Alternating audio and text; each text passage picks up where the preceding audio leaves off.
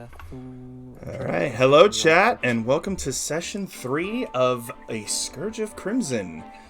Today we are starting out from Zarpen, the farming town to the west of the now ruined Ingendorf. We will be joined shortly by Gold Double, Pasley's player. He is still dealing with work, so he will simply be piloted by me until then.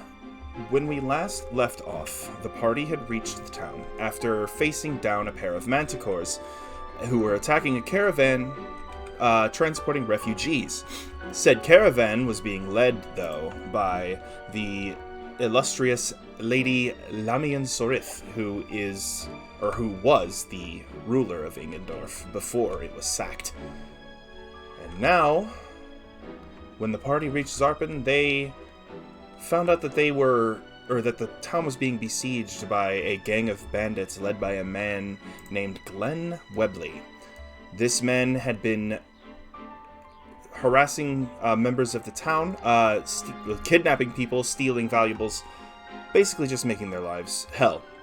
And they also found out about an implication that Webley was the one who stole the tribute meant for Farenth and doomed the city of Ingendorf. With that, our adventurers awaken within an inn, a modest little inn in Zarpen, and begin their day. They have sent out a messenger to ask for an audience with Glenn Webley to maybe settle this without coming to blows. All right, guys. Or if there are blows. Oh. This will be kind of hard without Pasley. Yeah. It's okay. He shouldn't be too much longer. Yeah, hopefully. All right. Well, you guys are awake. You're in your inn. You put your stuff on, arm up, and get ready to start the day. And as you do so, who would be in the room closest to the stairs? What do you think? A good question. How many rooms are upstairs? Maybe my rooms are downstairs, cause, I don't think I'd have easier time going upstairs. Sure. So there are 2 rooms downstairs and 3 upstairs. Okay. I would probably... Oh, go ahead. Oh, no, I was going to say, I'd probably assume Pasley would have the closest downstairs, maybe. Okay. So... Well, I paid for 2 rooms, and you guys are sharing, and yeah, Pasley 1 and room I, are sharing, Yep. yeah. Yep. That Okay. would make this... So, would make sense. Acer, you and Pasley are in the rooms upstairs then? Or would you guys have just... Yeah. Okay. So, Meteor and Sophelia, when you wake up, you're all dressed, you're getting ready to go, and you hear a knock on the door. Hello? Good morning. I have a message for Meteora, Sophelia, Pasley, and Acer from a scruffy man who found me at the edge of the town. I'm the courier of the town, by the way. Alright. Is the door open? No, it is not. He's talking through the door. Okay. This So, man's I voice guess I'll is get up and... the voice of probably, it seems like it's coming from reasonably high up, so he's probably about 6 foot if you had to guess. But definitely a male. I'll open up the door so he's not talking through like wood. Okay, and you open the door, and the man is a 6 foot tabaxi with Kitty. pointy ears with little tufts on the end, gray fur with black mottled spots, and a pretty understated leather outfit with a large mail bag on his shoulder. And he holds out the note to you, and he says, that'll be a gold piece, please. Oh, yeah. Then I just kind of like go walk towards my very small bag because I don't have a whole lot with me. Mm. And then I bring out my coin purse and then I give him 1 gold piece. Thank you very much, and here is your letter. Have a good day. You too. And he very soft-footedly walks down the hall and leaves the inn. I close the door and I walk to Meteora. Like, this is the mail we got. Open it. And then okay. So you open it, and it's a piece of parchment with charcoal handwriting. Definitely rougher handwriting. Somebody who's not, like, very well practiced, you know, and doesn't go around in noble courts. Basically, the note says... Do they write, like, ooh-woo? No. Like, No. kind of like spelling? No. Meteora's like, did he roll with his feet? And, if he had hooves like you. Yeah, it looks like it. the note says, if you seek an audience with me, you need to come to the west end of Zarpen, head into the first tree stand you see, and walk in a straight line until you reach a meadow. From there, your search for us will begin. If you make it, you will be... ever since Bambi. If you make it through our little challenge we have set for you, then you will be granted an audience. Oh no. It's probably He putting wants us to- into a danger. He wants us to jump through hoops, literal hoops, just for us to talk to him. The What- nerve of this what did- man. Where's Acer's room at? Why don't we go get Acer? I'll meet you at the dining hall. I can't go upstairs. Oh, yeah, I gotcha. Thank you. Acer and Pasley are in the room directly above you. Okay, then I just walk out and go up the stairs, kind of knock on their door. All right, Acer, you hear a knock at the door, I open it up. and you see Sophelia. Ah, hello there. We got a letter from, Glenn. Glenn? Yeah, Glenn. Ah, Dude. it seems I that forgot he his got... name. Yeah, Glenn. Glenn. It seems that he got my message then. Yeah, but we have to go through his so-called tests here, and then I kind of like show him like the whole letter, and I guess he reads all of it. Interesting. So yeah, I read through it. Mm-hmm. I see. So, in a way, he wants us to prove ourselves. But why? Well, for one, he doesn't want, anyone just to come up to him being like, hey, don't do this to our town. He probably wants, people of respect. But He also... loves people though.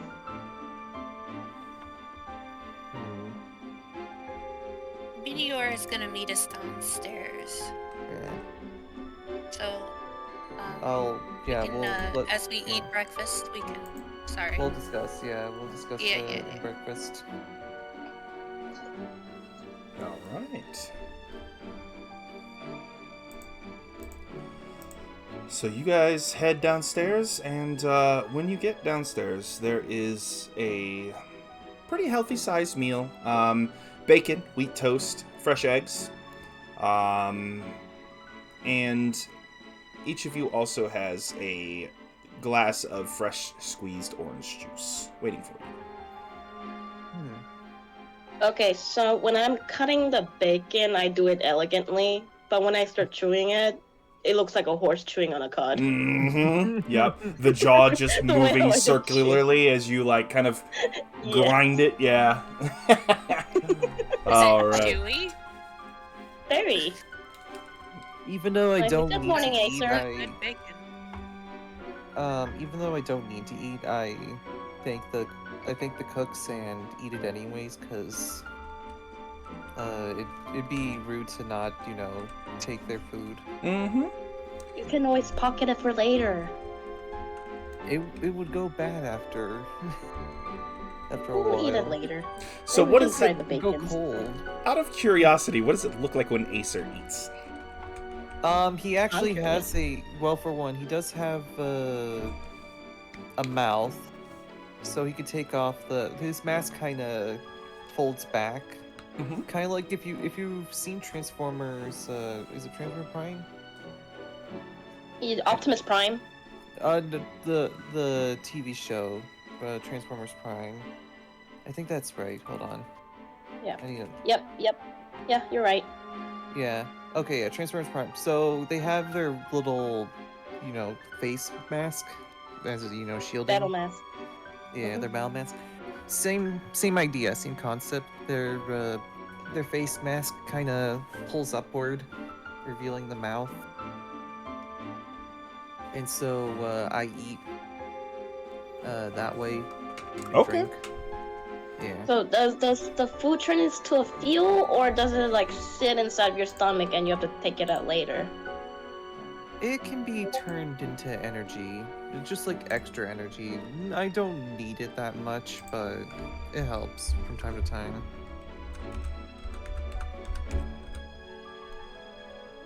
But Gold anyway. says another 15 to 25. Ah, Ah, I don't want him missing out on any of the action, so Mm-hmm. hopefully. That's okay. We can- will brief him when he arrives of what's going on. yeah. So yeah, we won't.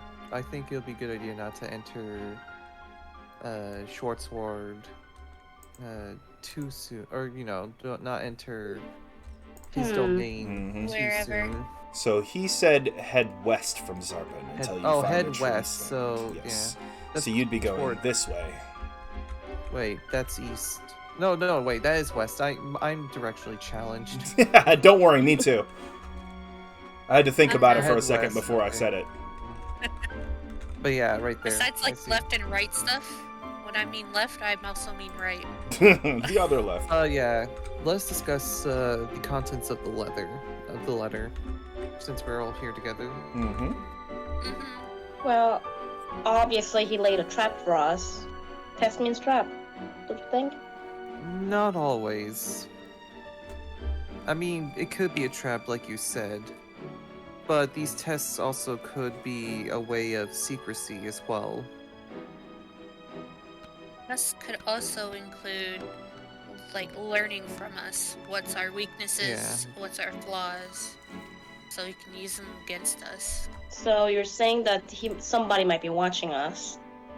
More than likely, that is one thing that can definitely happen. I don't like it. They're definitely going to be keeping an eye on us while we're there. We may not like it, but if this is a way for us to peacefully negotiate with them, I'm willing to take it. Peacefully, they're probably throwing us into the mouth of a tiger or something.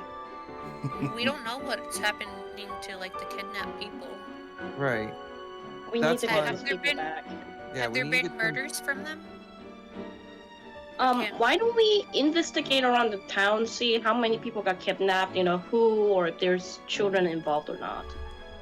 Yeah, we can look for like missing people's Or list. how about we actually talk to the sheriff head guard? or Yeah. the head guard? Yeah. Why don't we ask him?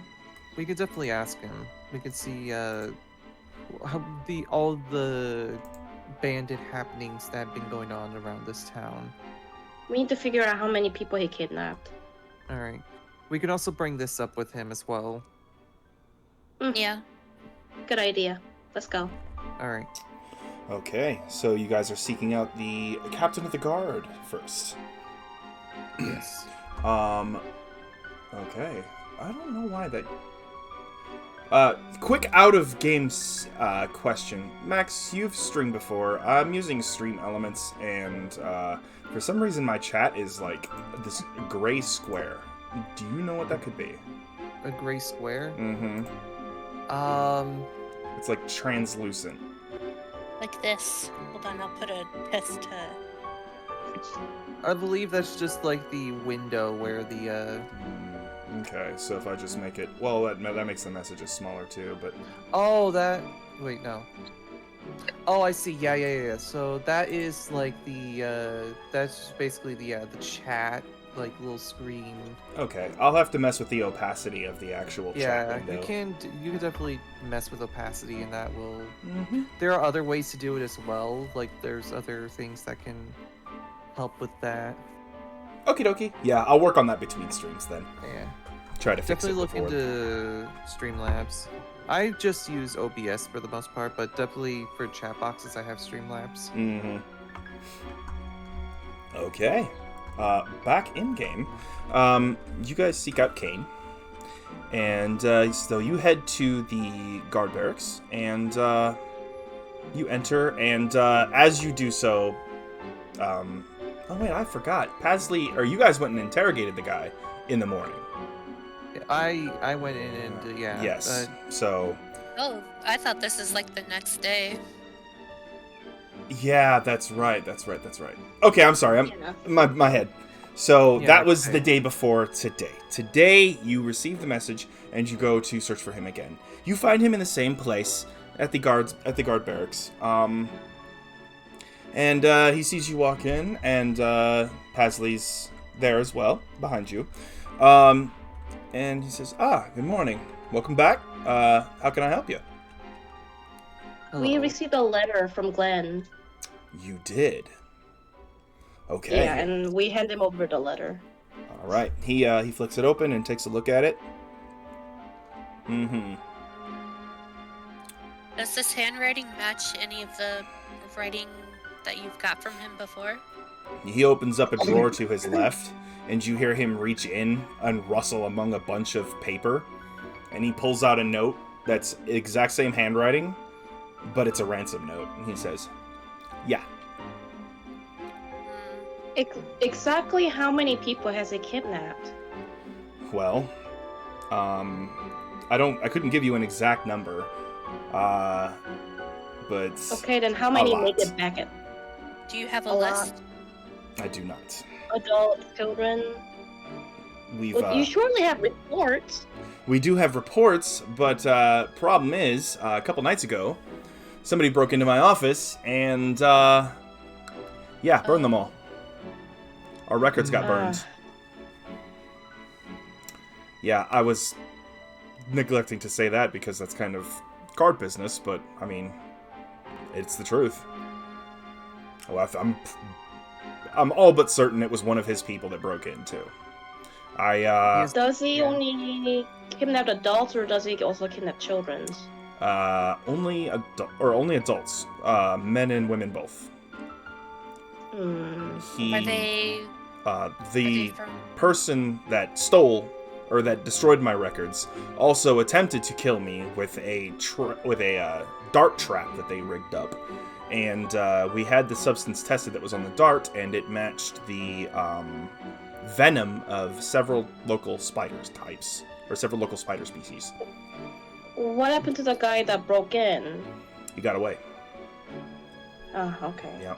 The bars were expertly removed in my office window, and he also rigged up that dart trap without getting caught at all. He is good, whoever he is. This is definitely on the level of organized crime, as it seems. He is pulling the strings. I'd imagine so. He's playing us very well, and we're just a small little town. We're not equipped to deal with this. Also, I kind of give like a quick like idea of what the mail carrier looked like as well, to make sure that that they didn't have like a specific mail carrier for this town, and then Oh, well, we have, like, a post office. We have several mail carriers, so... Yep, he was the one on duty. Are any of them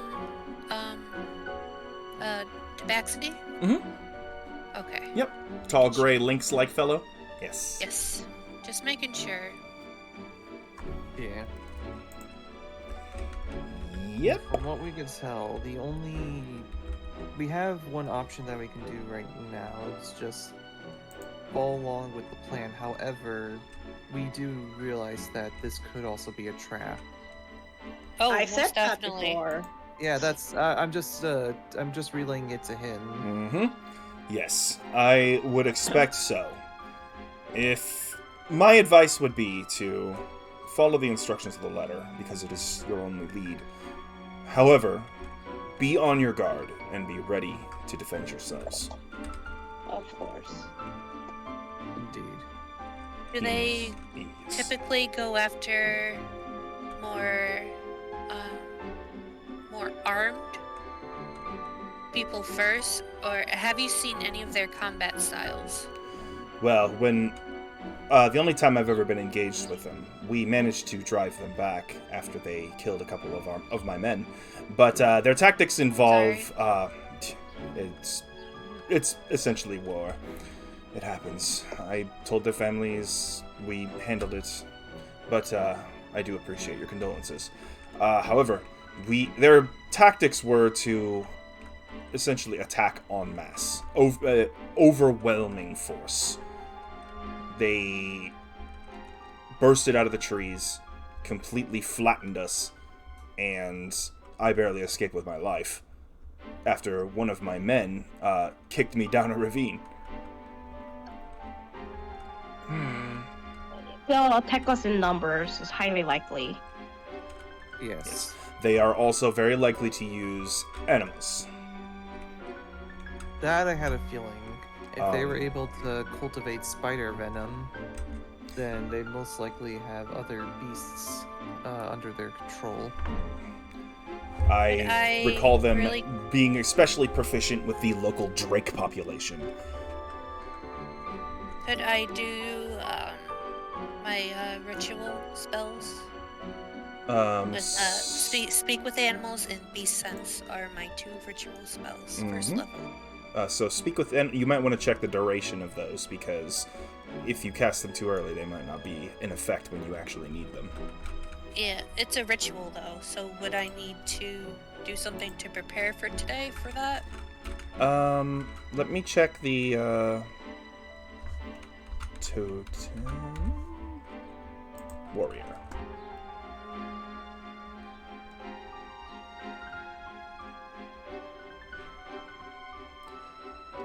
No, the method of which you accomplish this ritual is up to you. Ritual casting takes the allotted time it takes to cast the spell plus 10 minutes, I believe.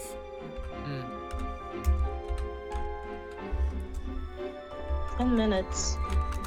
Would that be enough? To cat? It depends. Hopefully we don't get jumped by a bunch of animals before it To cast a spell as a activates. ritual, a caster must have a feature that grants the ability to do so. Cleric and the Druid, for example, has such a feature. The caster must also have the spell prepared or on your list of spells known, as the wizard does. The ritual version of the spell takes 10 minutes longer to cast than normal. But it does not consume a spell slot. I can just have it prepared? You do not prepare spells as a barbarian. You can just cast these spells. You perform the ritual. Okay. Speak with animals lasts for 10 minutes. Beast sense lasts for an hour. Okay. Okay, I'll keep that in mind. Mhm. Because, Max said Acer also has, speak with animals. Yes. I don't have it on me, but I don't. Oh. Yeah. But I do have the ability anyone to have- use speak with animals if needed. I have animal handling if that helps. Yeah. Note, Acer, that you do not have ritual casting as a feature, so you cannot cast that spell as a ritual. Each As a time you ritual, use got it, it. you will use a spell slot. Yeah, that's a thought. But you can cast it as an action. So, just real quick. Yeah. I'll definitely keep that in mind. Probably, I could probably change out one of my spell slots for that. Since you operate on spells known, you would likely have to wait for a level up. A level up to change some of my spells. Alright. And you can change one spell when you level up. Okay.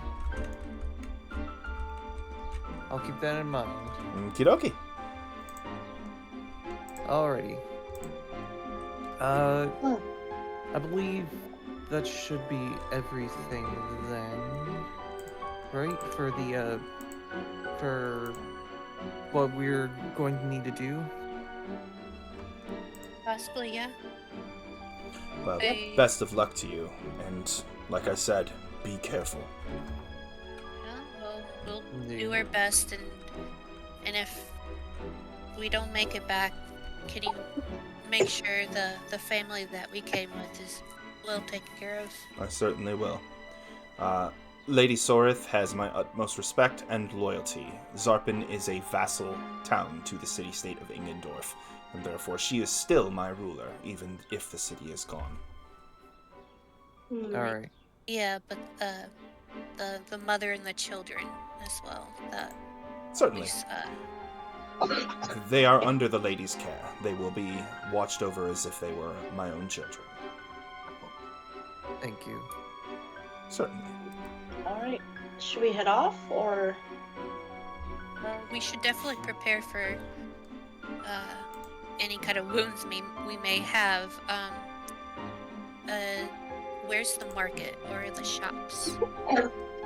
Well, you are not likely to find a lot of adventuring gear per se. This is more of a farming village, but if you are looking to stock up with basic first aid, you may. Though I think I saw you in the market yesterday, and you may have purchased then. Indeed. I I would- myself have a first aid kit from the shop. Ah, yikes. Okay, as I thought. Very smart. I haven't purchased anything. Well, I the did. first aid kits are very useful and very nice to have on hand. They are not magical by any means, but they will keep you alive. Indeed.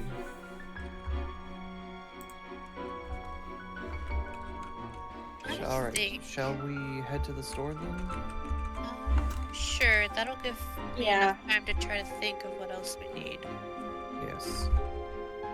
Let's see. We could always restock on water just in case. A good idea. Definitely. Restock Probably on head water to the local well. if we need. There is a Yeah, public rations, well that's towards the okay. center of Zarpen. Alrighty. Well, thank you very much for your time. You are very We'll be heading welcome. to the store, and we'll be heading off shortly. Thank you very much. And I spoke with your friend Pasley, and your pay will be in the order of 1,000 gold pieces for each of you if you manage to bring me Glenn Webley dead. If you Want bring him dead? if you bring him alive, I will give you 2 each. 2,000 each. Pretty good. Is there a reason why you want him alive? Yes, we need to know exactly where he has sequestered anybody else that he might have taken, his history as a criminal, the recent arrival of the refugees will require me to know for certain where he is. And he is the Indeed. reason for thousands of people's deaths. Yes. Alrighty. Actually, you know what? I'm going to be less discerning about this. You raise a good point. 2,000 dead. 2,000 dead. I want proof that he's dead, and you will each receive 2,000 gold pieces. Alrighty. And how much you want him for alive? Now that you mention it, I would just rather him dead. Got it. Understandable. How do you feel like that? How do you feel about that, Acer? Just kind of like look at him.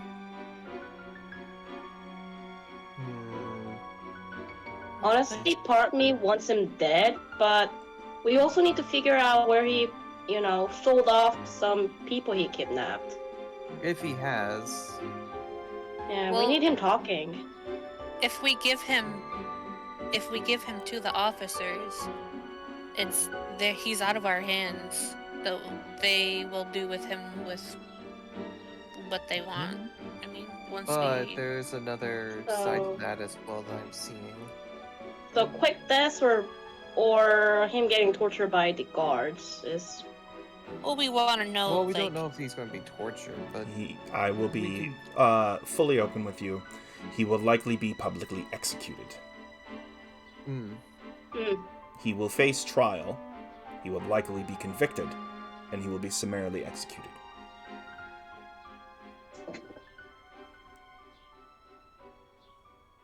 What do you think, Alrighty. Acer? that sounds. Should we keep this man alive, or should we end him with our hands? It A won't quick matter death either or- way. A a quick quick- death or a slow death. A quick death or prolonged humiliation? Knowing him, he probably will want to die in honor. With So, dignity. With dignity. Well, if that's what he wants, then I'll gladly grant it for him. We also don't know how many people, if we are able to bring back any survivors of the kidnappings. Yeah, Let's just hope that he still has them in custody. let's hope. If not, we'll have to talk with him first before killing him. Maybe he has a record somewhere. Maybe. But seeing as he writes in charcoal and his handwriting isn't that good, That's what we will mention to him the first time we meet him. Your handwriting Here's- sucks. here's something I want to ask. Oh, Do you have a blank map? Oh, yes. A map of what specifically? The general area, the entire the region. the western region of Zarpen. Western region of Zarpen. Ah, I could probably make you a map and route, and in this way, if we do come back, we can send you this so that if you Coordinates. find more survivors after we deal with Glenn, then you'll be able to make your way to them. I see. Make your way to this camp. If you do survive and manage to get out, if you do manage to get into his hideout and get out, I would like you to map that as well if you can. I will pay you extra for that. Indeed. Okay. He stands up and he goes into a room behind his office, a small door. He comes out with a rolled up sheet of parchment, definitely the thicker grade meant for cartography. And he places it on the desk and he says, I will give you an additional 50 gold for the map. Alrighty. Thank you for this. This will definitely be useful to me, and making a very detailed map of trying to locate this base that you'll be needing. And also, if you're going to continue being on the road, you are likely going to need a little guidance. So I've got this for you. And he reaches into a drawer on his desk and he pulls out another rolled up bit of parchment and he places that on the table in front of you as well. I check this rolled up piece of parchment. He gives you a map of the entire region of Eisenkrantz. Thank Nice. you. This will be very useful to us. I know the Schwarzwald well. However, I do not know the rest of this area too well. Certainly. Yes. Obviously, it hasn't been updated to account for the sacking of Ingendorf, but everything else, I believe, should be relatively accurate. Indeed. I roll up the parchment and put it in my sack. Okay. Add to your inventory blank map and map of Eisenkranz.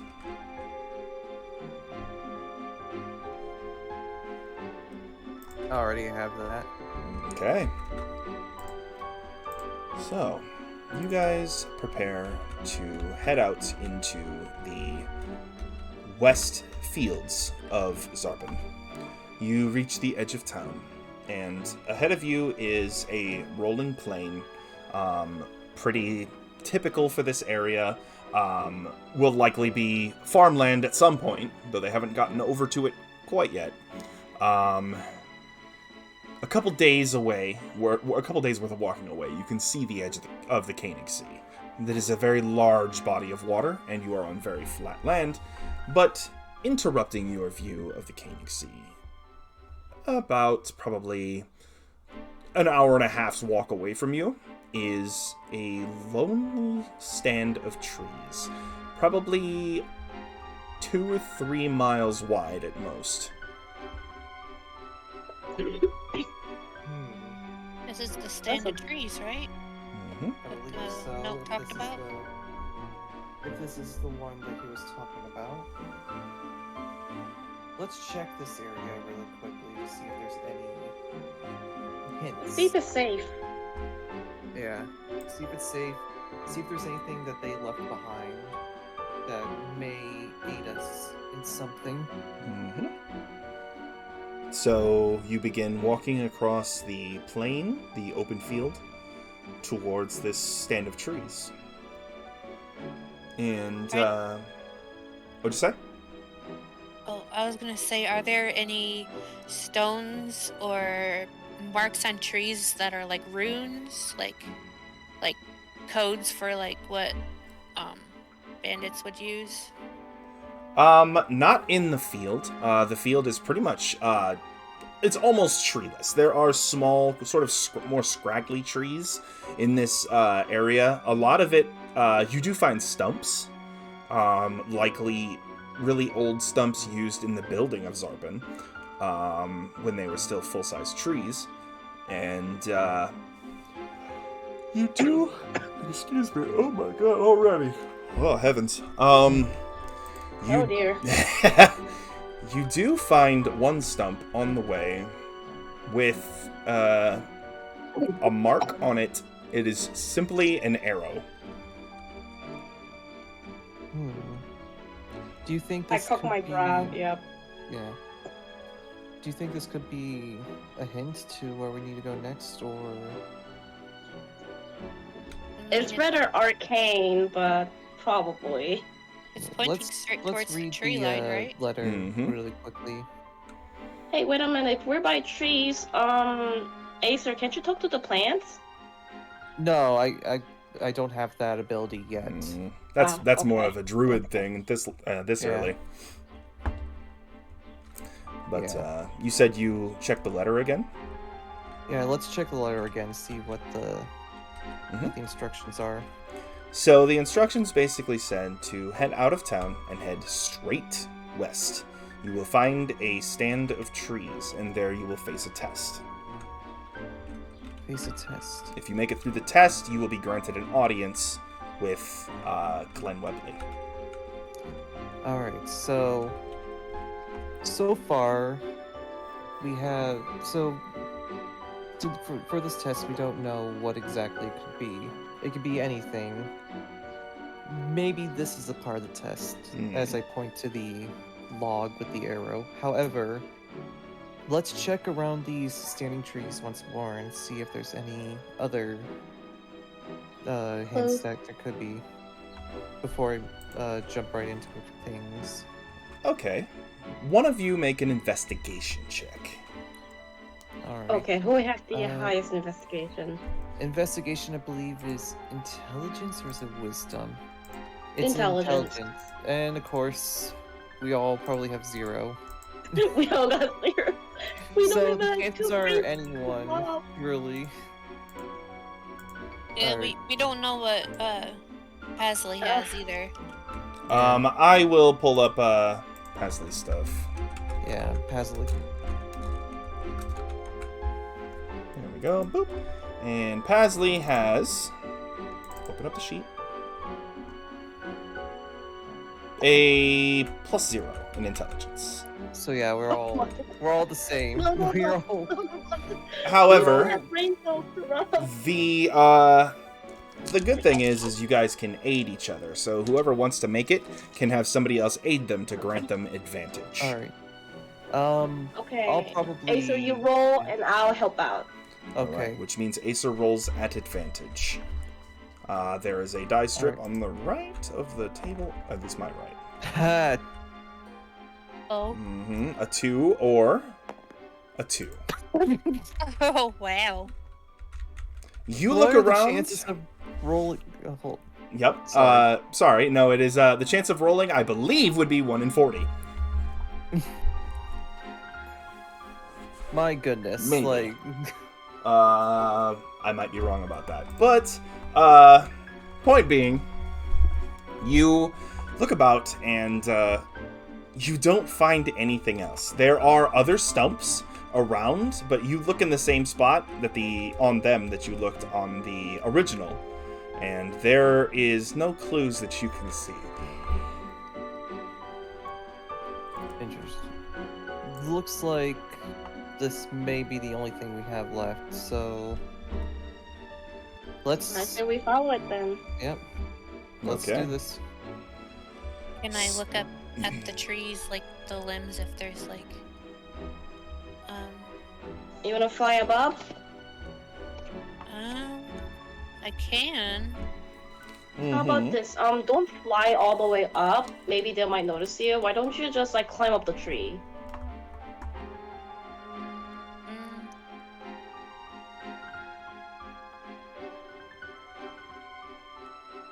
But then again, they'll be expecting us, so who cares? Just Yeah. fly up. Just fly up. I'll just fly up just a little bit, just so that I can see anything from a different advantage. Okay. Sophia, how high up are you going? How high are the trees? The trees are about, the trees around you. You guys are still kind of in like the flat, open area. There are occasional trees here and there and a lot of stumps. The trees here are about probably 15 feet. I'm not very tall at all. Hmm. Okay. I guess I'll just kind of be at 15 feet and kind of see. Okay. As you reach 15 feet and you look down, you don't see Meteora and Acer anymore. Oh. It's the same, like, field, the same logs, everything, the same stumps. It's just that all of a sudden Meteora and Acer are gone. Huh. Are there like spots where they would be standing? Like, is there like where like grass is kind of like pushed away, where like footprints are, where they're standing? Nope. It looks like Enchant- you are there alone. I fly back down. As you descend underneath the branches of the nearby tree, you can see them again. Huh. So it's about 10 feet, or when it starts appearing again. Yep, if you ascend above 10 feet, you cannot see them. Oh my gosh. Stop yawning. I'm sorry. Yeah. Yes, if you ascend above 10 feet, you can no longer see them. Hmm. Enchantment. Interesting. Yeah, looks like it. And there's no way where I can see where it stops or goes further on. Other than the boundary being the top of the nearest tree, you do not have that information yet. Hmm. Interesting. Okay. We I'll don't know fly about- down yeah. and let them know that what I see/don't see. Mm-hmm. Hmm. Do you guys sense any magic? I don't feel anything. Let me try something. I'm going to be casting Detect Magic. Okay. You cast Detect Magic. Remember to spend the spell slot. And you are surrounded in illusion magic. Interesting. Do I know what this illusion magic could do? The only thing you sense is that there is magic and what school it is. That is the limitation of Detect Magic. Alright. What does it look like? The shape... I want to say blue, but... It would be... it would come up as blue on in your vision. And it is in the shape of basically the trees around you. Is it the trees doing this?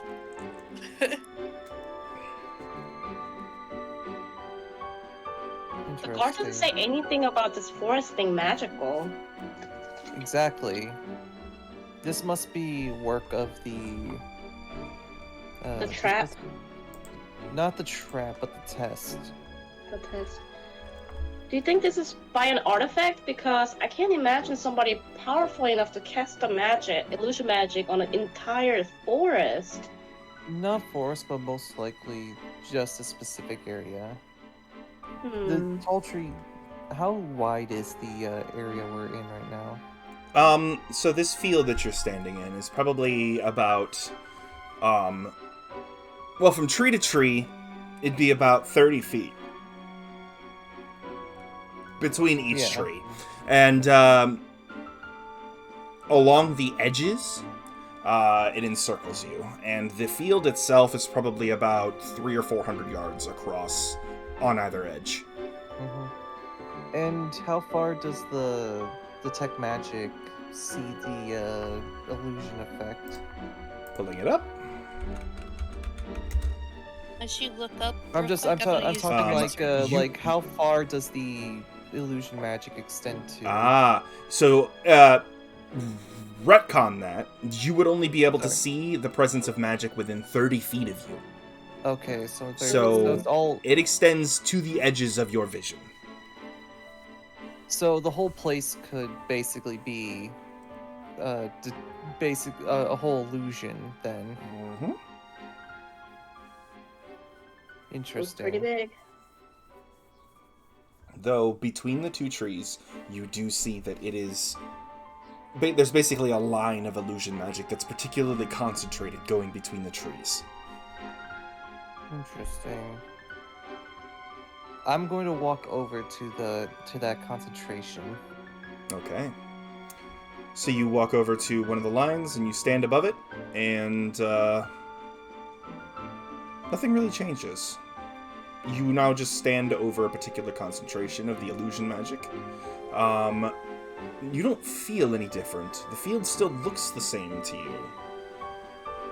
But as you walk a little bit past it, you place your foot on the opposite side of the line. I need you to make a dexterity saving throw. Uh-oh.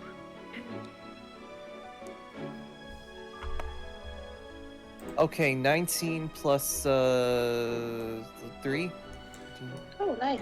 You trip on nothing, but catch yourself before falling. I trip on nothing. Yes. You trip on what feels like thin air. Interesting. And, So- Meteora, with your passive perception, you see momentarily where Acer's foot makes contact with an object that you cannot see, a slight amount of what looks like rock appear out of thin air until he is no longer touching it. And then it disappears. Definitely enchantments. Acer, did you... Wow. Did you saw that? I didn't see it, but I felt it. What was that? Mound of rocks just appeared and disappeared the moment You cut yourself. Oh, whatever we tr- touch, it appears. I tread slowly over and try to touch whatever I tripped over. Mm-hmm. Your foot rests upon a stone that becomes visible as you push your weight down on it. Interesting. Pick it up.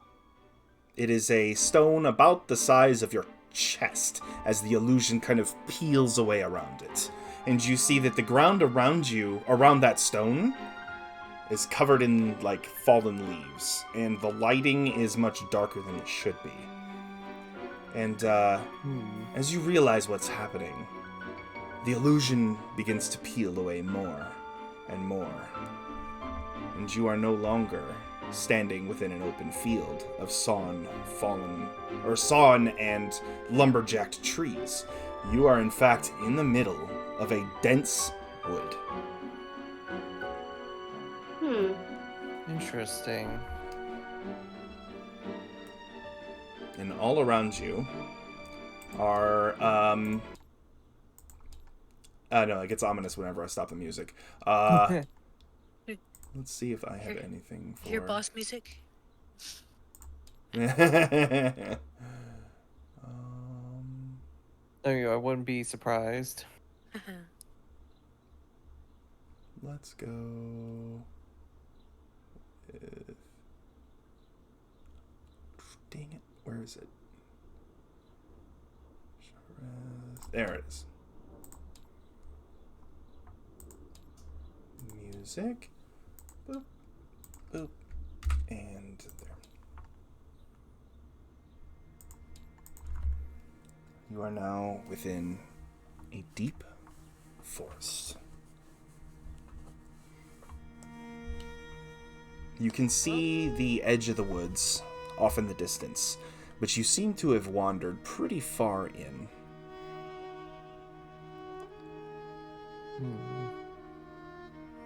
Interesting. Where do we go now? Keep going straight? Well, yep, the arrow. Remember where the arrow was pointing towards? Let's just Wanna get check that that in mind. again? You look at the trees around you. You go back to the stump that you saw, and it is now a full-size tree. And you look at the trees, and there are arrows everywhere, pointing in all directions. Interesting. Oh, that's just cute. And as you look about and you draw near to that tree, you see almost a face appear in the bark. A face with horns. One half skeletal looking, one half still fleshed. And it just looks at you and says, "Where to now?" Before disappearing back into the bark. Interesting. And that magic, since your detect magic is still active, was illusion as well. Okay, this team was teasing us at this point. Well, this is the test. They wanted us It is to... the test. They're trying to see how we can... We could get out of here. Indeed. Mm-hmm.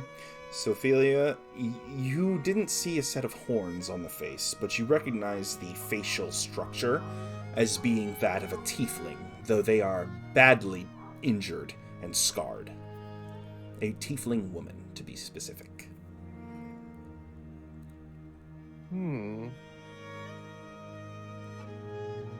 Anybody hear any ghost stories about this place? Maybe. However, it'd be Should quite we set the interesting. woods on fire? That probably wouldn't be a good idea. Anyway, may I make a history check about these woods? You certainly can. Alrighty.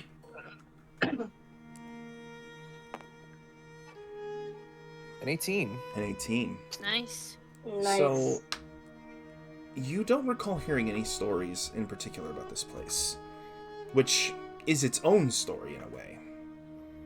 because that means that these magical wards, these illusions being cast in this area, are recent. Alrighty. So somebody is here that has the ability to cast magic like this. Oh, is that gold? Hi! Hello. Gold! You made it. You're quiet. Hello, gold! Gold. Hello. Yay. Yay! Man, We need your Sorry for the stats. you sound exhausted, man. I literally just got home. Yeah, Understandable. no I problem. was trapped at work for like an hour. I was just like, Oh no. Hate that. So I'm going to Well, you send made it. you the invite It's like, let me go. and give you a small debriefing. So the party, with you as well, spoke with Kane again, and Kane hired them after talking with after his conversation with you, and the price placed on Glenn Webley's head is 2,000 gold for each of you, dead. He wants that man dead. well, shit. And the party set out to head that way. And they were walking through an open field when they found a stump with an arrow on it, pointing towards a stand of trees. And they tried to investigate to find more, like, scratching in the wood, and they rolled a 2, so they didn't get much out of it. But Acer cast Detect Magic and found that they were standing in a field full of illusion magic, well, you were. And he tripped over a rock that was not in whatever they were seeing. And after he triggered the illusion, it peeled away to reveal that you are all actually standing inside of a deep, like, inside of the stand of trees. Like deep dark woods. Yeah, and there are now arrows carved into the trees everywhere, pointing every which direction.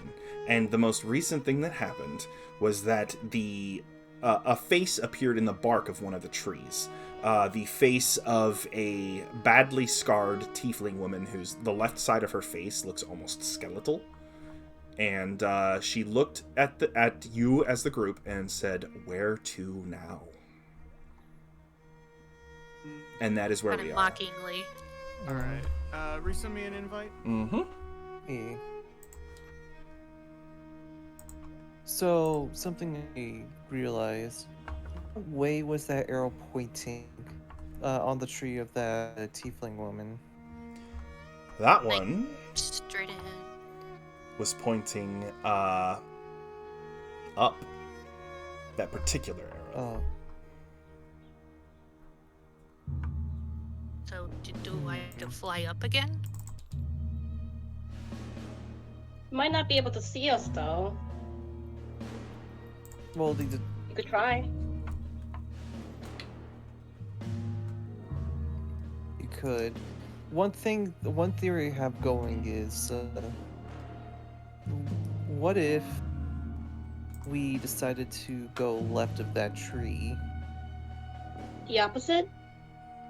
Not up. Well, opposite would be down. What I was thinking is, you saw how there was a skeletal face, like half of her face is skeletal, and that was on her left side. True. We wanna go to the side where her face was, not skeletal. But that may not be it as well. This is more new parts of the woods. So let's check around and see what new hints could be around us. Yeah, and remember Alright. not to walk too far away from one another. Yeah. We don't know the distance of the magic. Yeah. Alright, everybody, hold hands. And I just stick my hands up. All right, so you guys walk around the left side of the tree, and yeah, you look to the right side behind you, and you see in a small crevice in the tree 3 little gleaming dots along like a furrow in the tree. Can we investigate? Meteora, you go and check it out. And Okay. you walk up to it, and your hoof touches something which just snaps from under the leaves. And those 3 shining dots shoot forward, and you hear thump, thump, thump as they slam into the tree across from them. Oh. Darts? Darts. It was a trap. Let me check if there's poison in it. Oh, they are oozing. Interesting. So Can we reuse them or no? No. They are pretty badly damaged from slamming into the tree. Once they deliver their payload, they are pretty much used. Okay, let's Alrighty. look for the trigger points. Well, the trigger point is currently under your foot. If you had been on the opposite side of the tree, you would have been shot. the machine that shoot out those darts. Ah, okay. Go ahead and make an investigation check. I will also be helping her with that. Okay, so roll Somebody roll for me. with advantage. Yep. All right. It's someone here. Nat Apollo 20. snoring. Okay, Oh, nat you don't 20. need to roll a second Nice. time. You can't do better than a 20. And so we add her intelligence modifier because she is not proficient in investigation. So yes, just a straight 20. Meteora, you look into this tree and you see a thin wire. Well, not so much a wire, because now it's kind of gently wafting in the wind. It's actually, if you had to guess, spider thread. And once you stepped on the trigger, it snapped and unleashed the volley of darts.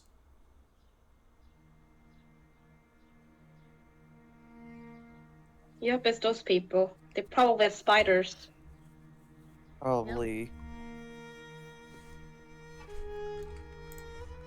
We'll need to be careful from here on. I'm guessing this was the boundary of the... We're reaching the boundary of where they want us to go. Yeah, sounds like a sign. So let us not try to, go too far, and I don't maybe exactly let's know see... where the too far is. Exactly. That's why we need to look around, see if there's other traps like that around here. Just don't touch anything that looks interesting. Alright, let's go. Okay. All right. You continue west, following, as you can, the arrows. They are quite difficult to follow. And matter of fact, make a survival check to navigate the woods. All right. I will. Alright. Okay. Everybody or just... Just your ranger. 16 plus 7, that gives me a 23. 23. 23? Yep. With a 23, you kind of look through the leaves as well, taking into account any broken sticks, any footprints that you may be able to find, and you do find a set. Definitely left by some sort of softer shoe, maybe made of animal hide. Possibly the feet of whoever cast the illusion magic, and maybe even set up the trap. And they are heading west as well, but taking a winding path through the trees. Shall we follow? Okay. We should. We shouldn't, be too blind to follow them as well. We don't know Indeed. Follow with caution. Yeah. Okay. So you proceed further through the forest until you hear someone calling for help.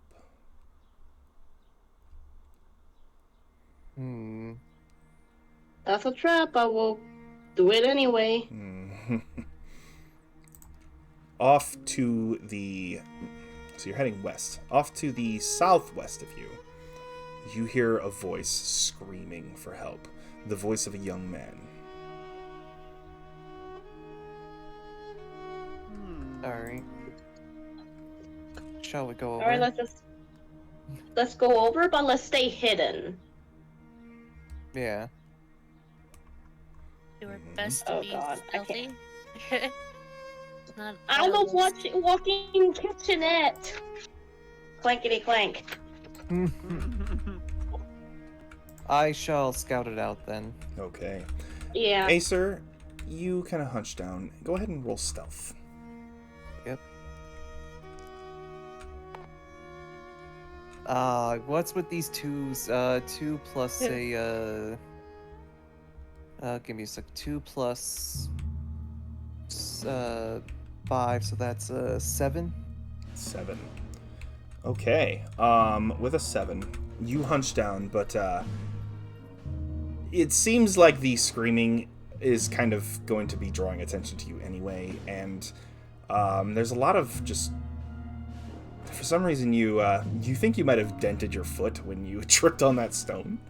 So you're kind of off kilter a little bit right now. But you continue through, and you see a young man tied to a tree by his ankles and wrists, and slathered with honey. Oh no. I see.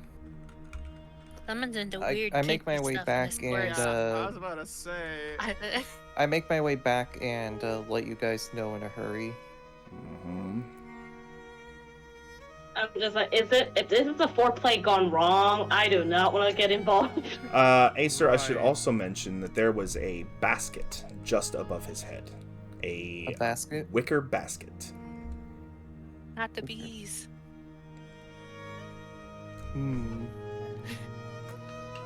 Alright, let's head over there and try to help him if we can. Mm-hmm. All right. You all head towards him, and with the two of you... Is he real? Is he real or is he an illusion? Somebody throw a rock at him. I was kind of thinking. I was like, I feel like I might. Oh wait. Yeah, a I minute. believe my detect magic spell's already worn out. I've Yes. already used It one would've. spell slot out of 3. It would have worn off. All at right, this point. Sophie, I pick up a stone, throw at his knees. Why his knees specifically? Well, I don't want it to throw it at his face. Because Well, she you could also speaks throw for it at the his feet. trees. They told her to break his knees. Okay, wait. Hold on. Question. Mm-hmm. How far am I from this person? You are currently at the rear of the group, so you would probably be about 40 to 50 feet away from this person. Shit. Okay. So what I might do is I might get I'm gonna probably try and sneak by as well. Try and get a little bit closer. Okay, go ahead and roll your own stealth. Alrighty. Oh. Ooh, let's see it. Come on, higher than 2. That's better. That's Sorry, not did bad. you? definitely better. That okay.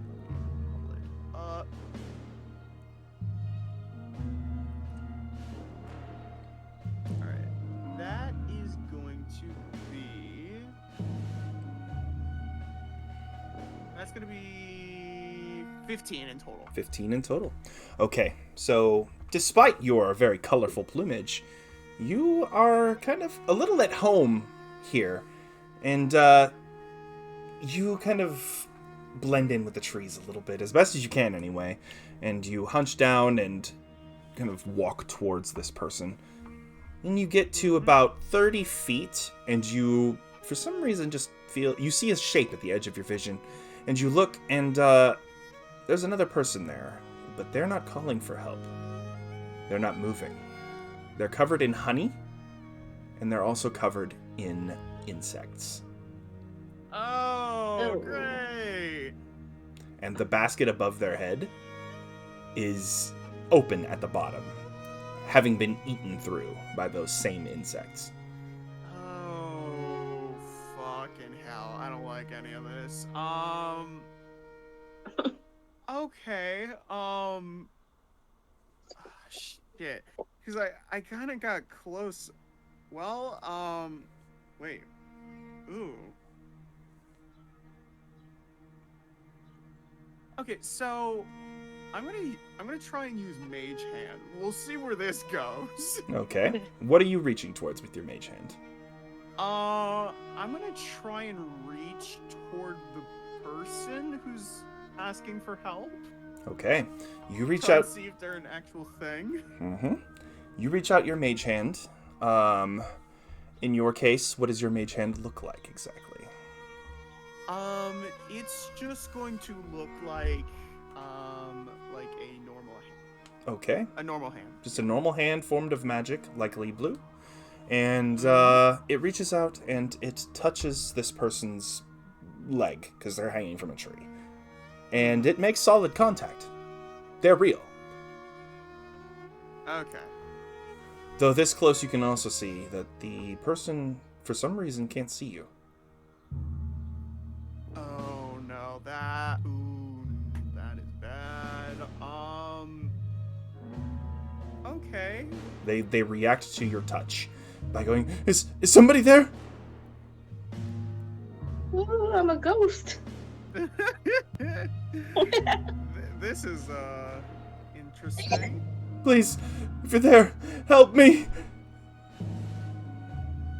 Okay. Well, now the question is, okay, I'm just gonna roll for perception to see like what the hell is going on. I know that. So you are actively looking around now. Yes. Yep. Go ahead and make a perception check. Oof. I ain't see shit, dog. I think. That's bad. That's just a 5 in total. Okay, so you're looking around and you see him, but through the thick brush, the fallen limbs, the underbrush, and of course the thick trunks of the trees. Besides the dead person a little ways from you, you can't see anything else besides forest. Okay. Well, ooh. Okay, so what is the rope that he is using made of? Glad you asked. You look at it, and it's like... the rope is far too thin to be able to hold somebody of his weight. And it is stark white and braided. Oh. Spider. Probably spider. Yep, definitely. Okay, so what I'm going to do is I'm going to use my mage hand to try and get him out of the wedding. Wait, one thing I must ask. Is this rope the rope that's tying him down, is it connected to the basket above him? As Pasley goes to try to release this man, Acer, you see, as the man's weight begins to shift, the basket begin to shift as well. I call out to Pasley, wait. Pasley stops. Mm-hmm. And This basket is connected to the guy. If we sever the rope, it's going to fall on top of him, the basket.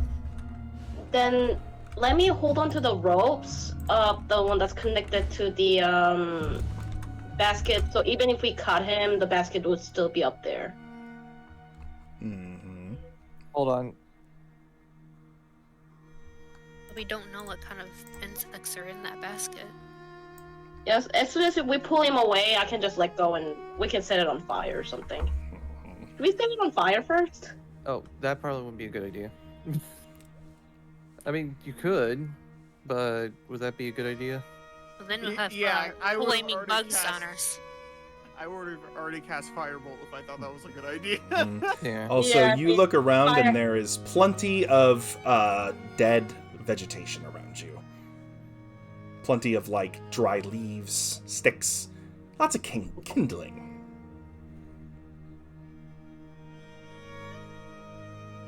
A stray spark could set off a forest fire. Well, Oh, that's fun. guess I'm not using fire. There has to be something else. Yeah. Okay.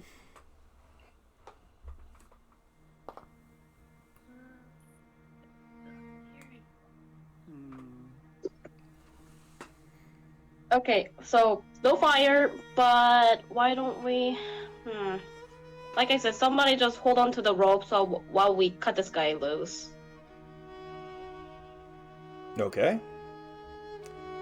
Or if we have something that we could put over the basket, like if anything was to crawl out, if we have like some kind of like a leather bag, put over the basket, tie it Or closed, can- and then As you guys are We kind of could- working it out, a droplet of honey falls like a glistening, like amber raindrop onto this man's head from the basket above, and a small white worm falls with it and begins biting at the man's skin, and he's screaming. Okay, somebody slap that bug away from him. On it. Pasley, you reach up your mage hand and just swat the thing away. And oh boy, okay. I guess my hand is probably just gonna have to be like a umbrella for him for a bit while we try and get this done. All right. Yep. So, Meteora, what are you doing? You said you were going to run up and like try to hold the line still. Yeah, I'm gonna hold the line still. Okay. So you. Oh wait, before I do that, can I do a perception check on the ropes? Is it stick? Would my hand stick on it if I grab it though? No need for a perception check. The rope is definitely not sticky. You know it from just like touching your finger to it. You are not sticking to it. Okay. Mm-hmm. Okay. All right, I'm holding the line still. Mm-hmm. Can I cut him out, please? All right. Who's cutting him down? Sophia, come on. I Who don't is have that? a knife. Does someone have a knife I can borrow? I have a scimitar. Mm-hmm. You do have axes too, Sophia. I also. Okay, I'll give you my hand axe. Mm-hmm. And Sophia, here's my hand axe. No, I already Pasley have a has- hand axe. I Pasley wanted has something more daggers. dexterous. I think Pasley. I Yeah. I can give you my I knife. also have a short sword that can also kind of be used as a knife. All It's right. okay. Okay, short sword. I'll take Pasley's knife. Okay. Alright, go. You can already take it. Go ahead. All right. Okay. Sophia takes this knife in hand, and you begin to work at the rope. It is definitely spiderweb. If you had to guess, likely some species of giant spider, the kind that Lovely. hunt humans or other large fauna. But yeah, or like the kind you fought in the sewer. And you begin working at this line, and it's like trying to cut through steel thread. You feel like the knife is dulling faster than you're actually getting through the line. So I need Sophia, make a dexterity check. And Meteora, make a strength check. Oh fuck. Oh boy. Alright, I'll roll so roll for Meteora. me. Okay. Yes, thank And this is you. just strength, not a particular skill. Or in 19. Ooh, okay. Sophia, Plus 3. Plus I 3. got a 14. 14. 19 plus 3. So 22. So, Sophia, you're working through the line. And it snaps, like, as you cut the last thread. It's very violent as it snaps. And,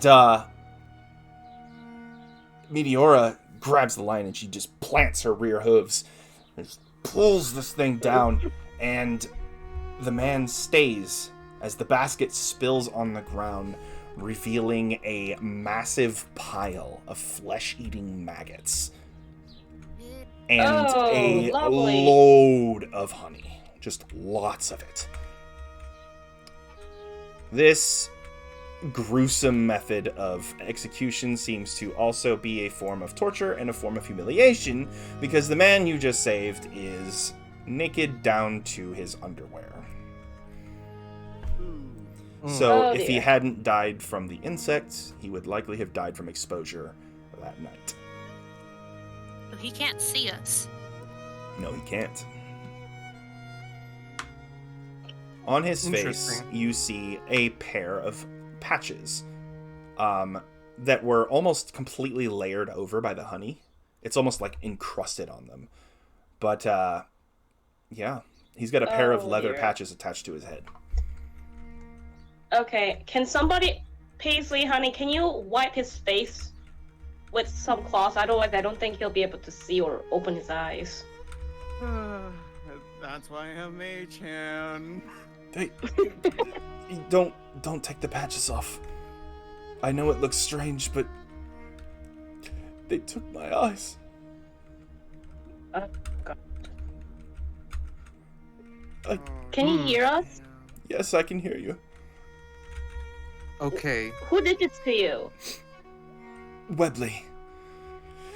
His... Glenn Webley? Yes, not him in person, but his, spy, his inside man. I was one of the ones who fought them, alongside our guard captain. They took me after I saved the captain and dragged me in and subjected me and my partner to this torture. How injured are you? I can cast healing for you right now. I don't know if that's going to heal my eyes, but you're more than welcome to try. Okay, can I cast healing? Mm-hmm. You can cast, you have, Cure Wounds. That's what I'm trying to think of. Yeah, cure wounds. Mm-hmm. So that would take a first level spell slot, or you can cast it higher to restore more. Okay, let me cast it higher to restore more for him. Okay, so that would be a second level spell slot. Yep, lesser restoration. You're looking at Cure Wounds. Oh, So cure I wounds? know Okay. it is listed as a first level spell, but if you use a bigger slot to fuel it, it gets stronger. Okay, I'll use that. Not every spell does that, but some of them do. When you cast the spell using a spell of second level or higher, the healing increases by 1d8 for each slot level. So go ahead and roll 2d8s and add your wisdom modifier, which I believe is a +4. Oh, hold on. +4. You mean plus So six? just take those 2 6s, and then yeah, that comes out to be the same. And add 4, so that would be 14 hit points back to the guy.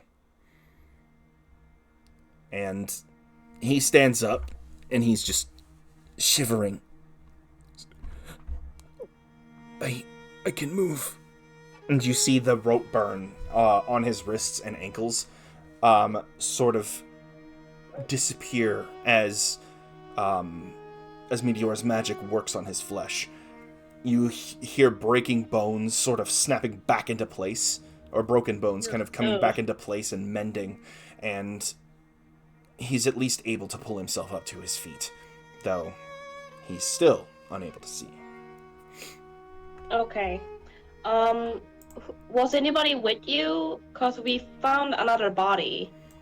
They killed everyone except for my partner. The body you likely see over there. All I heard was him screaming. But I also heard the sound of something falling, and the screaming got worse before it very quickly stopped. Yeah, like a basket or like some sort of like grass thing hit him in the head. I don't. The same thing was above your head. Ah, yes. All I felt was that biting feeling, and of course they covered me in this gunk before they tied me to the tree. But Thankfully, you'll live to see another day. darkly humorous. We'll avenge you and your friend. Mm-hmm. Well, thank you, but I don't know how to get out of here. Come with us. I'm like, Acer, we can't just let this man roam on his own. I mean, with our sight, the illusion already confuses us. Indeed. We will escort you through the rest of what we have to go through right now. Oh, okay. And as he turns away from you, you see literally a piece of paper stuck in the honey on his back. Alright, I'm gonna grab that. Mm-hmm. It is the same handwriting. What does it say? That you got in your letter this This man morning. needs to improve his handwriting. Uh-huh. And he said, "This is you if I don't like what you have to tell me." Thank you.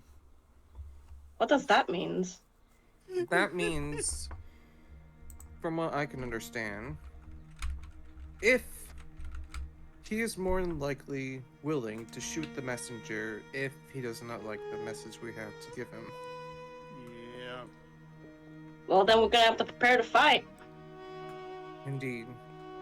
Because I do not appreciate the way how he prolonged someone's death. Mm-hmm. Quick death is better. Perhaps quick death we give him might be too merciful for him. And with that, the wind shifts, and Sophelia, you catch this faintest scent of smoke, like a Fire. like a campfire. Is like everything like dry as a bone out here? Like, Yeah, not dry as a bone, but definitely like there's dead leaves around and twigs, plenty of kindling if something were to catch. well, it's not safe if it was to catch fire. It could also be a campfire. Yes. In this place? Indeed. You All wouldn't, right. Be prepared for it to be an illusion, and be prepared for it not to be. My head hurts. Alright. Alright, Acer, lead the way. Hey, I'm sorry, I didn't catch your name. So, what's this guy's name?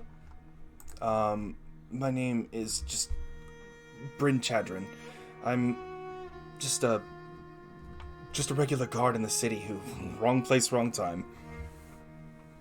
Alright, Chadron here, hold my hand. I'll lead you. Walk slowly, but please do tell me. He reaches out for you. Tell me. And he clasps your hand, and you just feel like the honey just like kind of stick you two together like glue. And he's just, I'm sorry about the, I'm so sorry. I rip a piece of my a piece of my cape. Here, why don't I wet some of the cloth? I take the cloth that Acer gave me, wet it with some water, and I'm just kind of wiping him down a bit. Mm-hmm. Yeah. We need to find some water source. Some scrubbing, and you manage to get the honey off. At least his palm and yours. And I look at Paisley and Acer. Can anyone loan the pants for this man? We need to at least give this man his dignity back. I look down and realize I don't have pants. Yeah, just metal limbs. Oh my god. Acer, do you have a pants? Let me check my wardrobe. And then Acer, Paisley, do you have a pants? We can borrow. Am I not don't necessarily like the options, darling, but I could give them to him. I appreciate your discernment, but I won't even be able to see what I'm wearing. So as long as it's okay, And as long as it fits. I can't loan him my pants. It's not the right size or shape. Yeah, I hear hooves, not feet. Where are you? How are you so low if you're on a horse? I'm a centaur, if you can't tell. Oh. It's alright. This lovely voice that you're hearing, I'm a bird, so it's going to be a little interesting. I can try and give you my outfit. Just FYI, none of us are humans. Yes. Interesting. Huh. So Well. you whenever I give you my outfit, it might have a hole where your butt might be, honey. Well, as long as it's not in the front, I think I can handle it. Okay. Sophelia, do you have a pants you could loan us? Maybe I could use a rope to tie it around his waist. I don't wear pants, and I don't have any in my bag. Maybe I have some in my bag. Oh yeah, you can see every single muscle in her thighs as she walks around every day. Asley is looking. Respectfully. Respectfully. That's a weapon. Right. I'm like, Sophelia, those are not thighs, those are weapons. Acer, do you got any pants? Hopefully. Quick aside, Sophelia was played in another campaign for a little while, and one of the running jokes was that she would chase people and crush them between her thighs. Do it. No, that's how we're gonna send Glenn to the afterlife. That's what we're gonna do. I don't That's think the he plan. would. That's too good of a fate. He does not deserve Okay. that. Yeah, it's too good for him. You're right, too good for him. It's too good for him. But okay, pants. Well, I have this set. That should work. I just... Okay. Yeah, we're, as far as I can tell, in the middle of the woods. Did you... Whatever bit me, did you kill them, or... It's still inside the basket. Okay, good. We couldn't set it on fire because I feel like that would catch the entire forest in flames. I'd imagine so. I could hear a lot of crunching of leaves as you were approaching. Yeah. Alright, we put some clothes on this gentleman. Mm-hmm. You give him pants and like a shirt, just enough to like cover him up and Yeah, bird shirt. Mm-hmm. He's like, very, very loose fitting and airy. Thank you. And I'm putting some bandages over his eyes, just clean out the crusted blood and honey at least. Mm-hmm. Put on proper bandages instead of whatever. Yep. Yes. I got some bandages. A quick question: How am I meant to get home? We have quick business. We will we will surely take you back to where are you from? Zarpen? I'm from Zarpen. Yes, I'm one of the guards there. Okay. Well, we got business in Zarpen as well, so we'll take you back. Well, thank you. I'll travel with you. Question, DM, is he too heavy for me to put him on my horse butt? Let me check your centaur. I need to familiarize myself with this. Not often do I come across a person wanting to carry a person so many That to be small, times. I think. I'm a big Small girl. size, I believe. I can handle Normally it. they would have. Equine build. I'm like 7'. You count as one size larger when determining your carrying capacity and the weight you can push and drag. Yes, you can put him on your back. Okay, then we can move faster if we put him on my back. Mm-hmm. All right. Yes. We. That Okay, is sir, specifically on you a go. feature of the centaur. Okay, Sophia, can you help me lift this guy up and put him on my back? Yeah. I hope I'm not in your way if I stay here, but thank you. Well, No we can't problem. leave you out here. We don't know what else is out Yeah, here. Yeah, I Indeed. appreciate that. guys, we need to at least bury his friend, or you know what? Actually, Acer, mark it on his map so that the town could retrieve his body later and give him a proper funeral. Will do. I write it down Yeah, in notes to make yeah. sure I don't forget. Bless you Through all. the illusion, can we even mark anything on this map? Is that even possible? Do we even know where we are? It is an illusion, or not an illusion. Mm-hmm. The best you can do is try. Mm-hmm. Again, I'm keeping notes of everything I can about this place. Got it. Mm-hmm. All right. So you continue west, making sure to follow the footprints as best as you can. And now you follow the scent of smoke as it gets stronger, stronger, until soon you hear crackling and the sound of conversation. Somebody who can sneak, go ahead. Acer, can you go ahead and Already see who's rolling. talking? Burn it all. Burn it all. No one will know.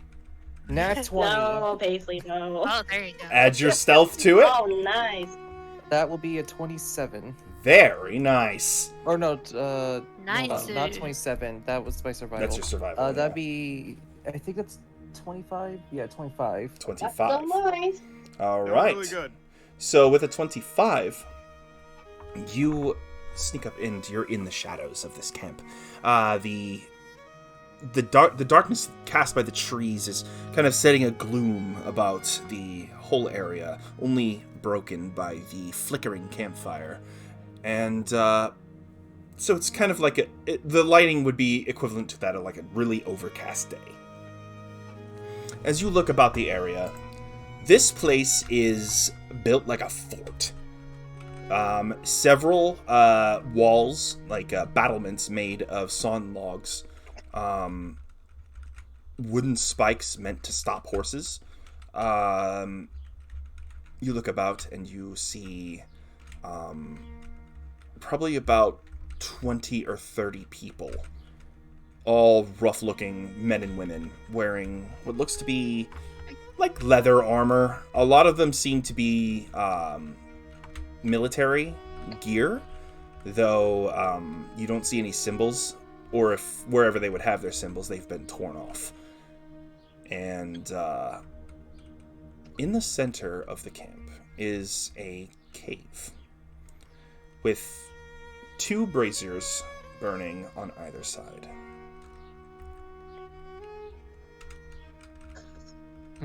Interesting.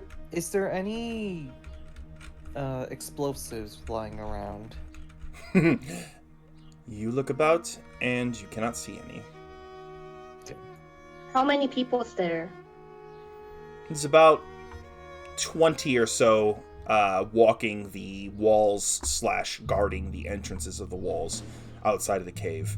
At the campfire itself, there's like 3. One of them has what appears to be a bugle sitting next to him.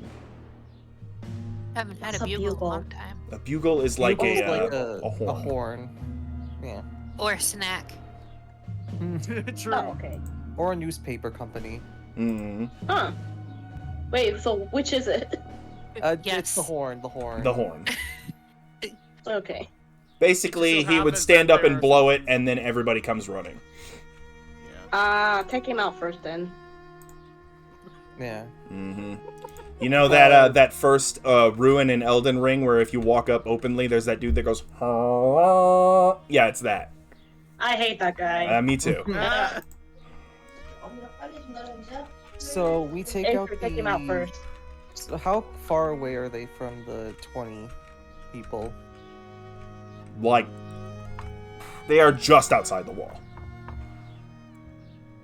All right. How big is the wall? The wall stands about 20 feet tall. With I say I'm about 6'6". mhm. The wall's about the wall's about 20 feet with a set of basically whittled down to points on top of each like log, and then on top of the wall you can see what looks to be ballistas pointed Ballista? towards the forest. I gotta get me one of them. I'm sorry, what's a ballista? A ballista is Giant like a crossbow. giant crossbow on a tripod. Ooh. The bolts loaded into it look to be about as long as Sophilia's leg. Weapon. The thigh. Weapon. The weapon. The thigh. So then, our best course of action is to try and take out the bugle guy and his companions in a quick fashion, and try to sneak into the fort. There's no way we can sneak into the fort. I make too much noise. Are we 100% sure that this is the camp? I believe Yeah. so. Is the man on your back, Bryn. He Tender? yeah, Bryn Chadron. He leans down and he says, "Is this a place with? This has got a bunch of walls, right? There's a cave at the back, couple fires near the entrance of the cave. Yes, this is the last thing I saw before I lost my eyes. Have you been Alright. inside? Not inside, though there were other people who were taken in. So, Yes. one side... Glenn is usually, or he took a couple people in himself. I've only seen him once, and he was always followed by a woman and a man. The man wears a hood and a mask, always. Dark clothing. The woman, I never That sounds like a wizard. I never saw her face. All I saw was that she had a tail and clawed toes, because she didn't wear any shoes. Oh, We say tiefling. I look at We- Ophelia and do you think it might be that tiefling we saw? More than likely. Half her face is rotting. Mhm. Hmm. Alrighty. So, is the cave guarded? The cave is behind the walls. There is not a person Oh, behind direct. the walls, Yes, okay. the cave is behind the walls. So it goes walls, cave at the back, walls around the entrance to the cave, and then the entrance to the walls. That's where the campfire is, and the three people next to the campfire. They are likely just standing watch, So, but they're kind of bullshitting right now. something that we could do is we could go in boldly. Well, Do we want to do this? Hmm. We They're have an expecting us invitation. anyway. Yeah, we do have the invitation. No, we don't have invitation. We are still tested, and if we're worthy, then yeah, that's an invitation. But if we're not considered worthy, this is not an invitation. It's an execution. This is probably part of the test, trying to find their base, because it is hidden. Remember, there was Then we sneak in. I think we should sneak in. You sure about that?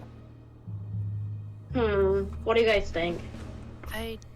I don't know. I don't know what to do to I don't know what If they'll you do to want him me- as if you I want like me- point to the guy on Mhm. Meteor's back. On my back? We don't know if He's they're wet actually off. gonna kill him right then and there if we walk We in. could leave him out here for now. Someone What if keeps an eye on What if him. they find him? That's why I'm thinking, what if we keep one person out here, maybe? Keep an eye on him. Hmm. I don't want him hurt as well. What we could also do as well is we could leave him out here, fight off the guards, and bring him in with us once we have dealt with everyone. Okay, But again, then it's not a foolproof plan. it has risks both ways. Yeah, especially since we'd be fighting 20 plus guards. Yeah, I'm not comfortable leaving him alone though. Yeah. But I don't think that. I think Pierce. I don't think the three of us just fight 20 people. I don't think so. You guys definitely gonna need me because I can heal you guys at least. But I'm not comfortable leaving him by himself. It's okay. I know a little bit of magic, just a little bit, and he's like, watch this. He climbs down off of Meteora's back, and he just stands next to her behind a tree, and he snaps his fingers, and you just see a box around him. Okay. Acer, can you use your skills and I don't know, like your survival or intuition, just find him a really good place that the other guards won't be able to find him. That might help. That might boost his chances. I'll do that. Mm-hmm. Go ahead and make a survival check. Try to find a nice hidden spot. Nat 20 plus 7. It's 27. Oh, yeah, Acer, you just kind of guide the man away. And you walk a little bit out of sight, and you find a small gully, just a little hollow. A tree overshadows it. It is completely covered by the hanging branches of a willow tree over just a hollow in the roots. And this looks like it'd be perfect. I like willow trees. Me too. Mm-hmm. It's like, it's... Alright. Okay. Acer, do you mind if you give him some of your ration? I can't hear you, but Okay, give him some ration. Alright. I think I'll follow along with Acer then. I need to make sure this guy's okay. Alright. Hmm? Alright, so I give him some rations. Oh, I give him thanks. a sip of my water too. Oh, thank you. Here, have a sip. Bless you both. I will not make any noise. And also I can do this. Watch. He kind of snaps his fingers again, and it's definitely not a perfect illusion. There's a little bit of bulge at the edge of the illusion, but he has created a minor illusion of the hollow behind him. Alrighty. If you really look at it, it's really obvious, but if you just catch it out of the corner of your eye, it's not going to raise any suspicion. Alrighty. We'll be back shortly. What time is it right now? Is it dark or is it afternoon or? It is currently. Is it dark enough that they might not be able to see him? It's probably around midday at this point. But the tree cover makes it really dark. Wait, hold on. Okay. What? If I was able to stack minor illusion on top of his, what would happen? So essentially, if Greater illusion? if you cast minor illusion over top of his, to see through your illusion, somebody would have to make an investigation check against your spell save DC. And then to see through his, they would have to make a second check against his spell save DC. Alright. You know what? Fuck it. However, minor illusion, I think, has a duration. Oh, yeah, there is a duration. Of 1 minute. So essentially, it's going to be if he hears somebody 1 coming, minute. he's going to throw the illusion up. Ah, Gotcha. yeah. Okay. That'll do then. Alright. What shall we do? What do you think? Shall we knock on the door? Alright, Brad. No? We'll come back for you. Thank you. And good luck in there. And watch backs.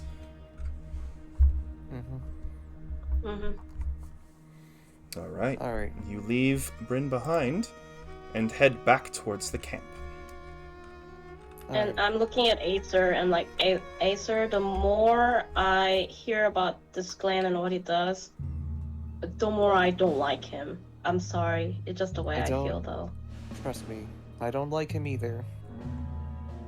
At this point, At first I feel At this point, the guard wants him. Captain the guard wants him dead.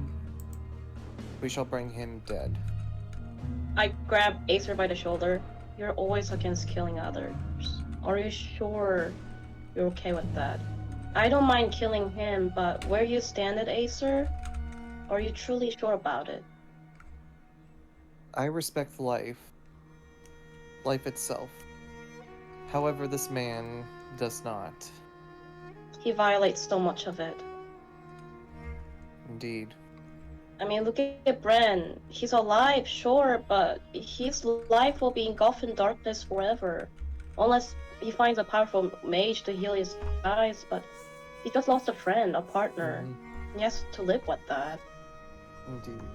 The moment I Even see if this we- clan, I'm going to kill him. Mhm.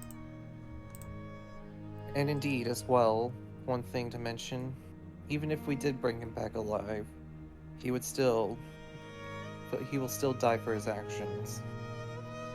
May Haimon give me mercy for doing this. Alrighty. Alright, where to? Okay. So you return to Sophelia and Pasley at the edge of the camp. They are still standing in the darkness, just observing the people walking around. The people on the wall are kind of stretching out.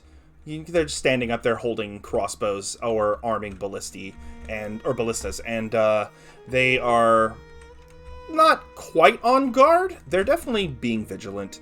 The guys at the campfire are less serious. They seem to believe that the people on the wall will see things before they do. And they are armed, and they do have a bugle next to them. However, they are not quite on guard. Alright, What- Paisley, do you want to just kick down the door and say, hey, we're here for an invitation? I respect the idea. However, if we're going to talk to them, I don't think kicking down the place would be a good idea, honey. Knock, knock. Maybe open not the kick far- down door, the it's door, real. but give them a loud knock. How far is the test? I'm just wondering.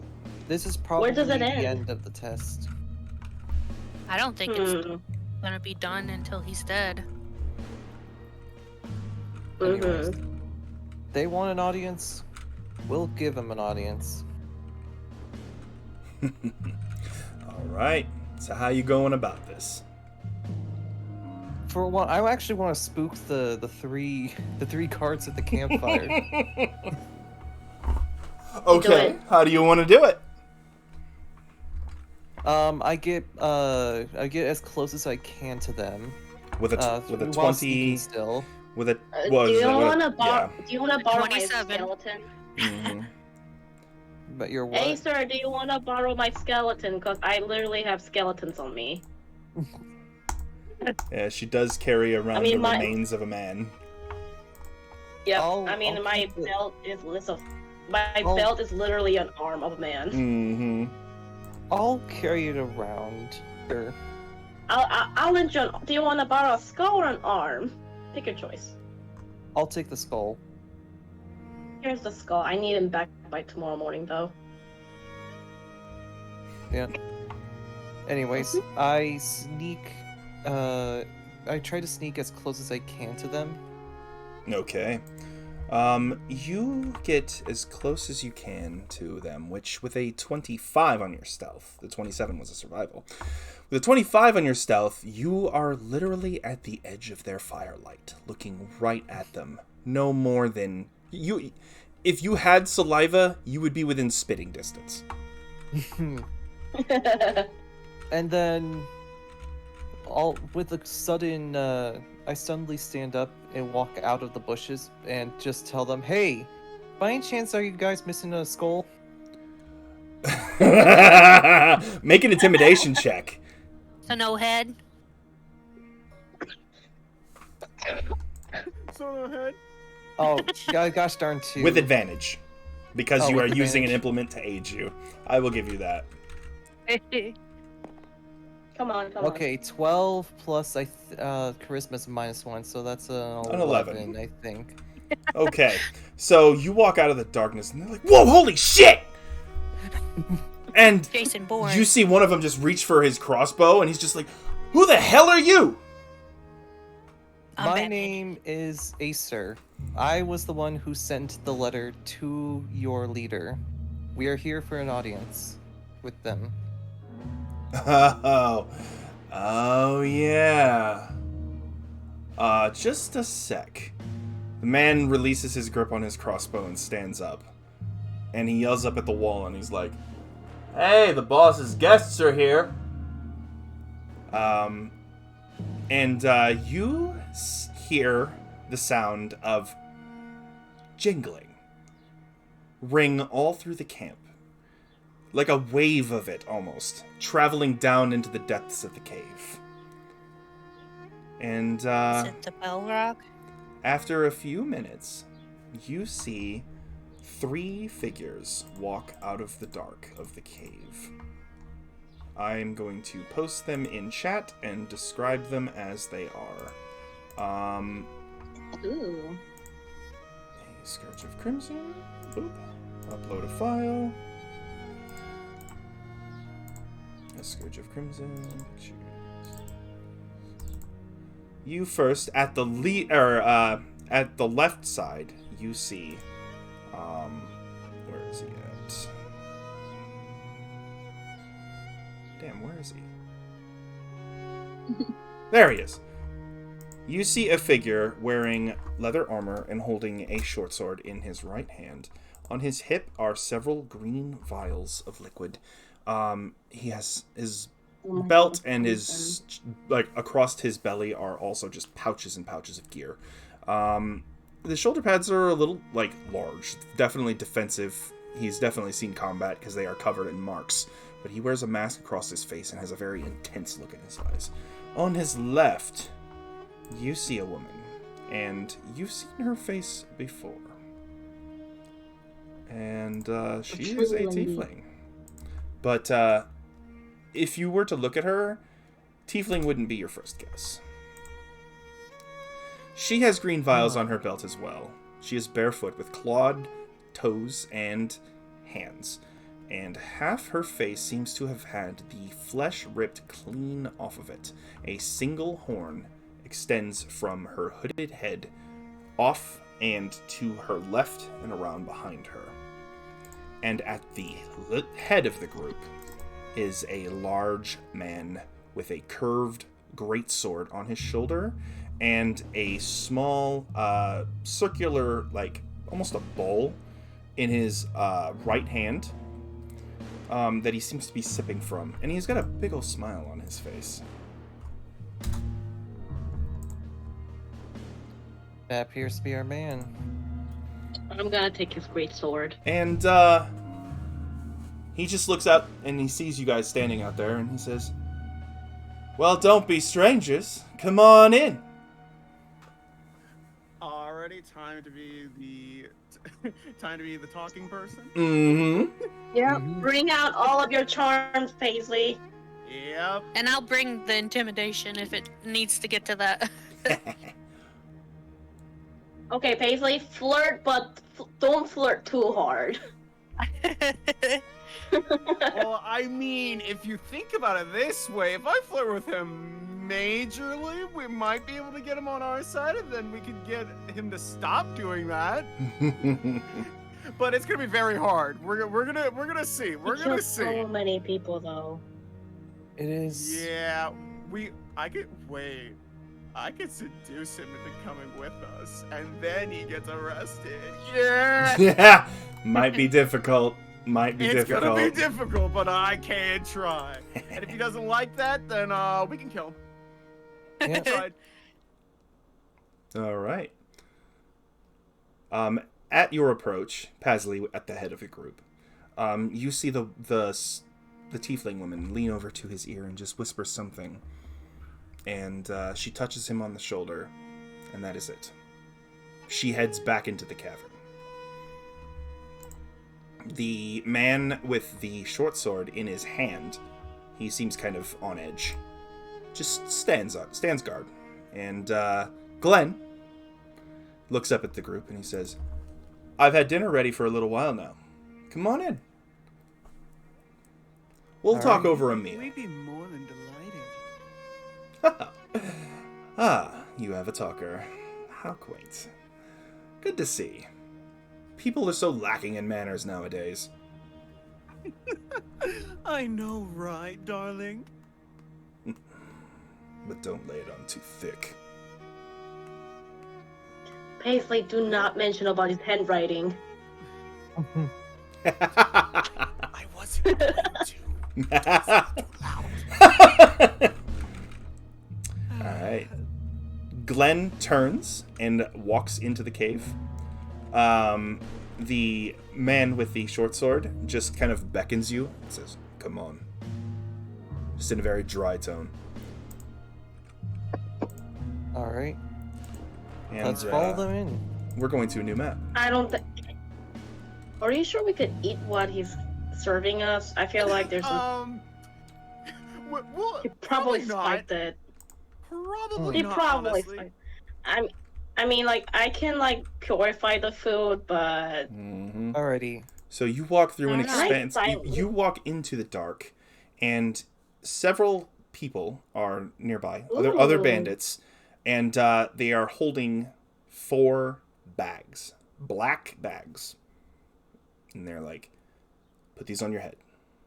Do not ask questions. Oh. They will be removed when you reach the dinner chamber." I like this.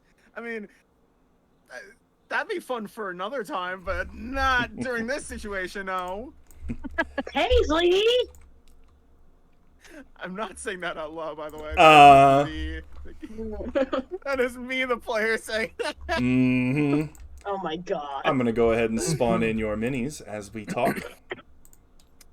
Oh boy.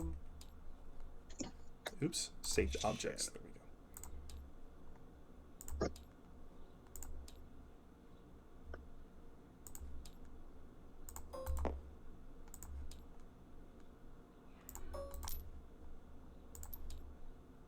Yeah, I'll worry about the resizing in just a moment.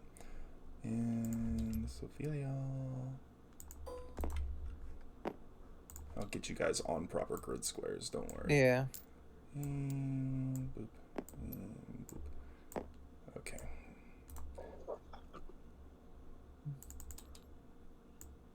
There we go. And you guys put these bags on your heads, or allow them to at least. I'll do.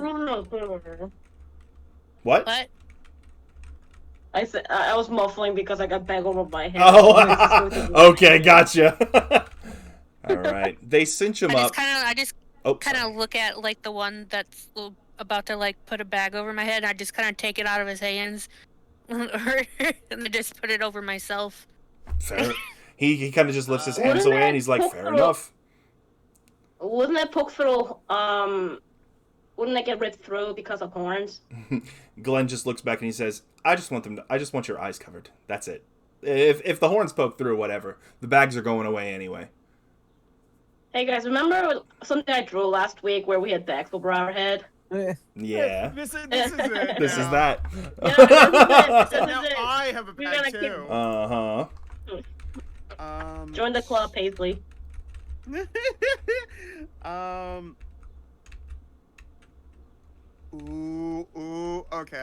Okay. I normally wouldn't want to do this, but I'm really curious as to what is going on. So, what I'm gonna do Mm-hmm. is okay. So, where exactly am I in terms of distance from Glenn? Glenn is probably about 10 feet away from you. Like, he's right, or maybe like 15. He's like a space or two away from the person in front of the group. Shit. Oh, no. Wait, you were at the head of the group. So, no, he's like Yeah. 10 feet away from you then. Shit. Oh, fuck. I wish I would have. Oh, if I would have known, if I was right near him, I would. Oh, if I would have known. Fuck. Okay. Mm. Well, I mean, I could Why would it be- try, but this is gonna be really suspicious. What were you planning to do? So, I have a little spell called Detect Thoughts. problem being, Ooh. I need to be in touching distance of him. But he could easily think of that as being really suspicious if I come close to him during this. So, yeah. Maybe during Detect dinner. Thoughts has a range of 30 feet.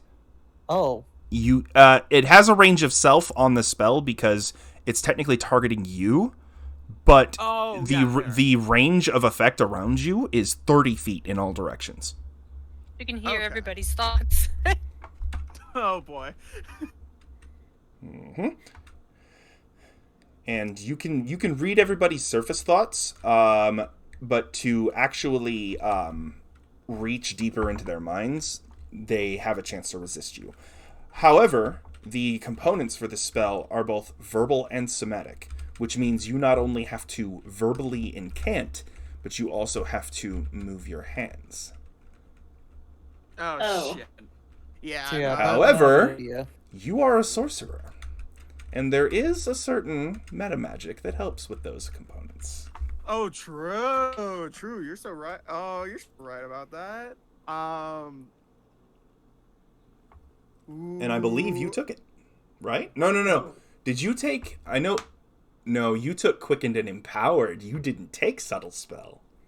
Damn it. That's right. Maybe next time. Maybe next time. Next time. So yes, Paisley, darling. if you cast, you will be caught. Because you have to incant and move your hands. Damn it. Okay. Yeah, never mind. We're just gonna follow them through then.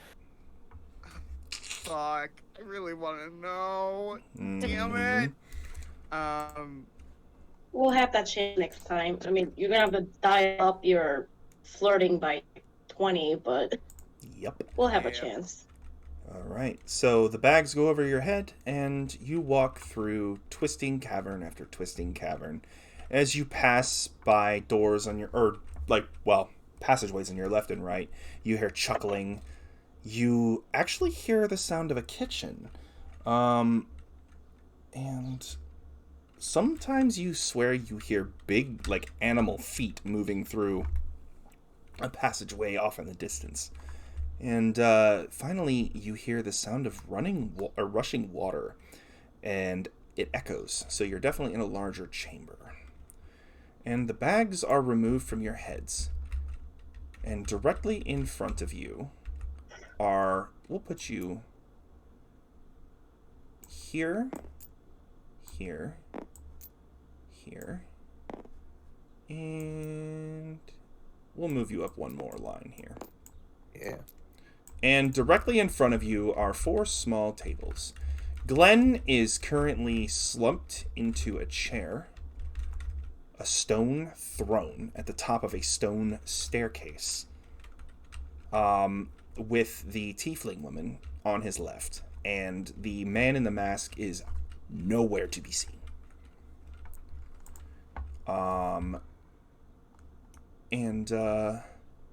He just looks at you, and I'm going to turn the music back on. And he says, "So, you sent me my message.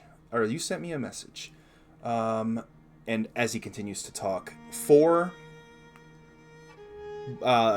people, 2 men, 2 women, dressed in rags and looking pretty badly or mistreated, bruises on their faces, feet are dirty, their hands are clean, and they better be, because they are bringing you plates of steaming mutton. Oh, fuck. What is it? Mutton. It's mutton. It's sheep. Lamb. Or not Or- lamb. It's like, you know, the sheep intestines. No, Not sheep that's intestines, no, haggis. it's just sheep. That's haggis. Ah. Yeah. Wrong Yeah. thing. Mutton It's is just sheep. sheep meat. Mm-hmm. Sheep. That's basically it. Yeah. And Glenn gets 2 servings in front of him and a huge stein of just beer foaming at the top by this little lady who looks like she hasn't eaten in probably 3 or 4 days. And he looks down at you and says, "Thank you, my dear." And he reaches up and just puts his hand on her chin as she kind of trembles at his touch. And he just looks her in the eye for a moment before releasing her, and she kind of scurries away from him. Damn. And he says, so, Definitely killing him. you wanted to talk. Well, here I am. We, should at least observe the niceties, though, so... Where are all of you from? Let's start with a very colorful fellow who spoke for your group. Where do you come from? Hasley is going to immediately lie and say, "Oh, well, darling, I actually come from Ingendorf." Oh. Heard that place was a flaming shithole at this point. Yeah, I'm not too happy about it. I'd imagine not. How about you, Legs? You got some big old horns on your head. I ain't seen anybody like you around. Where you come from? And she's just like, you can tell like she's just biting her tongue, so you see like her fangs just sink into her lips. Mm-hmm. And she's like, has like big old like angry look on her. So. Ah. A woman of And few I also- words. She's just staying quiet. Fair enough. Hope you at least enjoy the meat. Ah. A cleric of Haimon. Ah. Interesting that a death cleric would be out on the streets or on the road. What brings you out here? And where are you from exactly? Okay, so I make the most politest smile I can manage, and I put my hand over my heart and do a like simple bow. But behind me, I'm like seething with rage, and I tell him, "I'm only my lord, I'm just a simple and a humble traveling priest. I travel to give healings and share the word of Haimon." But then I push the plate away from me, and again I'm lying because everybody in the group knows that how much I love meat, and I'm afraid I can't be feasting on meat. I have a specific regimen as the priest of Haimon. I can only eat vegetables. Ah. After all, I'm a centaur. I can only eat plants. Well, I apologize for insulting your palate. He puts his fingers in his lips and just lets off like a shrill whistle. And that same girl that he put his hand on earlier just comes running. He says, "Dear, just, tell the cooking staff to do some, steamed vegetables for this one. Just a stir, if you would be so kind." And she just nods and runs off. And lastly, and he looks over to the woman and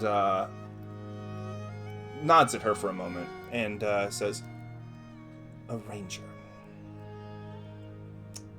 Where do you come from?" I'm not sure if he has the ability to lie at this point. His naivety is still very fresh. Fair enough. I come from the Schwarzwald. I was at Ingendorf when it fell, but here I am now. And as soon as you say that, you see his hands grip the arms of his throne. You're from the Schwarzwald. A ranger from the Schwarzwald with iron skin. Do you remember Trent Webley? Trent Webley. Acer, who's that? Your master was an elf and a murderer who killed my little brother. If you are who I think you are, that is. Interesting. Does Arodrin sound familiar to you then? Glenn stands up, kind of cracks his neck a little bit, and he says, Malera, I think dinner plans might be cancelled. I think they might be cancelled. Because this machine doesn't even remember a person dying in front of his face. A person who looked like me. Can I make a history check? Uh-huh. Dice. Oh, shit. Let me get that. Objects. Save objects. Click roller strip. Boom. There we go. Alright. With no intelligence... Nat 20! You got 4 of this. Mm. Max is on a roll today. All right. You remember very clearly a hunt in the Schwarzwald that went wrong. Not a hunt for beasts, but a hunt for men. Bandits. Not unlike what you're doing now. And, this was a while ago, probably towards the beginning, closer to your awakening, so your memories might be a little more fragmented. But Arodrin was there, and 2 men had captured you. One very strongly muscled, and the other a little bit thinner, but definitely no slouch in the muscle department. And they had a set of tools, and they were getting ready to take you apart to see how you worked, when Arodrin entered and shot one of them. Dead. Instantly. The other screamed before fleeing into the dark of the woods. Your master freed you, and the body laying next to you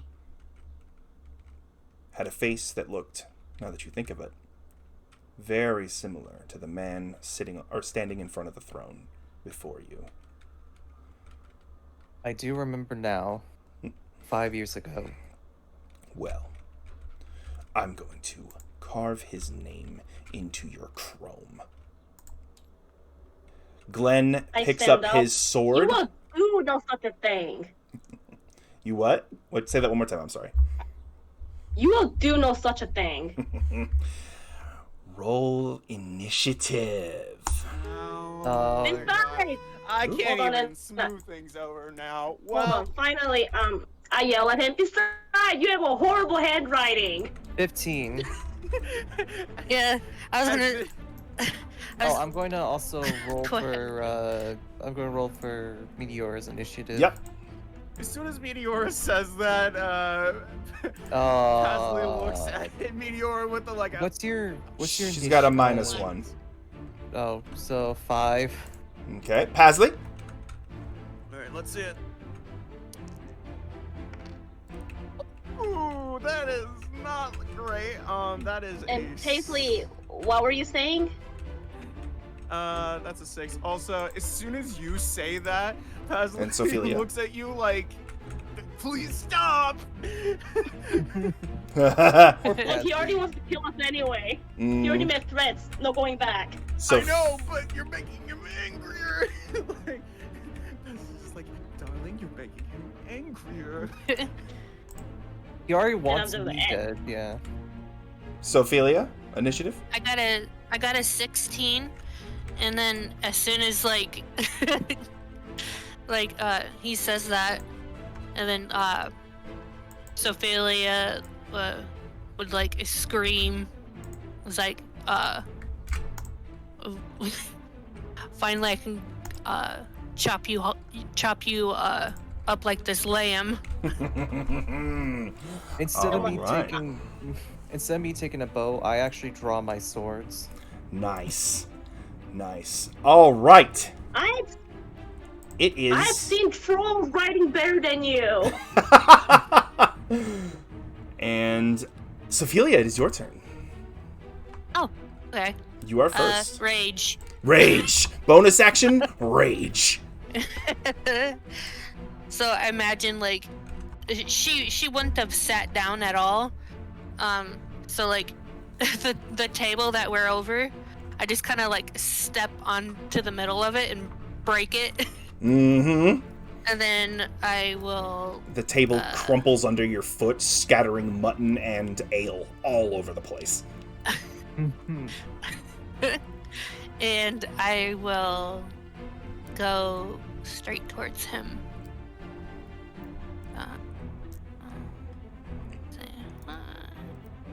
So that platform he's on is about, like, 6 feet over the floor, so count it as if it's 10. Okay. Yeah, the stairs go up, though. Yeah, I was gonna... Not that you need to take stairs.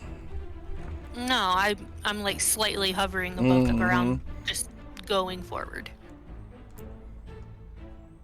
Bam. And I will try to slice. Alright, go ahead and make an attack roll.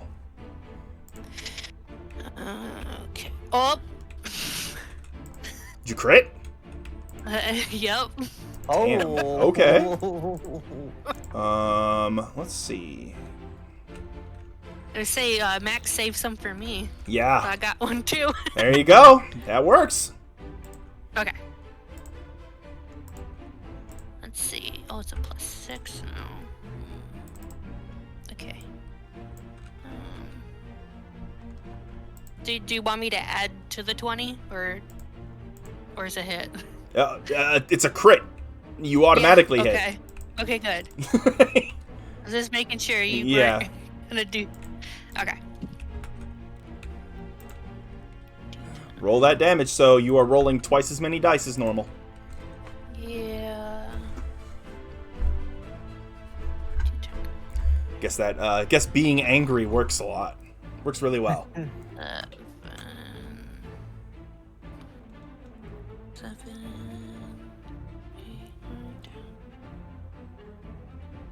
8, that 13 slashing. 13 slashing. Not 13. I'm sorry. I gotta add one more. Mm-hmm. You gotta add your rage damage in your... 13, 23. 23 damage. Alright. You bring your weapon down and you slash at Webley, and he barely, like, pushes it away from his vitals with his sword, and he's like, ah, good hit. But you won't stop me from taking that tin can apart. Alright. So, certain baddies have special abilities that allow them to interact with the turn order a little differently than you guys do. He has a feature called Villainous Actions, or Villain Actions. And he is going to use one of them now. You see Glenn just kind of smile at you, Sophelia, as he drops a smoke bomb and disappears. Does that mean I can't? You cannot. Sentinel? He does not provoke AOs. Or not AOO. Yeah. Nope.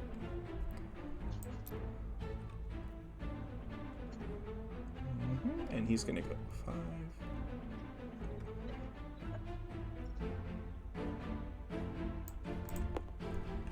And he appears out of smoke, like 10 feet away from Acer. And in Glenn's place, change color, and Oh. It's Mr. he's Dude Man. calling in the boys. I sliced them in half, and now there's 2. just like the ooze. pudding. Oh my god. All right. The flashbacks are real. Okay. And Time that to make more flashbacks. is his villain action. Sophelia, I assume you're done, right? Used your movement, made your attack, used your bonus action to rage. Yeah, I did all my. Yeah. Okay, that makes it Acer's turn. Glenn is now Alrighty. right in front of you.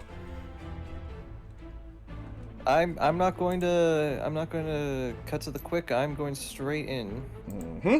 Would I be able to go around like this, or can I just? You would, but those tables are pretty much the in the tables are way. in the way. They are difficult terrain, so you can move over them, but they will cost extra movement. Basically, for every 5 feet you move, it counts as 10 feet while you are on difficult terrain. You can still, but you just got to make sure you have enough movement to do it. You can stand on top of one. Mm-hmm. Dang, no names. Hold on. Oh no, there's a knock at the door.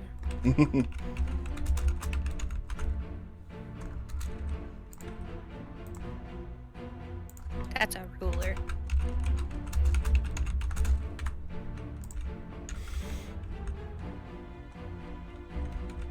Family chose wrong time for this. I need to go get gas right now with my family. Get gas. Okay. Yeah. What? I'll probably be back like 20 minutes, but here's what I'm gonna do. Mm-hmm. Yeah, just play your I'm turn going out before you to- go. Yeah. Yeah. Let me see. 5, 10, 15. So 5, 20. 15, 25. Because the table is difficult 30. terrain. To get behind him, it would be 30. Yes. Yeah, I have the movement then. Mm-hmm. And it is the first Okay. turn of combat, so you have additional movement. Mm-hmm. So you can definitely I'm make gonna it. get behind him. Mm-hmm. And then I'm going to use my what do you call it? Sword. I'm going to use my scimitar. Scimitar. All right, go ahead and make an attack roll. All right. 12 plus. Let me see. 12 plus 5. So that's a 17. 17. So he's going to use his reaction. He brings his sword up, and your scimitar clashes onto his blade as he blocks your blow with a parry, sending your scimitar away. You have a Alrighty. second strike and a bonus action strike because it is Yep. still the first turn. I shall use that second strike. All right, here comes the second scimitar attack. 15 plus 3 or 15 plus 5, so 20. That will hit. That is a soft 20. All right, so that is 1d6, 1d8. Oh, and also 1d6, 1d8. Also going to use the favorite foe. To mark so him. it's a d4. Yep. Yep. d6, d4. That is a 9 plus 3. Yep. 12 damage. All right. So then- remember, with this attack, you don't get to add your dexterity modifier with the offhand. Right. All right, and then the last. Yep. Frig. So 5, you do get to add it for the attack roll, just not the damage. Yeah. But that's not going to hit. Yeah, that's not gonna hit. All right, so you manage to sneak through with the second scimitar strike as you swing rapidly, but you bring up your offhand and it catches in his padded armor and does not manage to make contact with his skin. All right. And you used your bonus action to mark him. All right, so we'll see you in about 20. Go do what you got to do. Thank you. Yep. All right. Did he put you at a good angle, Meteora, that you can see the battlefield at least? Yeah. Okay, so I'll move you around and help you with your dice. I just wanted to make sure. Okay. And it is Glenn's turn. And it's a shame that Max had to leave because Glenn is about to go off on this man. I'm not gonna let him. First thing he's going to do is a mighty kick as a bonus action. He brings his foot up and just kicks Acer in the chest. Or attempts to. So he's going to roll an attack. And he got a... I need to bring up Acer's character sheet. Acer's armor class is 17. So that'll hit. Oh, I should probably be rolling openly. I didn't mean to do that with my own dice. That's a habit I have from my other campaign. Let me try that again. I will reroll. Ooh, okay. So that's a 21 to hit. And so Acer needs to make a dexterity saving throw, and he is already taking 2d4 plus 4 damage. So I'm just going to log all the damage he takes. Mm-hmm. 6 plus 4 is 10 bludgeoning damage as Finley, or as as Glenn Webley kicks him in the chest. And so let me find a place to write that down.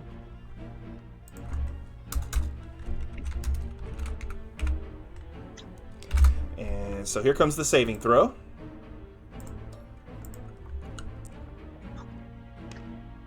Oof. Acer is knocked prone. No. So Acer After all is those- on his back. After all those nat 20s. Mm-hmm. The ones had to start coming in somewhere. Alright, and he is going to make 2 melee attacks with his Great Cleaver. At advantage because his target is prone and within 5 feet.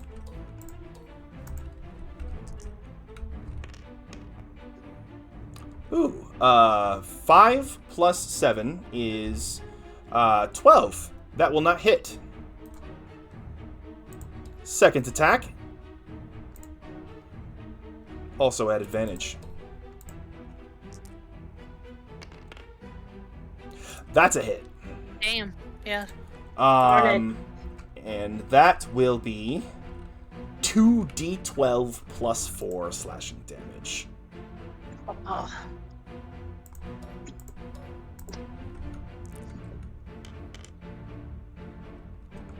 Ah, not bad. I rolled low. 9 slashing damage.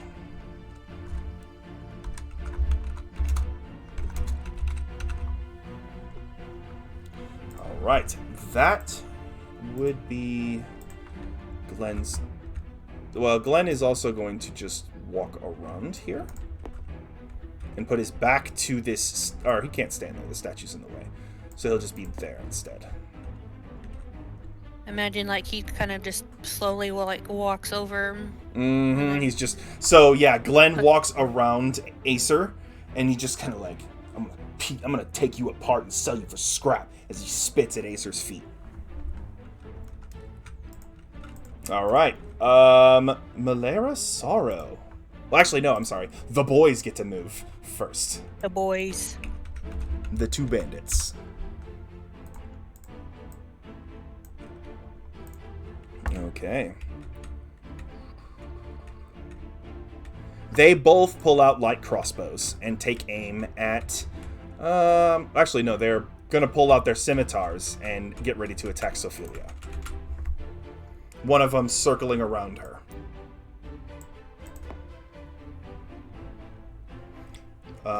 Roll with... Interesting. I'm surrounded by dead men. Soft 20 plus 1 as well. Or sorry, plus 3. So a 23 to hit you, Sophilia. Yep. A d6 plus But 1. But I only take half of all that. Mm-hmm. You take 4 slashing damage, so 2. 2. Oh, shoot. Let me get my thingy. Okay. And the second bandit is going to attack you as well.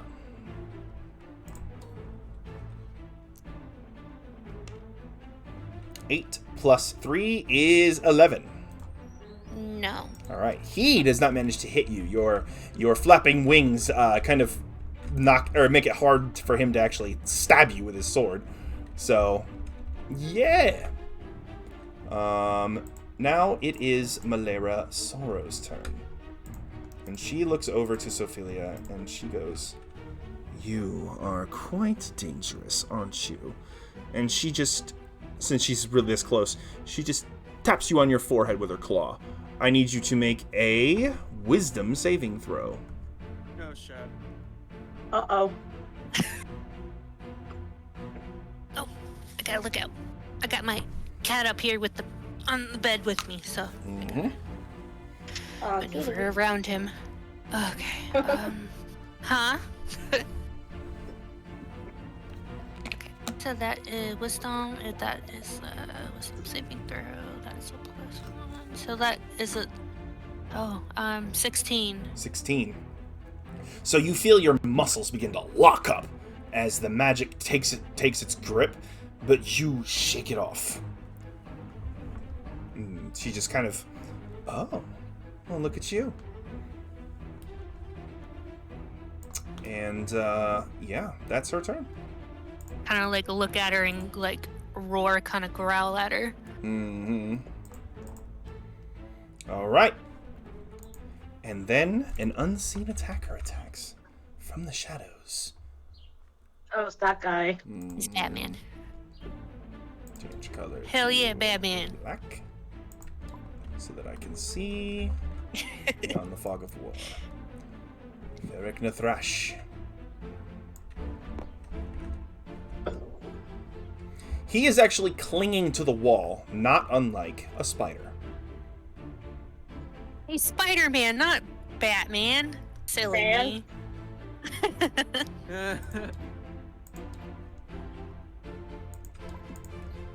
And he is going to attack at advantage because he is attacking from stealth with a hand crossbow. Oh, damn it. Stop rolling my real dice. I need to roll these. There we go.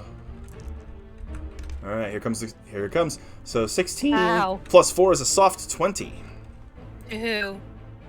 So this is a sneak attack because he has rogue features, which means 2d6 plus I hate rogues. 1d6 plus 2.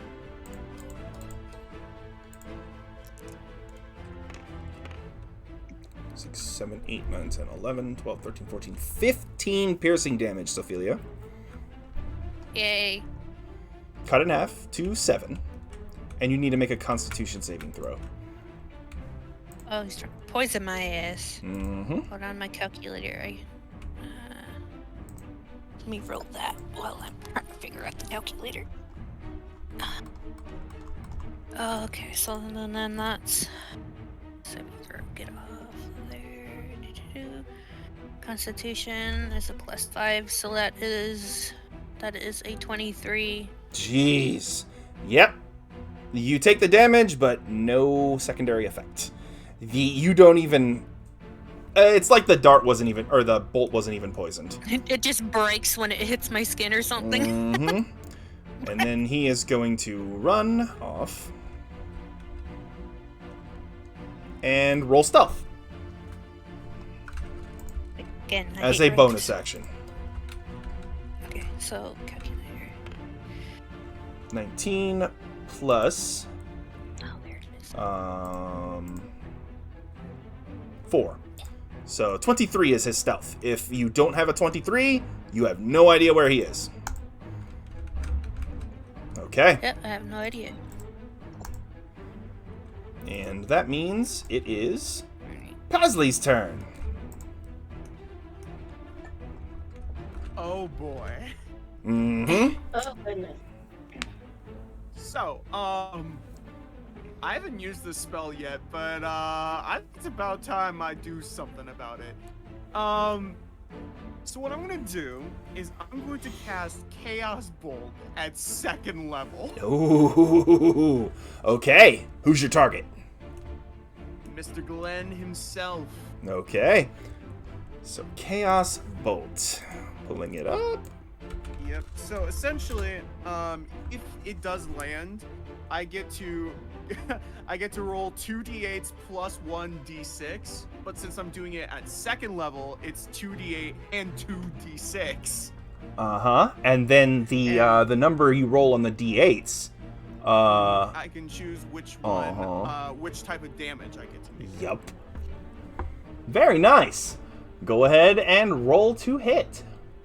Alrighty. Oh, that is the wrong one. Ignore that one. That would have been a real nice one. Ooh, that's gonna hit. It's close. Okay, 2d8 plus 2d6.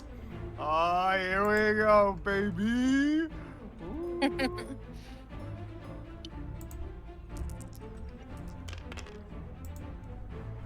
All right, so your options Well- are fire or force damage. What exactly is force? So force is like concussive damage. Or no, sorry, that's thunder. Force is basically non-elemental magic damage. It pushes. Gotcha. Ooh, I mean, it would be kind of funny to like push him a bit, but no, I want it to hurt, so we're going with fire. Okay, fire damage. And that would be a total of 12. So, all right. 12 fire damage right to the face. Very nice. Go to face. Okay, and go to his health, you silly, silly person. There we go.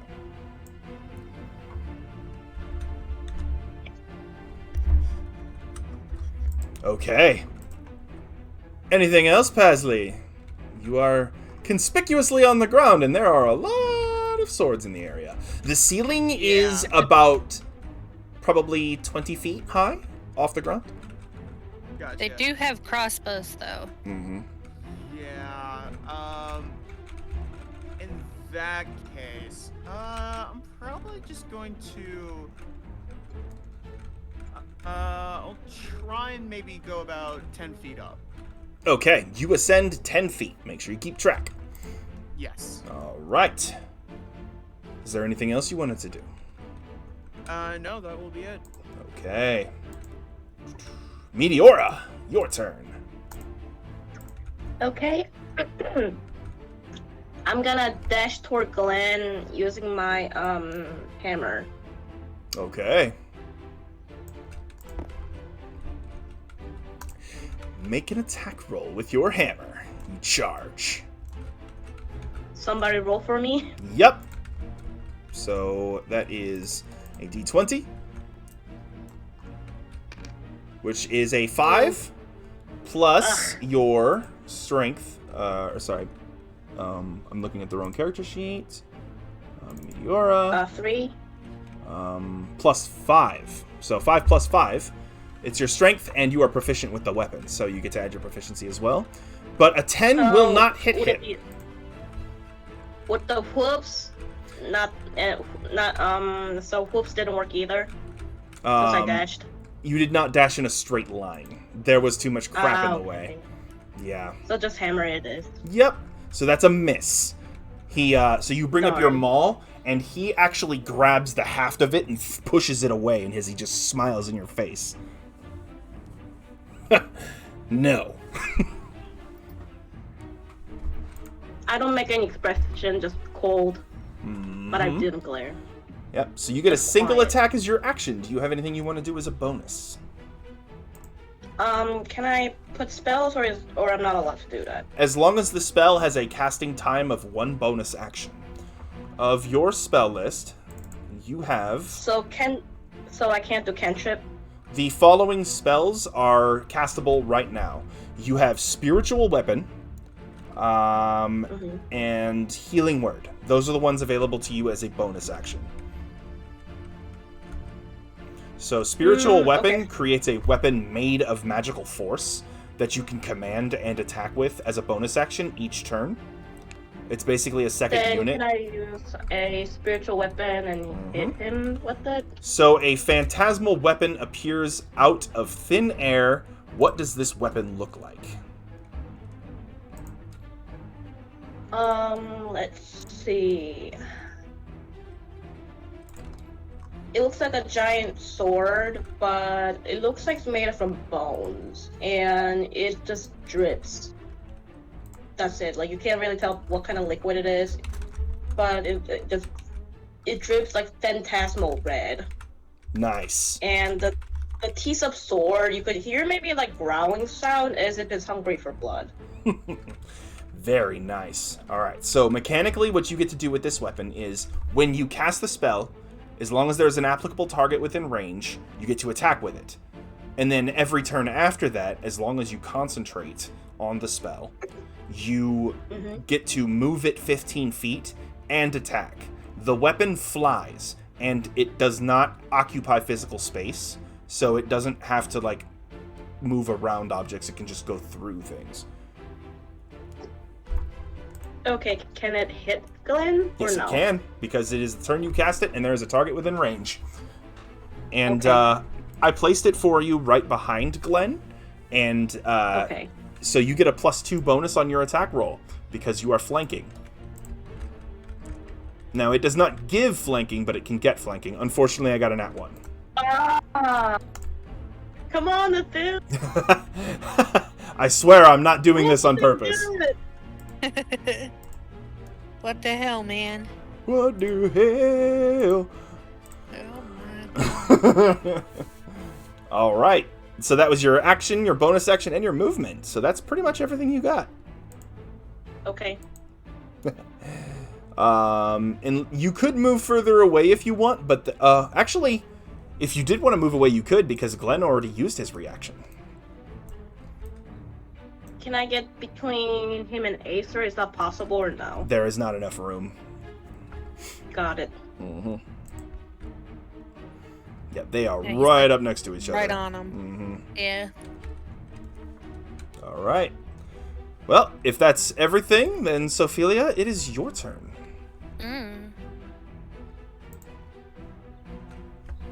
Okay.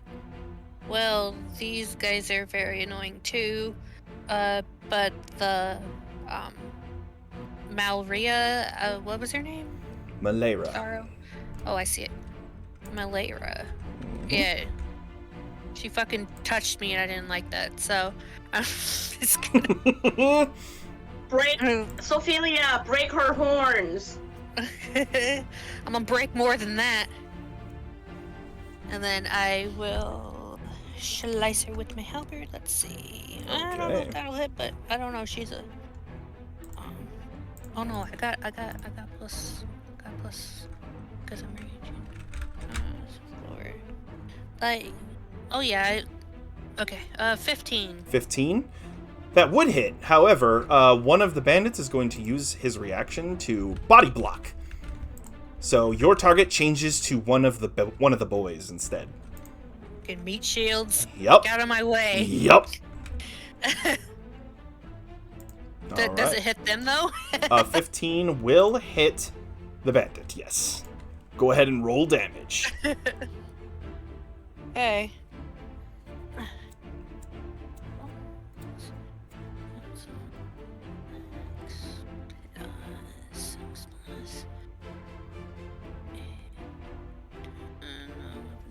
That is 12 slashing damage. You cut this man down. Good job, honey.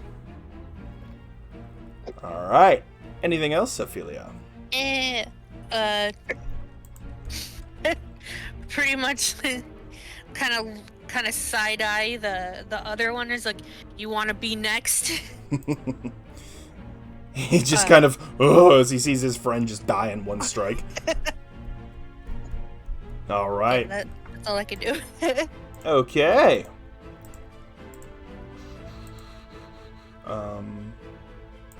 There we go.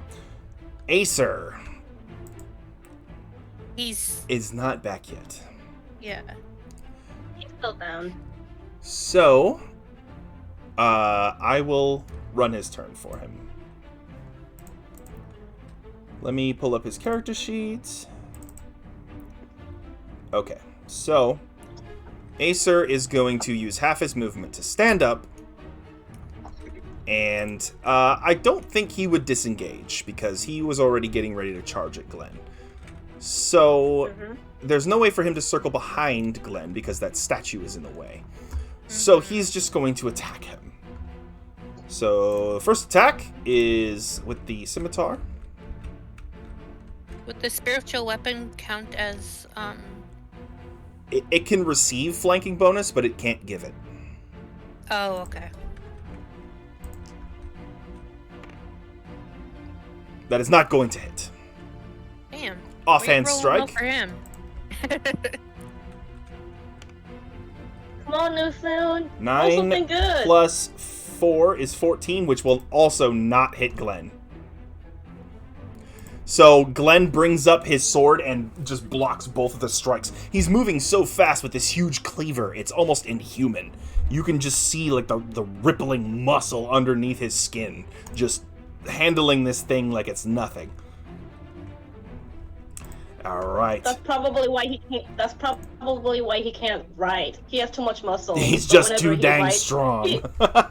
He kept breaking his. He kept breaking his pencils every time he rides. It's like, shit, there's another one. Shit, there's another one. Oh man. Okay. After Acer then is Glenn, who will then try to kick Acer onto the ground again. He is bullying this boy. God. Why are you bullying me? And he just, as he gets ready to, as he cocks back to kick him in the chest again, he just looks over at Meteor and just says, "Butt out, horse." Horse butt. And here comes the attack.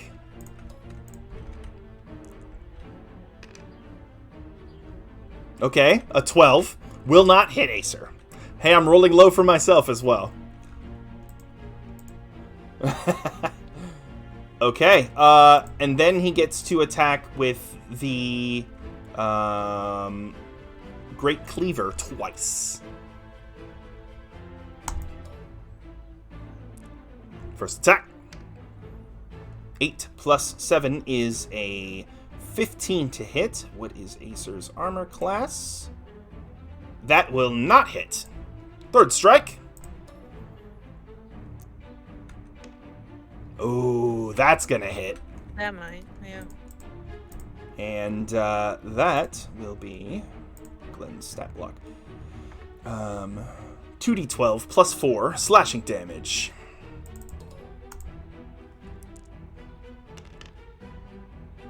I'm back. 8 slashing. Welcome back. You're being Okay, bullied. you're down. You're down. I'm down. Yo, no. You're You're not down. You He got kicked you and you dropped your chicken nuggies. My chicken Yep. nuggies. Yeah. so What's a chicken nugget? so in total what has Why are you happened to fighting? you is you took 10 bludgeoning damage because he kicked you in the chest, which knocked you prone because you failed the saving throw against it. And then he hit you with 9 slashing damage with his cleaver, but missed the first strike. So that was with the second strike. Turn came back around. You attacked him, missed both times. He attacked you, missed with the kick, missed with his first strike, but hit and delivered 8 slashing damage to you. So the total damage you have taken is 27 bludgeoning and 27, slashing. so- Alright, give me a second to calculate that. Mm-hmm. Lots of boo-boos. Currently, 40 minus 27, you said? 27 total damage. Alright, oh boy. Mm-hmm. Behind Glenn, Meteora has manifested just the most horrific sword you think you've ever seen in your life. It is a black sword dripping blood and whispering for more.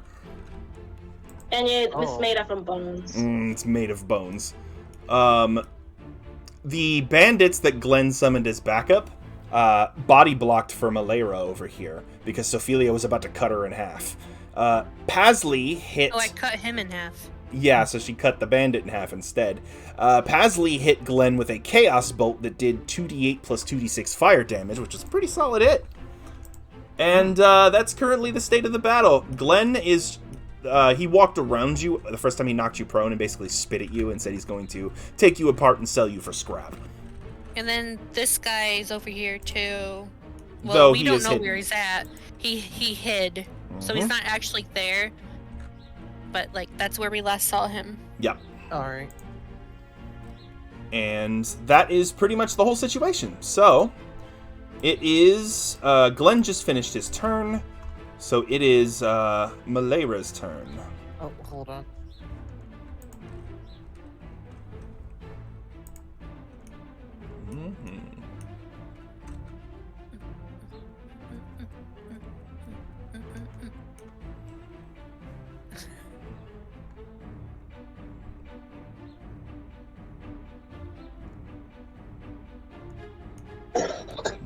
she want to go?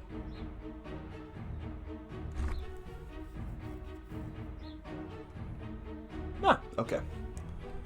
Malera is going to transform into a mist and disappear, reappearing 30 feet away from you, standing on that boat over there.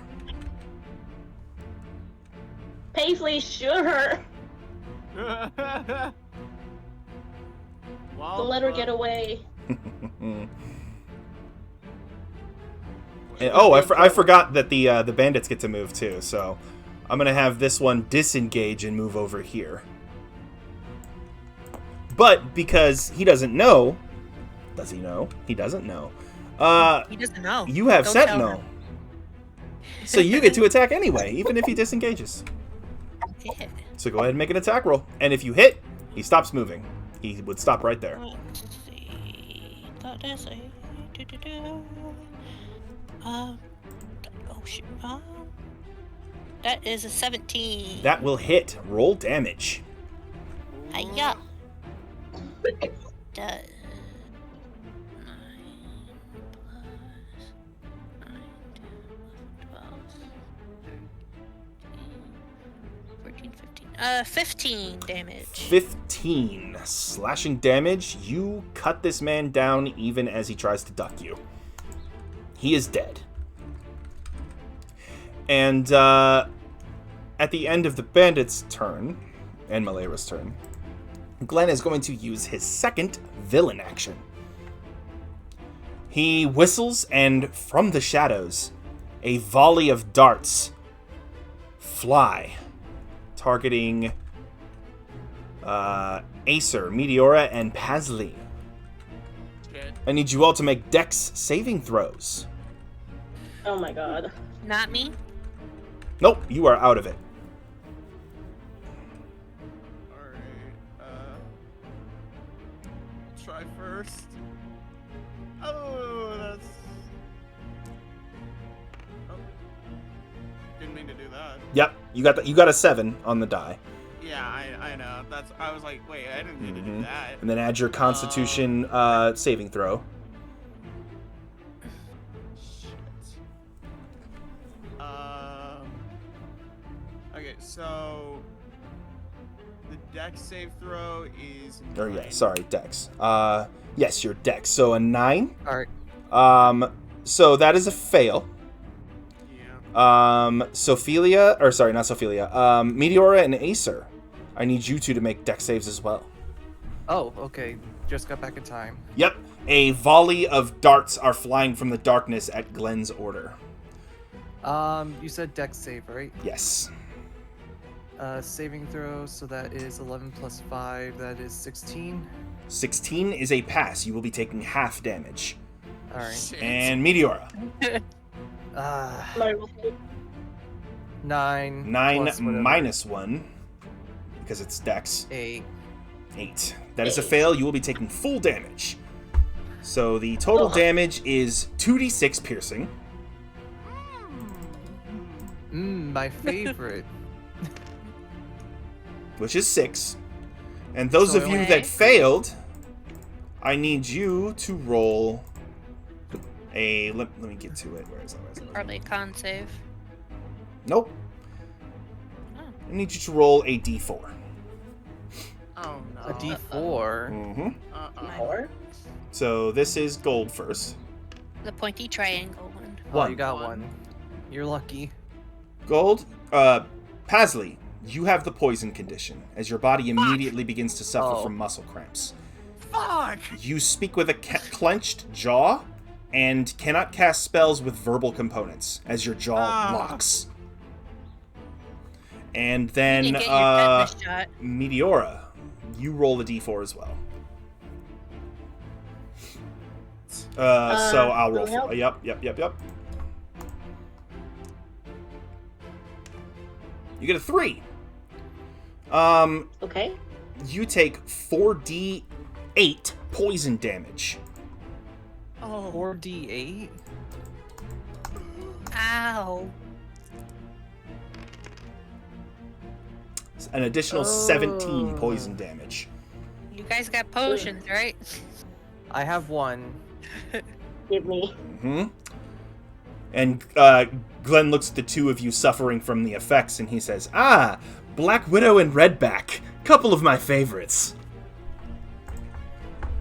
When he says Black Widow, he looks at Pasley, and when he says Redback, he looks at Meteora. Definitely familiar with the effects. Where are we in Australia? Yeah. I mean, he is speaking in an Australian accent. Yeah, he does look like he would. I mean, he used a lot of spiders, so he probably has pet spiders. Yeah.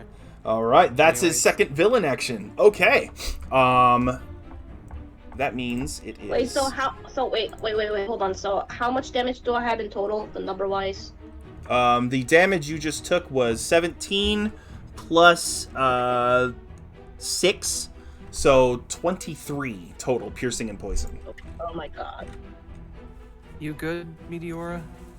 No, I need health potion immediately. All right, I have a health potion on me. It's my last health potion. I think you're gonna need that too. All right. Yeah, I'm at 10 health. I can cast health, but if I die, nobody can heal you guys. Yeah, And protect the healer. now it is Um, Farrick's turn. The rogue, Farrick Nathrash. I hardly Oh, is know that him. Fark? Oh, it is. Okay. Yep. And he steps out of cover and takes aim at Sophelia. And he is attacking at advantage because, again, unseen target.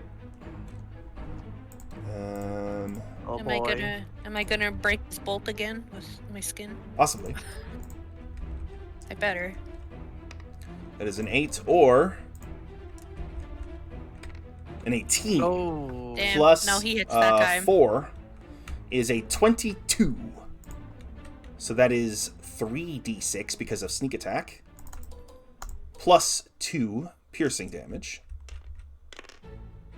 Oh, maxed it out! My lucky numbers. 20 total piercing damage. Luckily, you're still raging, which means So 10. 10. But you also need to make a constitution save. I do. Hold on. Let me do my calculator stuff. Eh. Well, I did it backwards. Oh no, it added. Why did it? I hate that. Okay. Da-da-da, don't mind me. Twist on. Ba-ba-ba-ba. Okay. Alright, con save. Mm-hmm. Roll that. That is 16 plus 16 plus 21. 21 is a pass. You are not subjected to the venomous effects of the dart, or of the bolt. And then Farrick will dip right back into the shadows. Like I said, I hate rogues. And roll stealth. Come on, roll low. 20. Gosh dang it. Okay. After Farrick is Pasley. Pasley, your jaw is currently locked. You are poisoned. There is somebody among you who can fix that, but she's currently in the face of a very angry bandit lord. Yeah. Boy, this kind of sucks because right now I could either try, like, I could stop, this malaria. Mhm. Malaria. Malaria. I could either stop Miss Malaria, or I could try and attack Glenn, who's attacking my friends. So I'm like, shit. Mhm. Yeah. Is there a spell you can cast without tenting it? Yeah, I do have some, but my problem is the only good spells that I have are ones that require me to chant them, so I'm really limited in my options right now. Yep. That D4 you rolled, I can't believe it landed on that number in particular out of, like, the 4 that were available. I mean, it was a 1 in 4 chance, but, geez, some bad luck. Yep. That Black Widow Venom sucks. Yep. Wow, all my first level spells are pretty much verbal. Yep. So I'm just like, shit. So what I'm probably gonna do? Okay, so she's currently on the boat. Like, Mhm. is she like? Do you think she could get away in a turn? You did see her teleport earlier. She only went 30 feet, but she did teleport. Okay, so she can teleport. Yep. She turned into mist. Mm-hmm. She turned into mist, disappeared, and reappeared elsewhere. Okay, question. Mm-hmm. If I were to somehow trap her, could she escape from said thing and just teleport? Like if you were to grab her? So my idea right now is since she's on the water, Mhm. I'm going to use shape water to freeze the area around her so she can't move. Okay. So, the spell she's casting, I'll give you a little bit of insight, allows her to teleport even if she's restrained or grappled or anything, as long as she can incant. It is a verbal spell. Verbal is its only Got it. component. So yes, So- as long as she can see someplace that she's going to go, and she can incant, she can just teleport. If you could freeze her mouth, then Oh.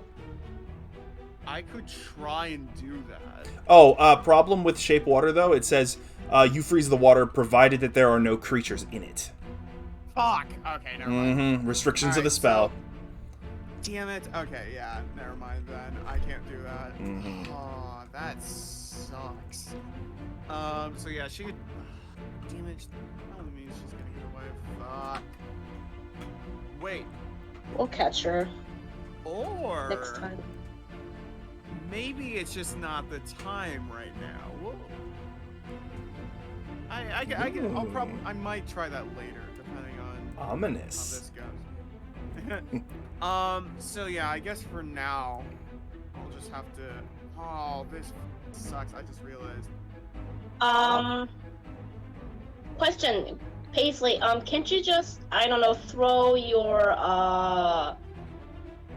water bag at her and freeze her like that, or it doesn't work that way? The water he freezes has to have no living creatures in it. If it has a creature in it, Okay. he cannot freeze it, or they cannot freeze Got it. it. Got it. Got it. Yeah. Okay then. Damn. Okay. Guess I have to do this then. I'm going to.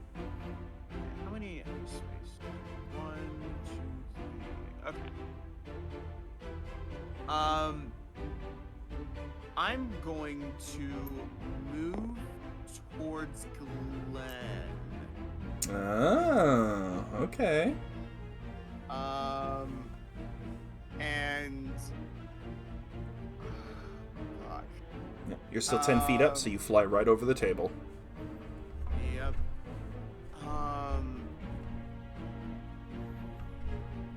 Yeah. Oh, this sucks. Oh, this sucks. Mm-hmm. You need somebody to help you with that lockjaw condition. Yep.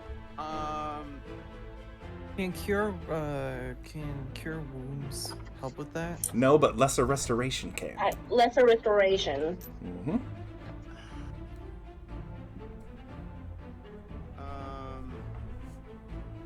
Hold on. Let me see. Mm-hmm. I'm probably gonna move just a little bit more, but I'm gonna quickly check something. Sure. To play a mage. You always gotta have something and open. I can't fucking do anything. Damn it! Oh, the one that would have been really nice to do right now is, of course, verbal. Why wouldn't it be verbal? Oh my god. Okay. Let me see. let's see. Ooh, what's this one? What the f is this one?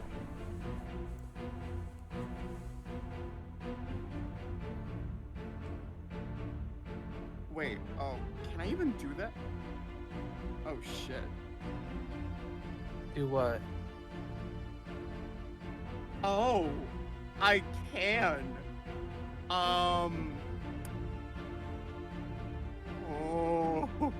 this is gonna be scary if I do that. Oh wait.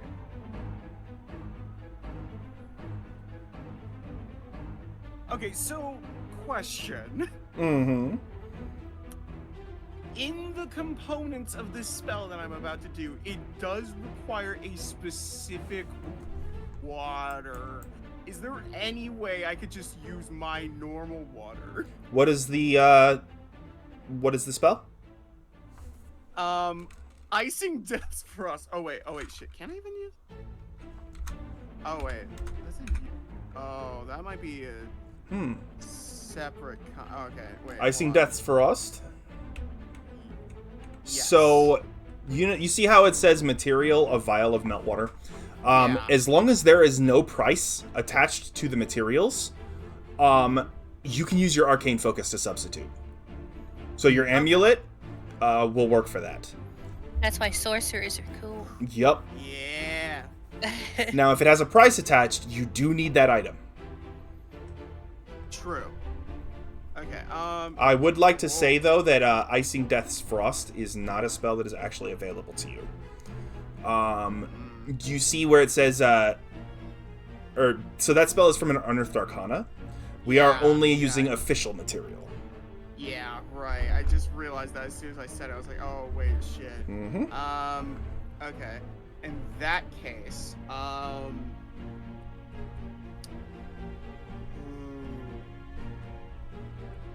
okay. Actually, here's what I'm gonna do. So, for now, I'm not actually gonna move. Okay. I'm gonna change my mind on that. And what I'm gonna do instead is I am going to... Oh, fuck. I hope this works. I'm going to cast Mind Spike on Glenn. Okay, that's more like it. Oh, what does that do?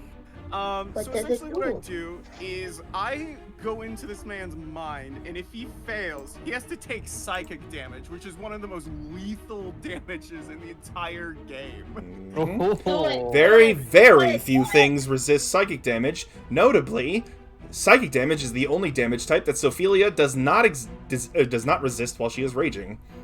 Yeah, so it is very strong. All right, and it is a Wisdom saving throw. Yes. So here we go. He is a bandit, though, so the wisdom might be... Crossing fingers. Oh, you got it. Are you serious? Oof.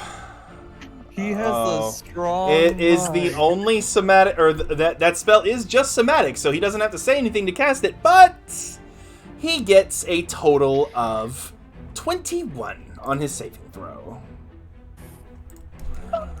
Man. Oh. Why weren't you rolling those when we were... Right. Okay, question. Does that mean I used up that slot? Yes, even if the spell no! fails. But you Oh, do no. you do still deal damage. You deal half. So you roll the 3d8s, and you deal half the normal damage. Oh, that's... Okay. That's D10, I think. Those are d10s. You need to roll d8s. Oh, shit. Thought I... This one. This one right here. Yeah. So Glenn takes half of 17, so it would be half of 16, which would be 8 psychic damage. like one of those. Womp. Womp Well, at womp. least I got 2 max. I will take that. Yeah. This motherfucker. Yeah. Yup. And he looks at you and he's just like, ah, what did you just put in my head? I picture it's kind of like the solar flare from a DBZ abridged where, like, for one frame, there's like a very unfortunate image. Oh, That's how I picture it. Oh no. That's in your head now. Get it out. All right, Pasley. Your mouth is still locked shut, but what else you got? Bad bird noises. And at this rate, I'm just scowling at him. I'm pissed that I can't talk because that's the one thing I do best. Yeah, Pasley's like, talking's my thing. How dare you take it away from me? Oh man, the poor guy, or the poor NB. Meteora, your turn. I did forget. When you took damage, when you take damage while concentrating on a spell, you have to roll something called concentration. So it is a Constitution saving throw. If you get the damage or the difficulty is half the damage of the effect. So half of 22 is 11. You got a 9. Add your Constitution bonus. 2. 2. So you pass. Hey. Your spiritual weapon does not disappear. Yeah. Heck yeah. But you have to do that every time you take damage. Okay. Alright, so it is your turn. What do you want to do? Could I cast, let's see.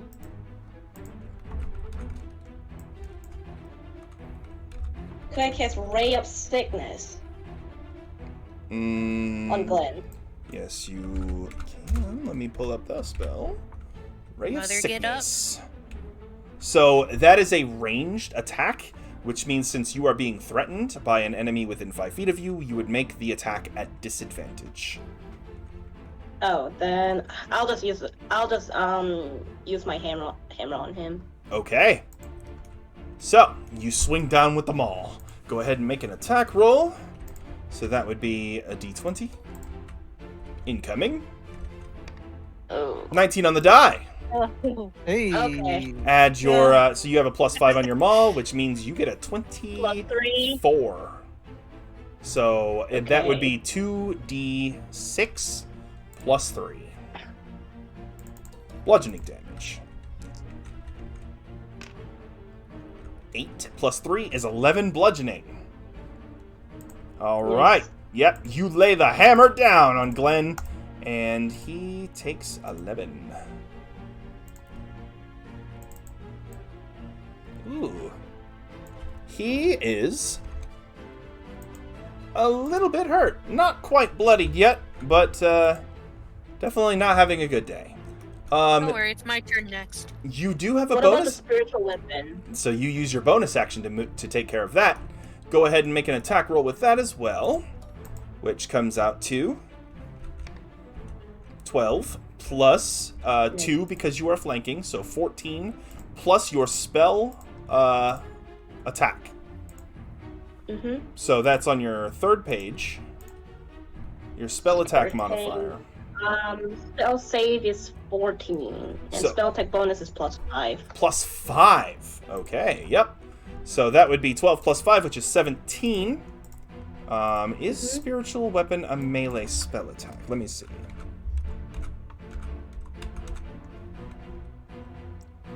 It is. So he is going to spin around with his great cleaver and parry the attack. So his AC for that attack becomes 19, which makes it miss. All right. Okay. Anything else, Meteora? Movement-wise, anything? Nothing. Okay. Could I take a step back or no? He did just use his reaction, so you could. You wouldn't have to worry about being attacked. Okay, I'll take a step back. Okay. You take a step back. Alrighty. And that means it is Sophilia's turn. Mm-hmm. Hold on. I got some jelly beans. Okay. Goes whoop his behind while eating some jelly beans. Mhm. Yeah. And I'm all out of Beans. Beans. Okay. Kick butt and eat jelly beans, and I'm all out of beans. Mm-hmm. All right, Leave. flying down to him. Yeah, I'm not up anymore. I'm like down where like I'm 10 feet away. Mm-hmm. Can I do that? Because I know the art is kind of. That platform is, for all intents and purposes, 10 feet tall. So you would actually have to be closer. Okay. Mm-hmm. You could fly over to here, I believe, or How much is that? Yeah, if you were here, then yes, you could attack straight diagonally. All right, get him. He just feels like a cold, like fast breeze over his head, real quick. As you wheel around, bringing your halberd to bear. Nothing personnel, kid. Nice. All right, get him. Okay.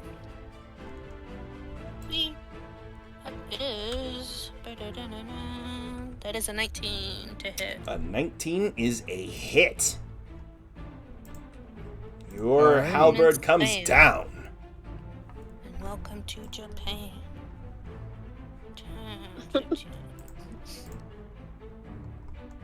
That's.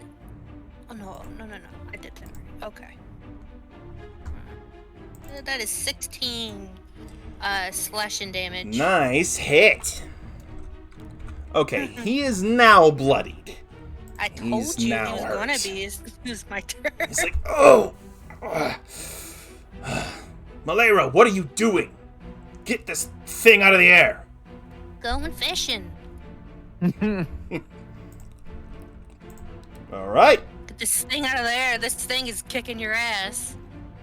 Anything else, Ophelia? I will like roar at him. It's like, get off him, you ass. Pretty much. And that is my. Oh wait, bonies. I got a bonus. Yeah, I'm a like bite the cork off of the potion and like chug it back, and then like just slam it on the ground. Nice. Next to me. Another. All right. That is 10 health points back. Yep. Right. Okay. Hell yeah. Current encounter. Turn order is Acer's turn. alrighty. So first things first, I'm casting on myself Zephyr Strike. Okay. That will allow me to get a hit, or like it'll allow me to get not a hit, but it'll allow me to roll with advantage on a hit, and then add an extra D8 to that attack, and then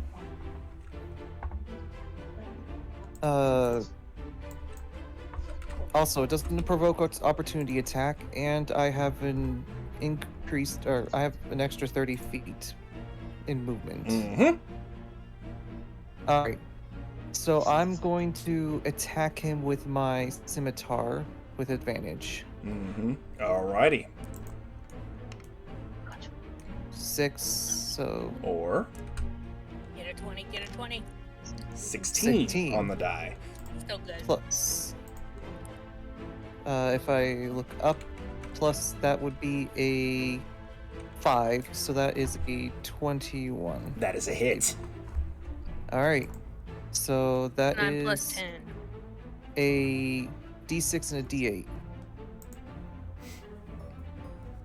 Plus, he is your favorite foe. Oh, is he? Alright, 11 Plus a d4. plus a D4. That is 15 plus 3. So 17 total damage. Alright. Very nice. And with that, I am getting the heck away from him. 1, Good. 2, Thank Heck you. off, you I- heckin' heck. 5, actually have an 10, 15, 20, 30. If I did that correct. Yeah, it's your second diagonal, right? Yeah, 30. Yes, so 30. 35, 40, 45, 50, 55. And does drinking a potion count as a bonus action? Drinking a potion is a bonus action for yourself. I'll do that. Okay. Question. You used your bonus action to cast Zephyr Strike, right? Oh, was it for strike? Oh, right. Because you would, or is the yeah, it is a bonus. It is a bonus, frig. So I'll have Yes. to do that the next turn. Yep. All right. Final villain action. Malera says, "Boss, use it. He's getting away."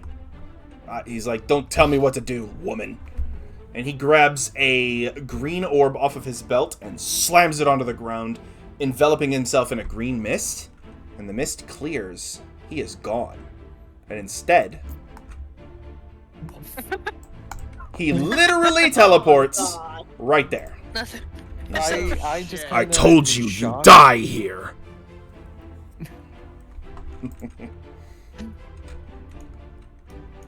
All right. That is a villain action, so that's actually off turn. So, current turn order is, and now it's his turn, Oh. fuck. and he's going to we'll move right there and be like, I could just dump your rusted ass into this creek right now, but I think I want to cut you up first. And he is going to go for kicking you in the chest again. Oh Oh my boy! God. Please, please, please. The boot. Oh. 11 plus 7 is an 18. Ah. 2d4 plus 4 bludgeoning is 9 bludgeoning damage, and you need to make a strength save, Acer. A strength save? Mhm. Okay, hold on. Is he gonna long live king you into the water? 6 plus a 2, so that is an 8. You are now knocked down again. You are on your back. And he Oh is my bringing God. his cleaver down on you. And since you are prone, he makes attacks at advantage. 2 of them, to be exact. So here it comes. Great Here cleaver. comes that giant fist. 9 plus 7 is 16 to hit. Oh, it does not hit. All right, second strike. Oh, thank goodness. Oh shit. He doesn't hit you. So yeah, I feel like he just like kicks you in the chest and you land on your back and he brings the cleaver down, but you roll left and then you roll right as he tries to hit you on your left. You're just like, ah! It's just my reflexes at this point. I'm in primal instinct mode. I kid you not, 1 HP. No! You need to drink your Hawaiian punch. Mm-hmm. All right, that's Glenn's turn, which means it is Malera's turn. Shit. It's my lady's turn. And what Malaria. does she want to do? Malaria. Yep. Mm.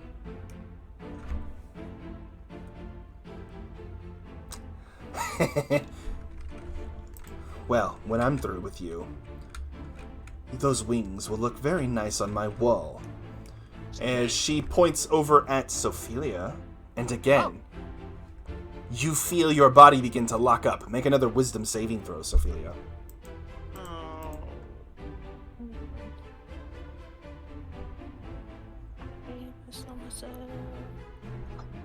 That is a 15. You pass, resisting the magic yet again. She's just like, Stop! Damn What are you it! trying to do to me?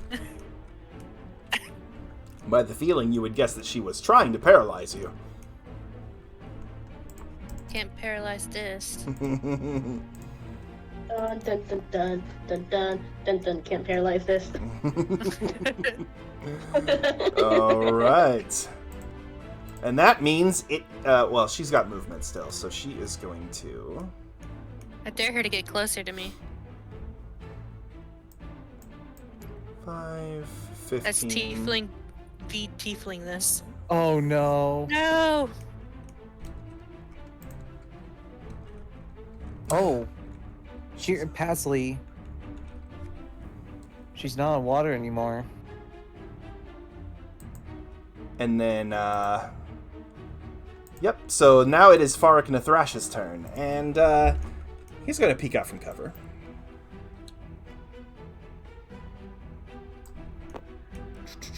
And take another shot at Sophelia. So here it comes. Unseen attacker. Which means advantage.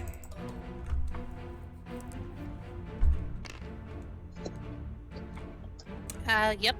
No, he didn't get a 22. He rolled with advantage, so he just rolled 2 d20s. Oh. So that is a 16 to hit you, Sophelia. Yeah, it still does. Okay, so that is 3d6 plus 2. I do not have armor on. 12 plus 2 is 14 piercing damage. Cut in half. 7.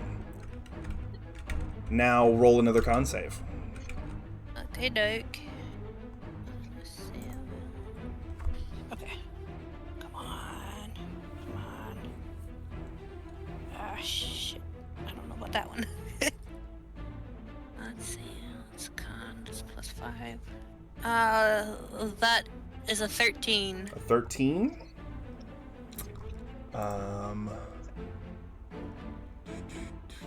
Let me see.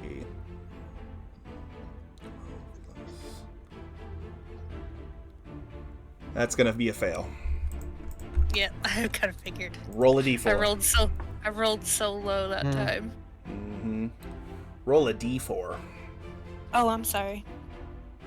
I stretched. Okay.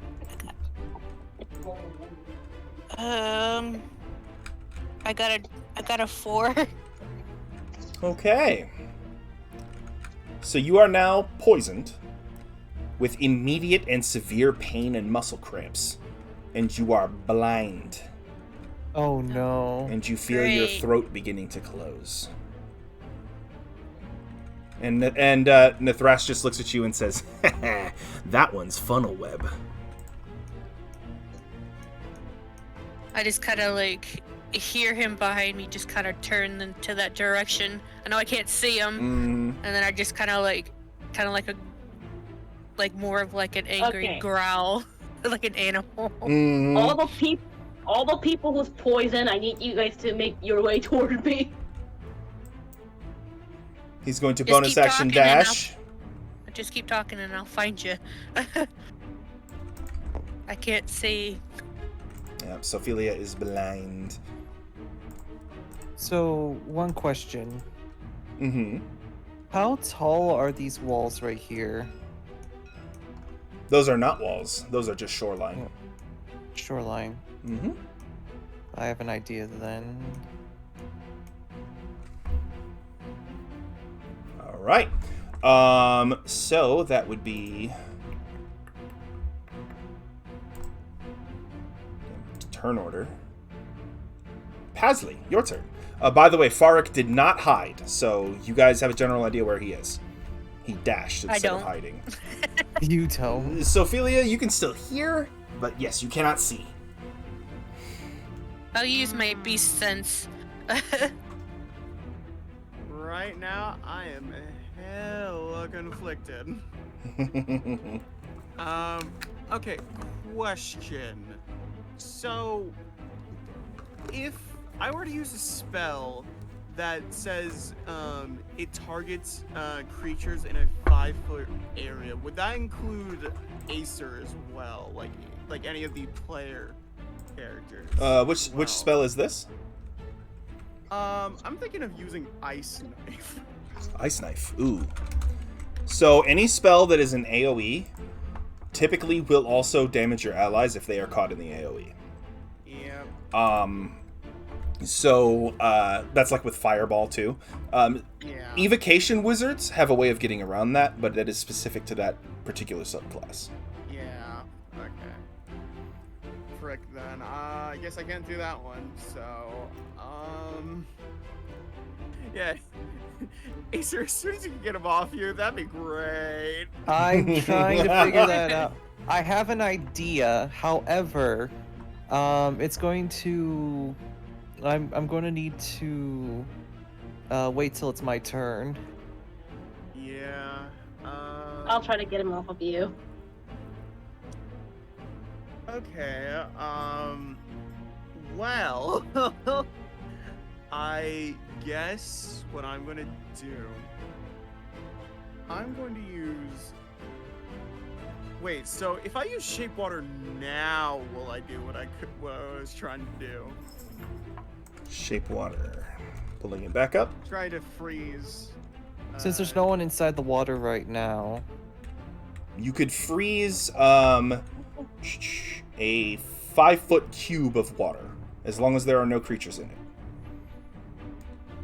So it so I can't do it on that specific tile. Fuck. So she is not in any water. You could freeze the water around her, but then it would just be that water is frozen. Yeah, and I can't freeze. Dang. It's intentionally like low power, more ingenious use because it's a cantrip. It doesn't cost anything to cast, so it's typically going to be low power. Yeah. Would he be? Is he able to speak now, or does he still? He is still lockjaw. Matter of fact, those of you who are poisoned, I want you to make Constitution saving throws at the ends of your turns, starting now. So, Pasley, when your turn ends, you will make another con save. Okay, gotcha. Shit.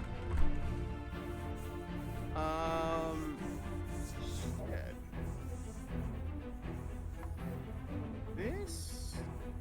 Oh boy.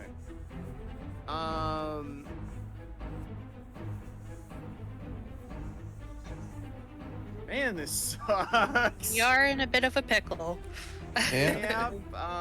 We're in a pickle. Yes. Okay, you know what? Change the targets. I guess I'm just gonna use Ice Knife on On Malera?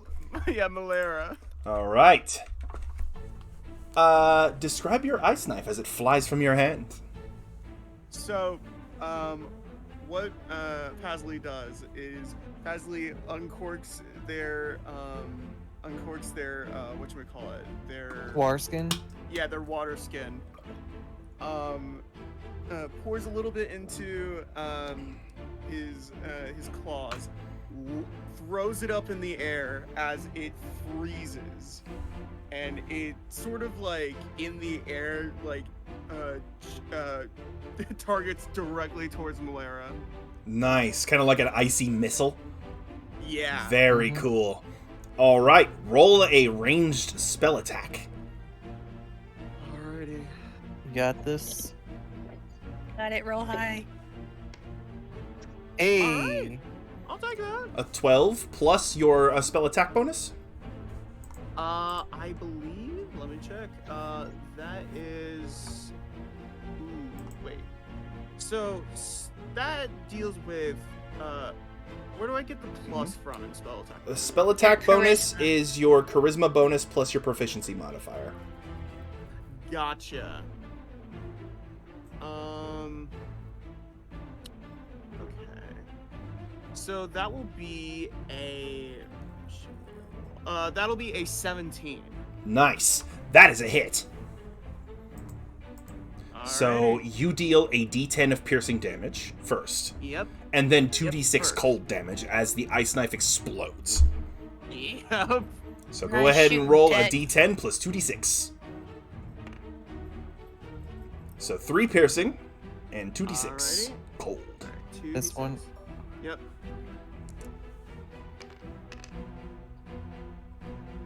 So 9 total damage. Piercing and cold.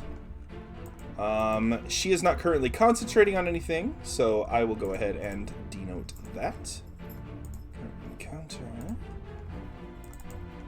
Is her movement slowed at all with the cold? It is not how that particular spell works. Okay. I know that some spells are, Mm-hmm. but cold spells are like that. Yep, Ray of Frost does that. but yes. I know. All right, I know you know. Anything else, Pasley? You are still 10 feet in the air, just to remind you of your position. And yep. I'm okay. You know what?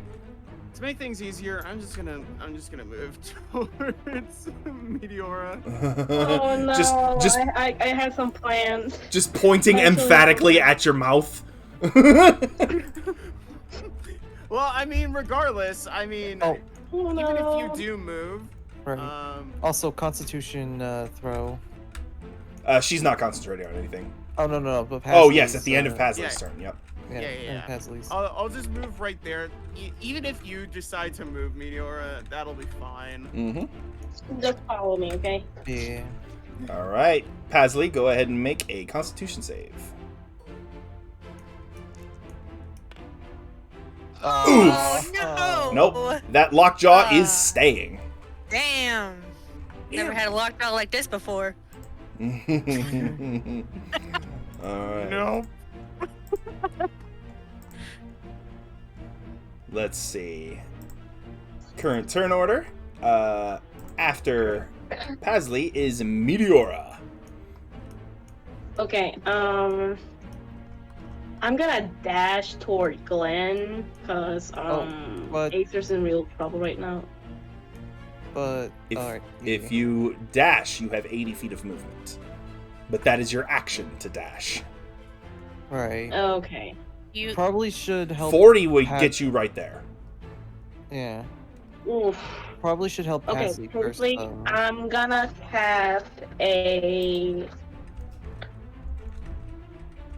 Okay, Paisley, for you, I'm gonna cast, Lesser Restoration, Thank you. so that could help with poisoning. Okay, so Yeah, so I can be a nuke again. he's like, I'm a gun, take the safety off! So Take my she... muzzle off, please. Yep, she ends the poison condition, and you feel your jaw loosen as you regain your ability to speak. just scream. How many health did you "Fuck!" gain? Lesser Restoration does not restore health, it removes conditions. Okay. Mhm. And after Paisley screams the F word, I'm like, you're welcome. Yep. Pasley, you are no longer poisoned, and you can speak. Fuck yeah. Alright. Would my spiritual weapon attack Glenn? Is that possible? You can move it up to 15 feet, and then after moving it, if there is a target, you can attack. It can only move Okay, 15 move feet it. around. Okay, move it as far as it can, I guess. 15 feet. What? It does not occupy physical space, so it can occupy the same space as Asley has a character. nice hat. Mhm. Uh-huh. Mm-hmm. Alright. Currently, there is a sword sticking through you, Pasley, though you do not feel it. Are you gonna make comment about?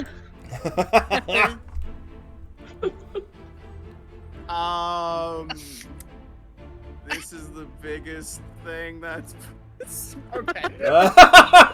Oh no. Oh And no. Meteor was like, Yeah. Meteor was like, no! Paisley, why did you say something like that? Oh man. Alright, Meteora, that's your action and your bonus action. Stop Excuse yawning. me, I'm sorry. You still have your movement, so you can still move up to 40 feet. Okay, I'll move up to 40 feet at least toward Glenn. Okay, that would put you here. Okay. Alright, Kick him with your horse butt. so that means it's Mhm. Ophelia's turn. Actually, Meteora, you need to... were you poisoned? I think you just took damage. Yeah. Yeah. No, I think I just took damage. Yeah, her poison just did a straight hit of damage, yeah. Okay, cool.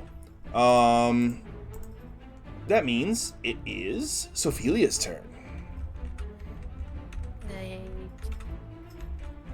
I can't see. You are blind.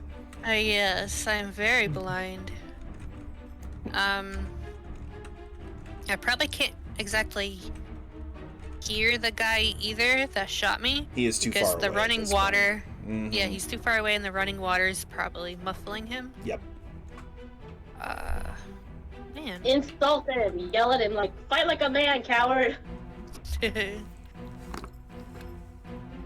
Fight like me, coward. Yep. Come back here and fight like a woman.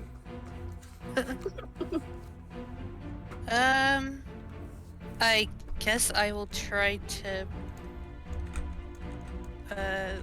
Will I have to use half my movement? Because I can't see. Yeah, come No, toward you me, can girl. move at full Come speed. toward me. Okay. Mhm. I heard her horse butt, so Mm-hmm.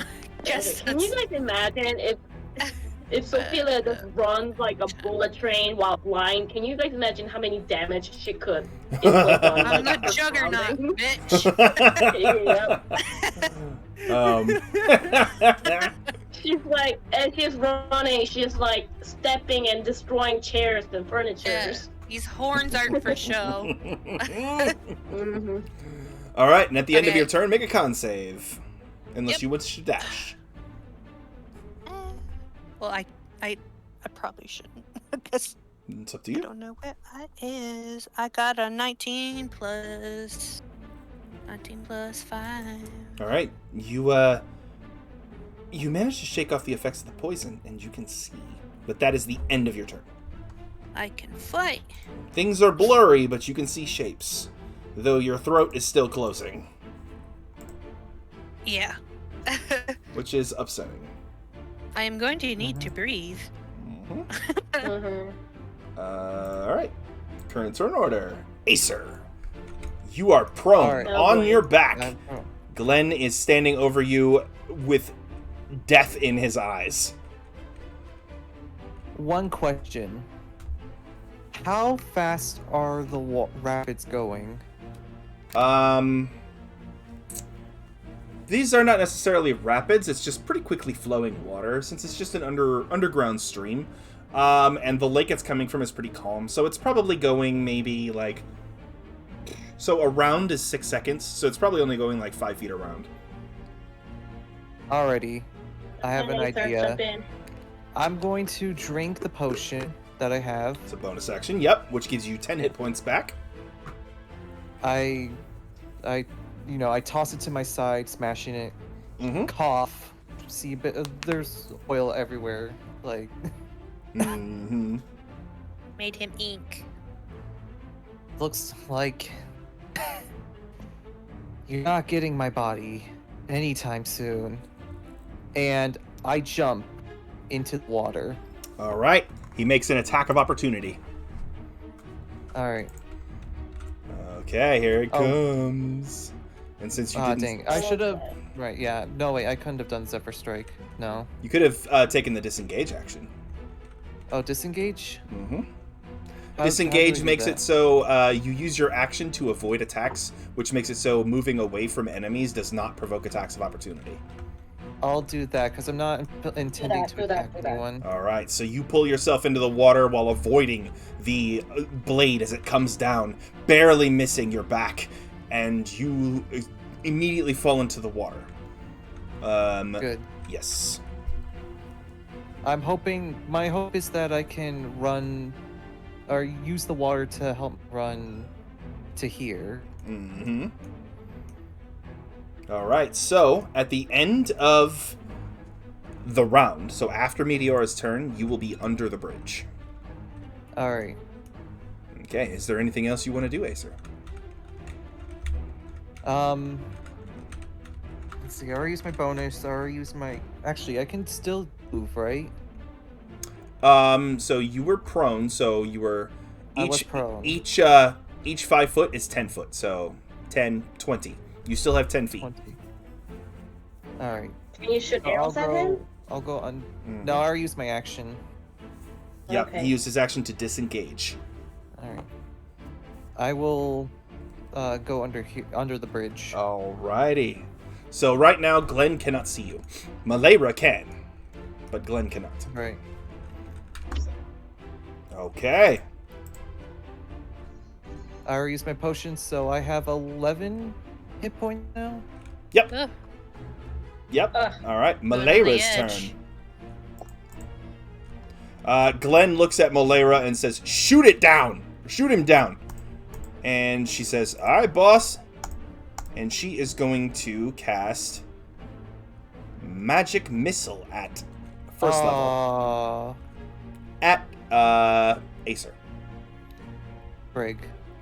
So Magic Missile doesn't have an AC, so... it automatically hits. Yeah. Yeah. You see her reach out her hands as she fires a volley of green and black darts that immediately fly to your location and slam into you for 1d4 plus 1 force damage each. Oh gosh. Please low, please low. Please low. So 3d4 plus 3. Oh. Yeah, 14. I'm down. Oh. Oh, Acer is God. unconscious and you don't breathe, right? I don't breathe. Okay. I was going to say cuz you're underwater and unconscious, which means you'd be drowning. But you good. All right. Acer's down. All right. Webley looks over to Malera and says, "Hey, keep the horse busy. I got to go fish this machine out of the water." She's like, "But I just shot him. Can you give me a second?" And he's just like, "Don't talk back to me, lady."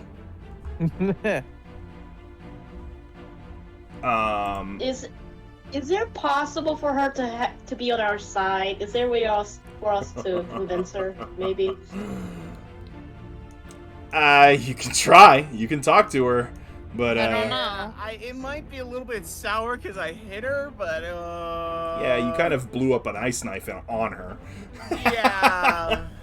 All right. Farak and the worst part Thresh. is, the only one who'd probably be able to convince her is me. So Mm-hmm. I can be quite convincing. you could threaten. Go ahead. Can he jump that far? No, he's got a crossbow. I don't think he's Oh. jumping. He's gonna take a shot at Pasley. Oh fuck. Where's Glenn at? Actually, no, he's not, because Pasley can see him. He's going to take a shot at Sephilia because she's currently... Oh, wait, no, she's not blind either. I got blurry. I just got out of Um, being blind. Okay, instead, he is going to duck into the shadows and go into stealth first. And then he is going to attack from here so that he can get the advantage. And he's going to shoot at Pasley.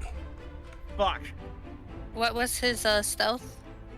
I got to do that first. 13.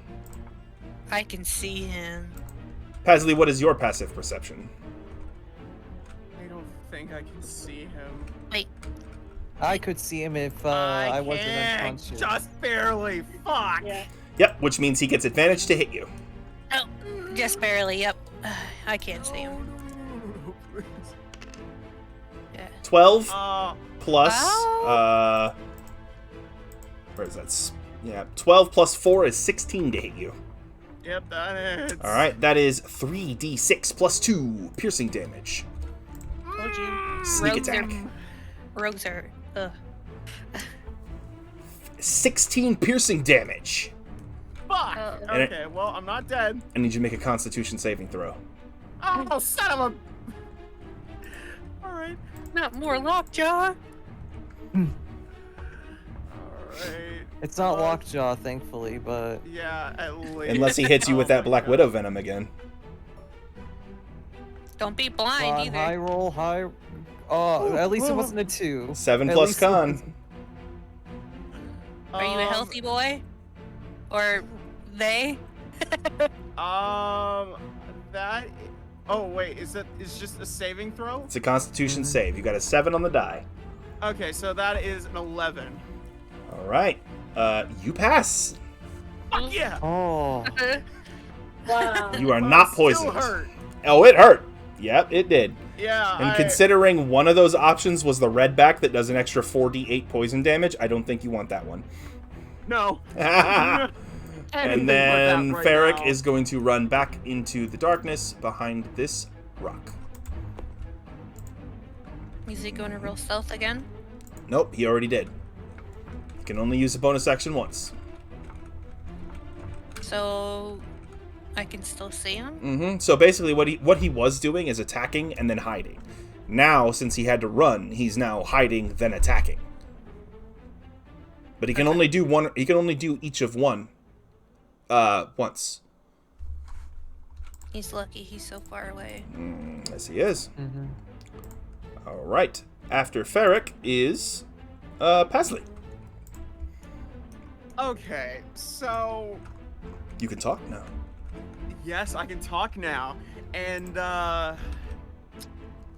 if I roll this correctly, Glenn is about to be catching the sun god's hands right now, as I'm about to cast Do it, Scorching do Ray it. directly, all targeting him. All right. 3 rays Do of it. searing flame erupt from you. Make 3 spell attacks. Oh my gosh, high number, please. High number, please. High numbers. High numbers. 19, 4, and 5. Add your spell attack bonus Ooh. to each of them. Okay, so that is going to be 24, 9, and 10. So you got 1 hit. Fuck. Okay, well, I at least got one of them. I'll take that. One shot. Alright. 2d6 fire damage. Ooh, 10 fire. Not bad. All right. 40. Up. Come back here. Okay. Yeah, he is now critically injured. He's like, oh. No, I will have my revenge. I'm going to kill that thing. All right. This is the one thing I will die for. Okay, anything else, Pasley? Yeah. I'll just, move all the way fucking over here.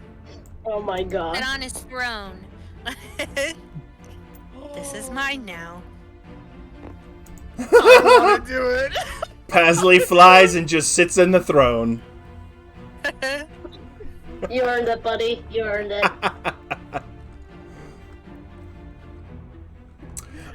You're looking down on like everybody and you're like pathetic. Glenn looks up at you sitting in his throne, and his mouth drops open for a sec, and then he points his cleaver, a giant blade I must mention, with one hand, the tip of it facing you, and says, "I'll get you too, bitch." Oh. Paisley, say something smart. Come on. Assassin. Sorry, I can't hear you from all the way up here, honey. Nice. All right, Meteora, your turn. I'm gonna hammer him. Hammer down. Yeah, take him out, especially after the fact that I just did that. Come on. Mhm. Yes. All yes, right, here yes. comes the Really? D20 roll. Shit. Come on, baby. 13 plus 5 is an 18, which is a hit. Okay. Yeah. Alright. He is going to use his reaction, however, to parry. He brings his cleaver that he was just pointing at Pasley with and bats the head of your maul away with the flat of it and just goes back to pointing at Pasley. Oh my god. All right. You still have a bonus action, so you can move your spiritual weapon. Yes, please. Where would you like to move it? More towards Or towards Glenn? Glenn. All right. Yep. Okay. It's doing its best to get there. All He'll right. probably die before Thank you, he makes Juliet. it. And then at the Juliet's making effort. all right, Meteora, you also have movement if you would like. Otherwise, it would be the end of your turn. Could I go behind? Okay, so could I take maybe 3 steps so that I'm not in direct? Okay, could you guys place me behind Glenn so that whatever was at the Mularia would try to hit at me would not be hit? Oh, so Yep. she would have him in the way. I get you. Yep. The magic missile. Yep. Nice. Yep. Yeah, so you circle around Glenn, making sure to keep your weapon prepared. Okay.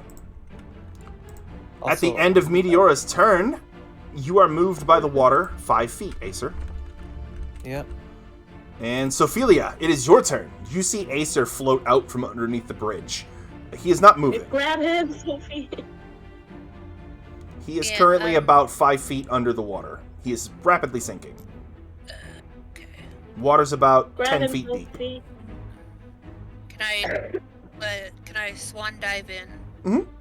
You don't even need to dive. You can still reach him as long as you go to the surface of the water. Oh yeah. Okay.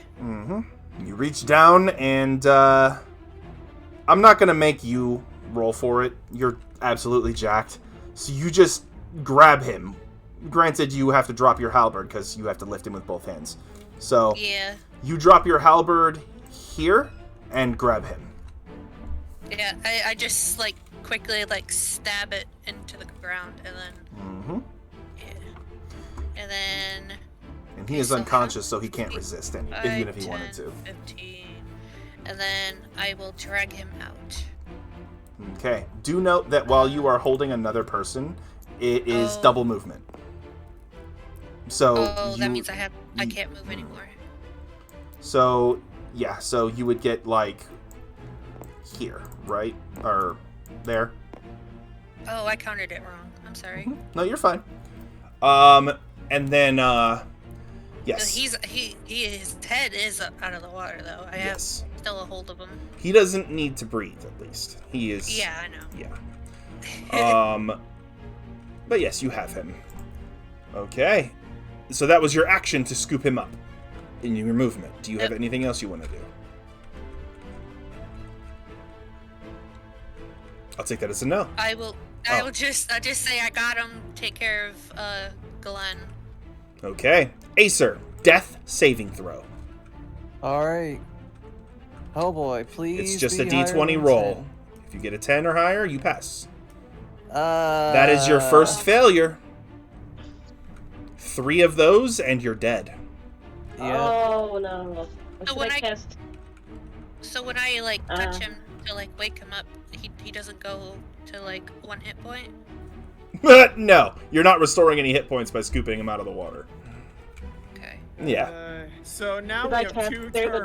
Dying? No, he is bleeding to death. So now we have 2 turns to kill him. Assuming he continues to fail. Yeah, assuming that. Mm-hmm. But I'm just saying for the worst case scenario, we have 2 turns. Mm-hmm. Oh god. The odds are at least weighted in your favor, because it's 10 or higher, you pass. 9 or lower, you fail. Yeah. Yeah. Okay. Come on, you've been doing that. That for is me the all end of night. Acer's turn. It is Glenn's I know. turn. And Glenn is going to, completely uncaringly and disregarding Meteora, he's just going to walk right out of her reach. Ah, the You could do- bastard. You could do an attack, right? You can for- attack him with your reaction, Meteora.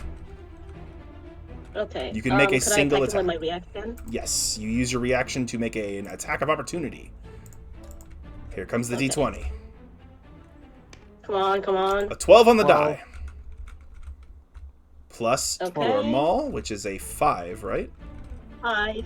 Yep. So that is a 17 to hit. He is going to use his reaction, which he gets back at the start of his turn, to parry that as well. Oh, come on. Ah. Yep. And then he is going to look at Sophelia as he approaches, and he says, "You have something that's got my name on it." As he reaches or brings up his cleaver to swing down and deliver a finishing blow to Acer. Let's see if he gets the kill. He is attacking he is attacking at advantage. If he hits, it's 2 failed death saves, which means Acer dies. Oh my god. Please no. Oh, come At on. advantage, right? It's a 20. Oh, Oh god. Oh. Acer, Oh my god. your life is cut short. No! God. Oh no! However, Shit! do not think that this is the end. Oh. If they can get you out of here, Class, they can resurrect you. Okay. Who has They diamonds? will have to find somebody who can cast a spell to bring you back.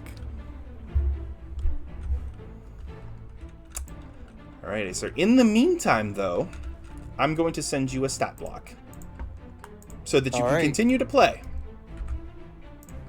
You are now in control of Malera. Oh. my god. Oh. So Max. There you are. Boop. Follow that link. Use that stat block. All of the third level or all the second level slots have been used, and one of the fourth.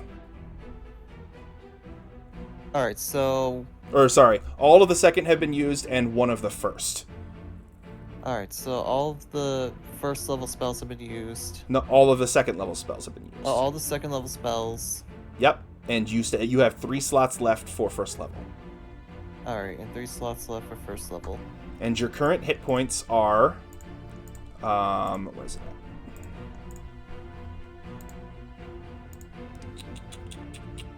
31 out of 40.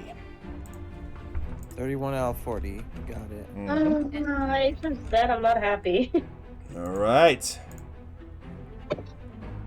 And that is going to be the first strike that Glenn has. And then he is going to look over at Sophelia and deliver a kick right in the chest That hits. as a bonus action.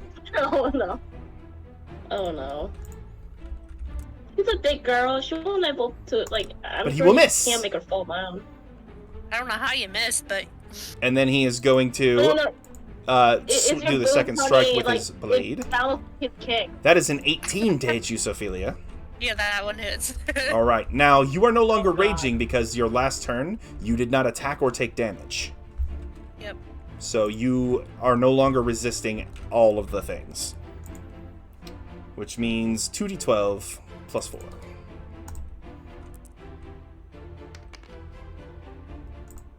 Seven. 7. 7 slashing damage. All right. That's not bad. They still have a chance to get you out of here, Acer. All right, Malera, your turn. What would you like to do?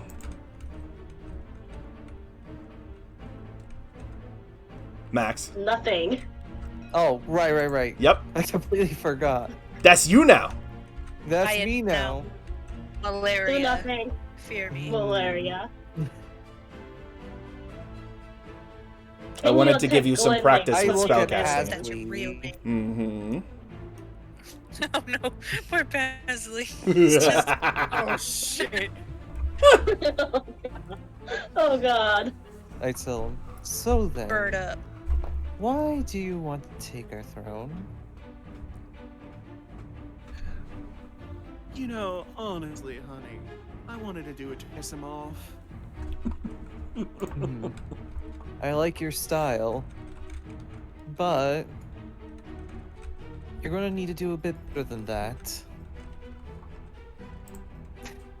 You know what? I want to try this. Mhm. So how many slots do we still have for first level? You have 3 Three. first level slots remaining. I want to use Charm Person on Patsy. Ah! Oh, have the turns have tabled. All right. So the range of that spell is Oh my 30 God. feet. So Oh, it you is might 30 have to get feet, closer. okay. So 5, Alright, so- 10, or 5, yeah, 10, 15, yeah. As long as you are within 30 feet of him or of them, you can get them. Alright, Charm Person. All right. Go make a wisdom save, Pasley. Your spell save Are you gonna DC is 13. You gonna be charmed by her half-rotten face? Mm-hmm. Oh boy. Wisdom. Oh, wait, okay, wisdom saving throw? Wisdom saving throw. Yeah, Wisdom saving. Fuck, that's a 10. Yep. You are currently charmed by Malera. which means any social Oh my interaction God. she does with you, she has advantage on, and you cannot willingly hurt her. Mhm. You do not have to follow her orders, but she's basically like your best friend right now. Oh. Oh God, no. Well, I mean, I guess that's kind of fine because she wasn't really my target anyway. But that still sucks. Yup. All right. Anything else you want to do there, Malera? Now then, will you be a good boy and... Mommy, I sorry, can't be- mommy. Oh my God. Man, I'm trying to figure out what to say. I'm not good with this. I know, it's fine. We're dead. Okay, Matt, tell me what you want me to do, and then I could probably come up with what she would probably say. Oh man, let me think. On the spot, it's kind of... Yeah, I won't make fun of you. You did not expect to play a tiefling evil mage today. Now then, why don't you join me, basically, or something like that? Ooh. Get off the throne. Okay, I'm imagining that she says, "Now, why don't you be a good boy and become my pet?" Oh my God. Perfect. Shit, ooh. Am I forced to follow that now, or? No, she does not have No, control you're of you. Mm. Okay, I was Oh, you not are expecting my extremely charmed. boyfriend. I was not expecting my boyfriend to flirt with a pretty chicken today. I mean, were we expecting him to Pleasant. die today? I don't think anyone A was. pleasant pheasant. So, I will say, birds are technically dinosaurs, so that means Pasley is a goddamn sexual Tyrannosaurus. Yeah. Oh, he wished he was a T-Rex. No, it's a joke from Predator. Uh-huh. So, in response to that, Pasley goes, "Honey, I'd love to, but currently I have someone I'm focusing on. Give me a sec, and maybe I will." Mm-hmm. All right. With that, it would be Farrak's turn. Oh my And god, that son of a... I swear, if God this me again. If he... Wait, is he able to shoot me? That's a good question. he is able to shoot Can he? you if he Fuck, can get a he's a beat on rogue. you. He is going to roll stealth first. Rogues are bastards. Oh my God. Come Oh my on. god, if roll, he can't hit me, I'm roll, fucked. roll, I'm roll. actually fucked right now. Oh. 7 plus his stealth, which is a Okay. +4, is an 11. If any of you have a higher passive perception than an 11, he does not get a bonus to attack you. Which Passive, means what's your passive that Yes, perception? I passed that. all of you do. Me too. 13, 14, Yes. 14, and 12. All of us, including my dead body. You point out of the water. He's like, I saw that shit. Mm-hmm. He kicks a rock as he's kind of darting around between these stones, and it kind of rattles against the floor and then hits the water. So you guys got a general idea of where he is. So instead, he's just going to It's like, he's going to still attempt the shot on Sophelia, Aw. though he is not rolling with advantage, and he does actually. Glenn is right next to you, Sophelia. So if he hits you, he still gets sneak attack. Oh. Oh, come on. Yeah, that's gonna hit. Oh my God. Fuck. And it's at full damage now, so... yeah, I gotta get angry again, which this might make 10 me angry. plus 2 is 12 piercing damage, and I need a con save. Oh, forgot about the con saves. Yeah, that's the... No. I hate him. I hate him. Yeah, Hate all of that his bolts poison are arrow. poisoned. That is a 17. A 17. You resist the effects of the poison. Good. Trying to poison me. Ready to poison me, you bastard! Fucking stop it! Okay. After Ferric is Pasley. Okay, so this motherfucker Pick it up. achieved his goal, but you know what? I'm gonna send him to the not-so-pearly gates of hell right now. I've had it. I'm going to kill this motherfucker. Do it. That being said, I'm gonna use a chromatic orb. I would like to remind you that if you are running low on high-level slots, you can convert sorcery points into spell slots. If you have extra sorcery points. True. Actually, Do you have sorcery points? yeah, I haven't used any. Oh. So that could be good, actually. Ooh. It is called Font of Magic. Yes. Sorcerer on roll 20. Font of Magic makes it so. Can you so yeah. Or sorry, you- flexible casting. So to make a second level slot, you have to sacrifice 3 sorcery points. Did I get another sorcery point when I leveled up? Yes, you did. Okay, so yeah, I do have enough for that then. Ooh. You have so sorcery points. You have a number of sorcery points equal to your sorcerer level Gotcha. at all times. So, yep, whatever level you are, that is how many sorcery points you have. Got it. Okay. So yeah, I definitely can do that. Okay. You generate a second level spell slot by sacrificing 3 sorcery points. All right. And that is I a got him bonus action. One. Oh, what? That is a bonus action. Oh, that's a bonus action. Okay. Yes, Okay. which means you still have an action to cast with. Yes.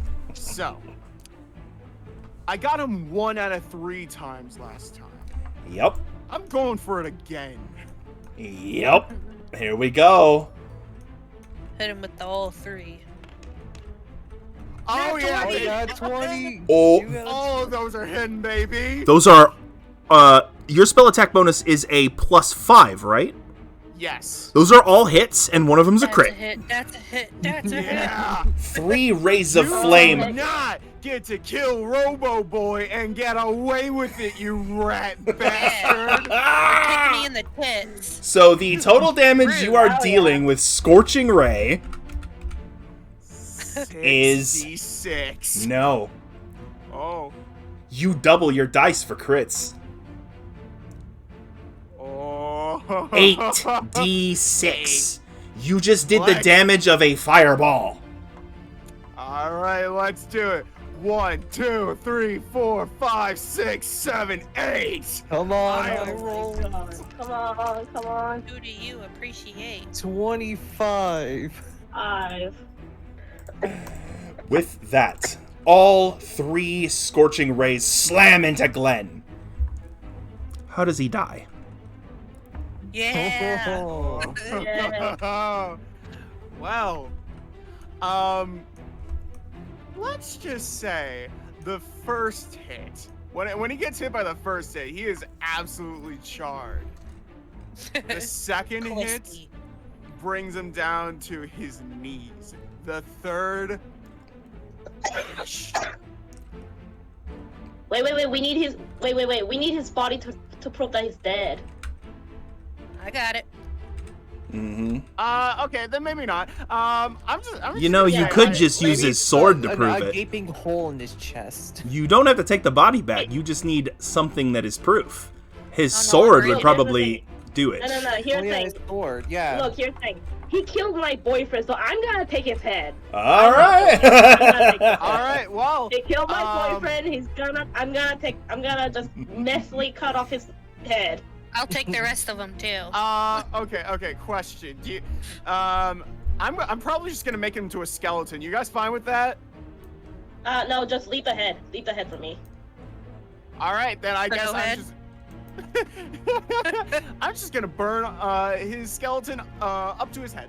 So Okay. everything down below, burnt completely. Or can right. I, or Paisley, can I suggest you something? Instead of a hole on his chest, how about a hole in his crotch? So his crotch is completely missing. You burned through it. You know what? Yeah, I'll count that since I said I was going to remove everything up to his head. So yeah. Okay. So, as Glenn dies, Malera looks over and sees him crumple. She just, the boss is dead. Nathrash, get your ass into through the tunnels. Tell everyone the boss is dead. Raise the alarm. These people do not leave here alive. Oh, fuck. Okay. Oh, and by the way, I did forget to mention that across that lake there, that is a boat ton of gold and gems. Oh. Okay, we're going there after we resurrect. Mm-hmm. Well, you don't have a resurrection. Could I cast Spare the Dying? He's already dead. I'm already dead. Okay. Mm-hmm. I'll just grab him, like, kind of have his like torso, like on my back back. of my neck. Yeah, and then I have one of his arms on my right arm, and then his other one on my left. Mm-hmm. Here, just let's Or tie his leg together. on my left. Huh? Let's just tie his wrist together so you wear him like a cape, I guess. I'm talking about Acer. Yeah, that's what I'm saying. That's what I'm saying. Acer? So at least you can move your hand around like freely when you fight. True. Let's see. Well, you could do something like in what is it? The Empire Strikes Back. Hold on. Acer, I want you to make one final con save. Oh. Really quick. Oh. All right. Wake me up. Wake me up inside. He can't wake up. 19. Oh my goodness. Is that 19 As... Yeah. Go for it. 19 plus 3. Okay. As Sophelia pulls you out of the water, your eyes open. A brilliant blue. Oh. Oh. Okay. I run up to Acer and give him a hug. You are still currently in combat. There are still enemies. Oh, we're... Yeah. Oh shit. Damn, Max, you are back in control of Acer. However, Alright. your directives have changed. Oh. You are in autonomous self-defense mode, which means you do not. Your character does not speak. You can still speak as a player, obviously, but your character does not talk. Your character only follows orders and defends themselves. But whose order is it following? Any order it is given by someone who is seen as an ally. Yeah, okay. Sophelia, speak to him quickly. And Acer, you return to. What is your maximum hit points? 40. 40? You have 10 hit points right now. Alright. If you go down again, you are instantly dead. No death saves. Got it. Oh my gosh. Yeah, I pretty much look at him like surprised. I'm like, we gotta go. I just nod. Okay. Which means I will take Malera back. Okay, yeah. Yep. Take her back. She's filthy. I don't want it anymore. Okay, so let me knock Glenn out of the turn order. Because that man is very dead. Yes, thank you. As long as Meteor grabs his head or whatever. Yep. Sword. And, I grabbed his that was head. Pasley's turns. Pasley, did you want to move at all? Or are you up there sitting pretty? Oh yeah, I'm definitely moving. I'm getting the fuck out of here. Yeah, you book it out of there, and you see that Acer is conscious. What?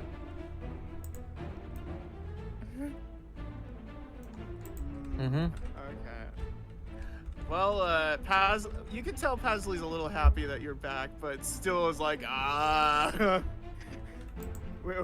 we got bigger fish to fry, which is getting the fuck out of here. Yeah, we're just gonna run past everybody. Oh, damn it. Okay, oh, wait, hold on.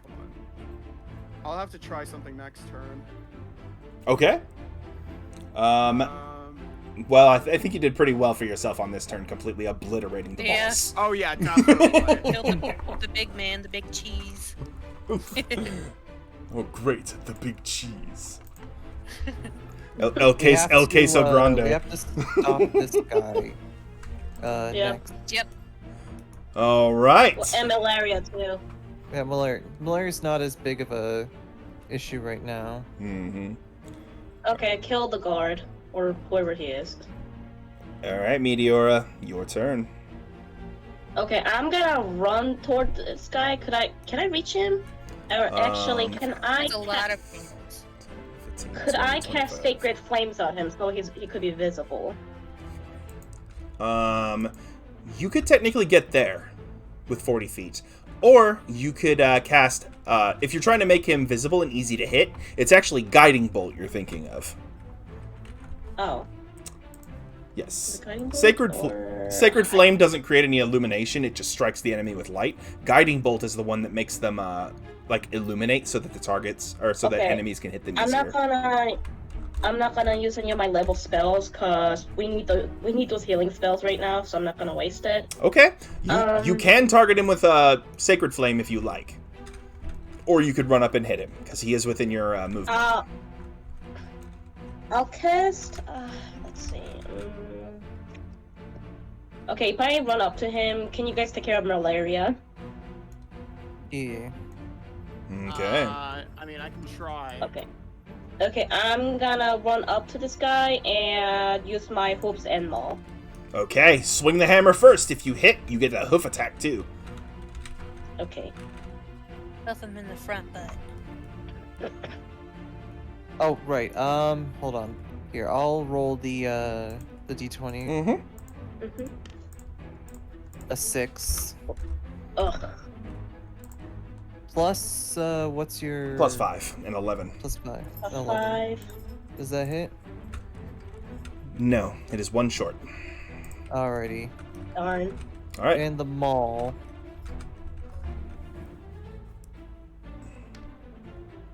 Oh, come on. Nope, that's worse. Oh, come on. So you run up to Ferric over here, to Nithrash, and you swing your maul down, and he just sidesteps really quick, almost like he sees it coming. And then you come down with your front legs, your hooves, to try to kick him in the chest, and he just backsteps. Dude is just he's just Spider-Man with knives. Mm-hmm. He's climbing on the wall earlier, he's dodging your attacks. Yeah. Loki, quit it. Ugh. Also, the spiritual weapon is floating. Okay, make it float above malaria. Okay. Can it strike her? Or Yes, no? it can. Okay, let's do it. All right. Here comes the D20. 10 plus your spell attack bonus from your third sheet. 5. No, 5. 6. So 16, which is a hit. I lost Rose. Just a sec. Oh Alrighty. no, Rose, come back. Yeah. Also, one thing to note is all my runes are now blue as well. Mm-hmm. Is Eric getting website info? Well, let me click things. On Tabletop Sim? It's like lagging pretty bad. Oh. Oof. So, alright. There you are. Hey. Mm-hmm. Alright. We will wrap this fight if we can. Ooh. They know that they are on the back foot with Glenn gone. You are too strong without him. So they are looking for a way out, you can tell. Okay. Meteora, No, we gotta. you hit Malera, by the way. So your spiritual Okay. weapon deals a d8 plus your wisdom modifier in force damage, Wisdom modifier. which should be a +4. 11 force damage to Malera. And she is concentrating on charm person. So let me go ahead and knock her health down. And I need to roll a con save for her, or else she loses the spell. Oh. Yeah. Pasley, you are no longer charmed by Malera. Oh, thank goodness. You're like, as I get closer, you're not as. Yeah, I was gonna say. As I get closer, you're not as pretty as I thought you were. All right. I'll be someone's pet to who I actually like. Oh, Oh god. nice. And that means it is Sophilia's turn. Okay. So Acer can stand on his own now. Mm-hmm. Mhm. Okay. Well, I will Oh, just. Oh dear. you're cutting out. Sophie. I can't move. Sophie. It's lagged so bad Oh heavens. right now. I'm not even over there. It's like a ghost moving it. There we go. Where would you like to go? And Oh, damn it. and the dead. Okay. So Dead. we're gonna do a little something, okay? Just to take care of this problem. I'm going to roll 2d20s. Oh. And Oh. I will tell you what happens in a moment. Okay. A 16 and a 9. Something good, I hope. So Nathrash manages to slip into the shadows and disappear. Darn it. However, Malera does not. Through a combination of spell, blade, and spiritual weapon, Malera is killed in combat. Okay. But Nathrash manages to escape. I Darn. liked you while you were alive, honey. That means the guard. That means all the guys know. Ours will know. Mhm. Perfect. Oh god, they got dogs. Save game. Can somebody move me next to Aether? Mm-hmm. I will wait to hit the save button until she is in Oh. place. Move her. Go ahead, move Oh, her. wait. Yeah, I'll put her right. Yeah, right here. Okay. Yeah, put me on the bridge. On the bridge. Or- Okay. Yeah, put me on the bridge. You know what? Just next to Aether, please, if you don't mind. Yeah. Okay, guys. And with that, we are going to wrap session. All right. So I We're gonna know open up next Vatraka session, like, was. in the middle combat. I know Vatraka was your first boss fight, but that was your first real boss fight with out of turn actions. How do you feel? That was something. Like I It's chewed 5 gum. And then But yeah, so that is a taste of what boss fights are going to be like. They are going to be difficult and trying, but suitable teamwork and a little bit of luck and sometimes a little bit of DM screwery if need be. I just try to make it as fun as possible. Yeah. But yeah, so let's go down the list really quick. Gold. What was your favorite part of today's session? Well, I mean, I'm not gonna lie. Absolutely demolishing Glenn was amazing. Loved to see it. Like, Oh man, I did. I was just like, oh fuck. Welp, Robo Boy's down. I don't like this no mo. Cast. Boom. Demolish him. And so I did. Fatality and all. Toasty. Toasty! All right, Max. What Wait. was your favorite part? Funny enough, well, two things. The first part was him recognizing me, Uh and then That was secondly, my death. Funny enough, Oh my god.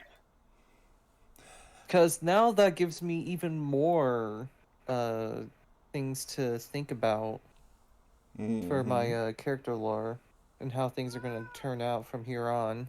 Right. And currently, so just to give you a little insight into what is going on with your autonomous self-defense mode, until you complete a long rest and fully restore your hit points, you are in autonomous self-defense mode. The real Acer with free will is not here. Exactly, yes. Yep. This gives me a lot of ideas that I can work with for next week. Yeah. I'm very glad. Lot to think about. All right. Leo, what was your favorite part of today's session? Definitely the boss battle. It was really intense. I'm terrified for us for next week. I wonder if we could, if it's even possible for us to take a long rest, cause like I'm a little concerned that like I'll be out of slots to use healing spells for my team, so that's a little stressful, but like like exciting stressful. We definitely can't rest here, though. Yeah. I definitely thought that it was funny when Max tried to attempt flirt as Valeria. I thought that was hilarious. I'm sorry. I thought it was. That was great. It was hilarious. It was. All right. And then lastly, Rose, what was your favorite part?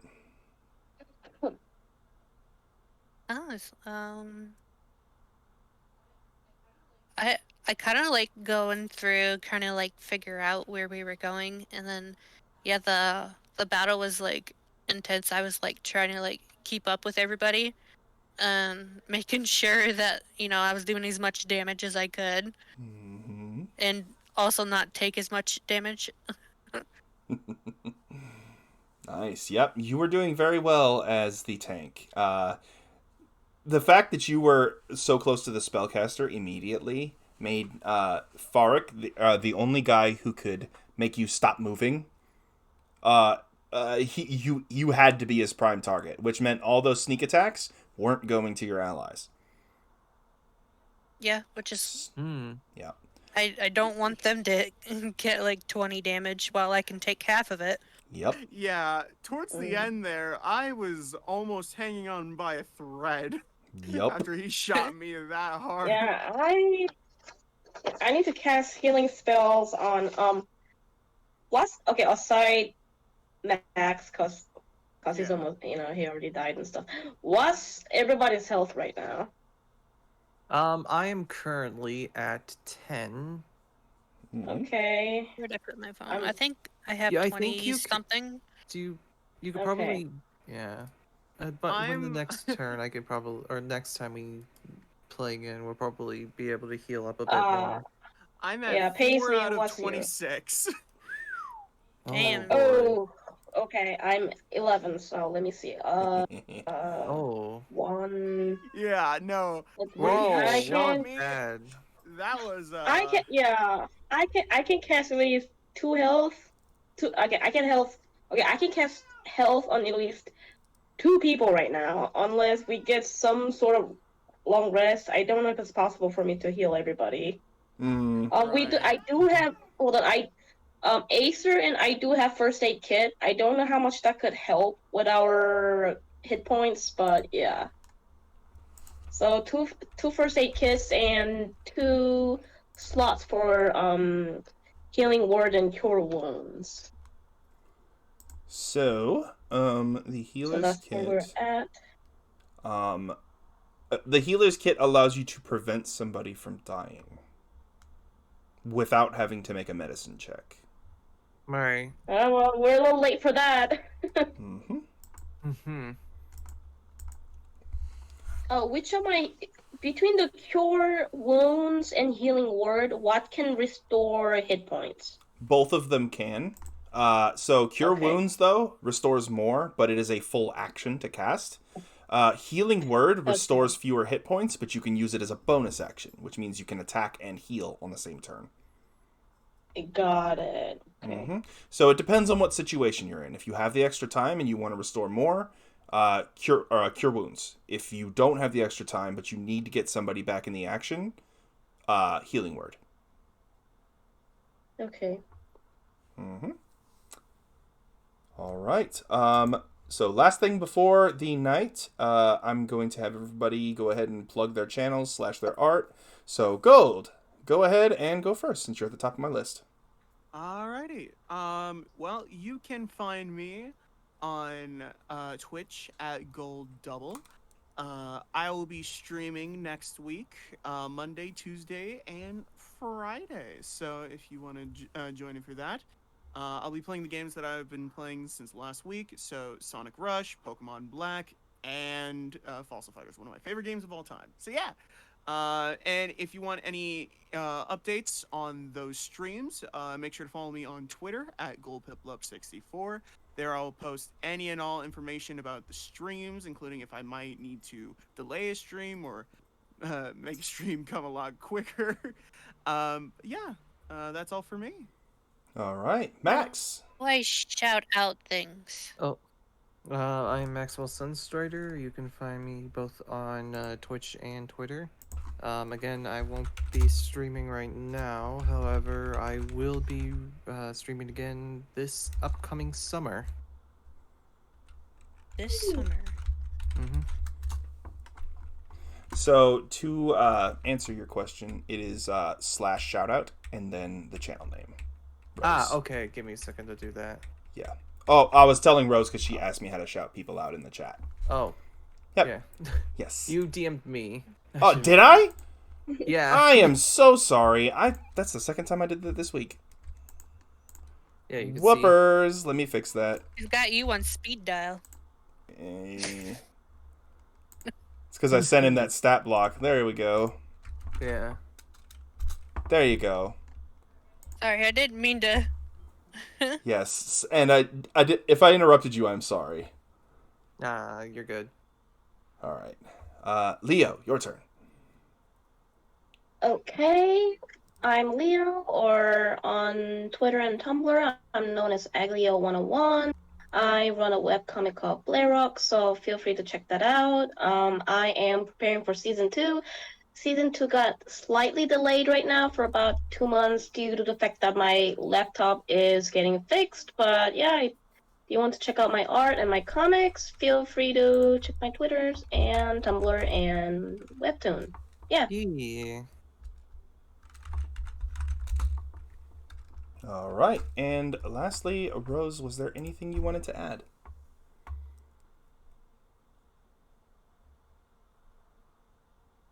Rose? Rose. I believe we're having Did some you- connectivity issues. That's okay.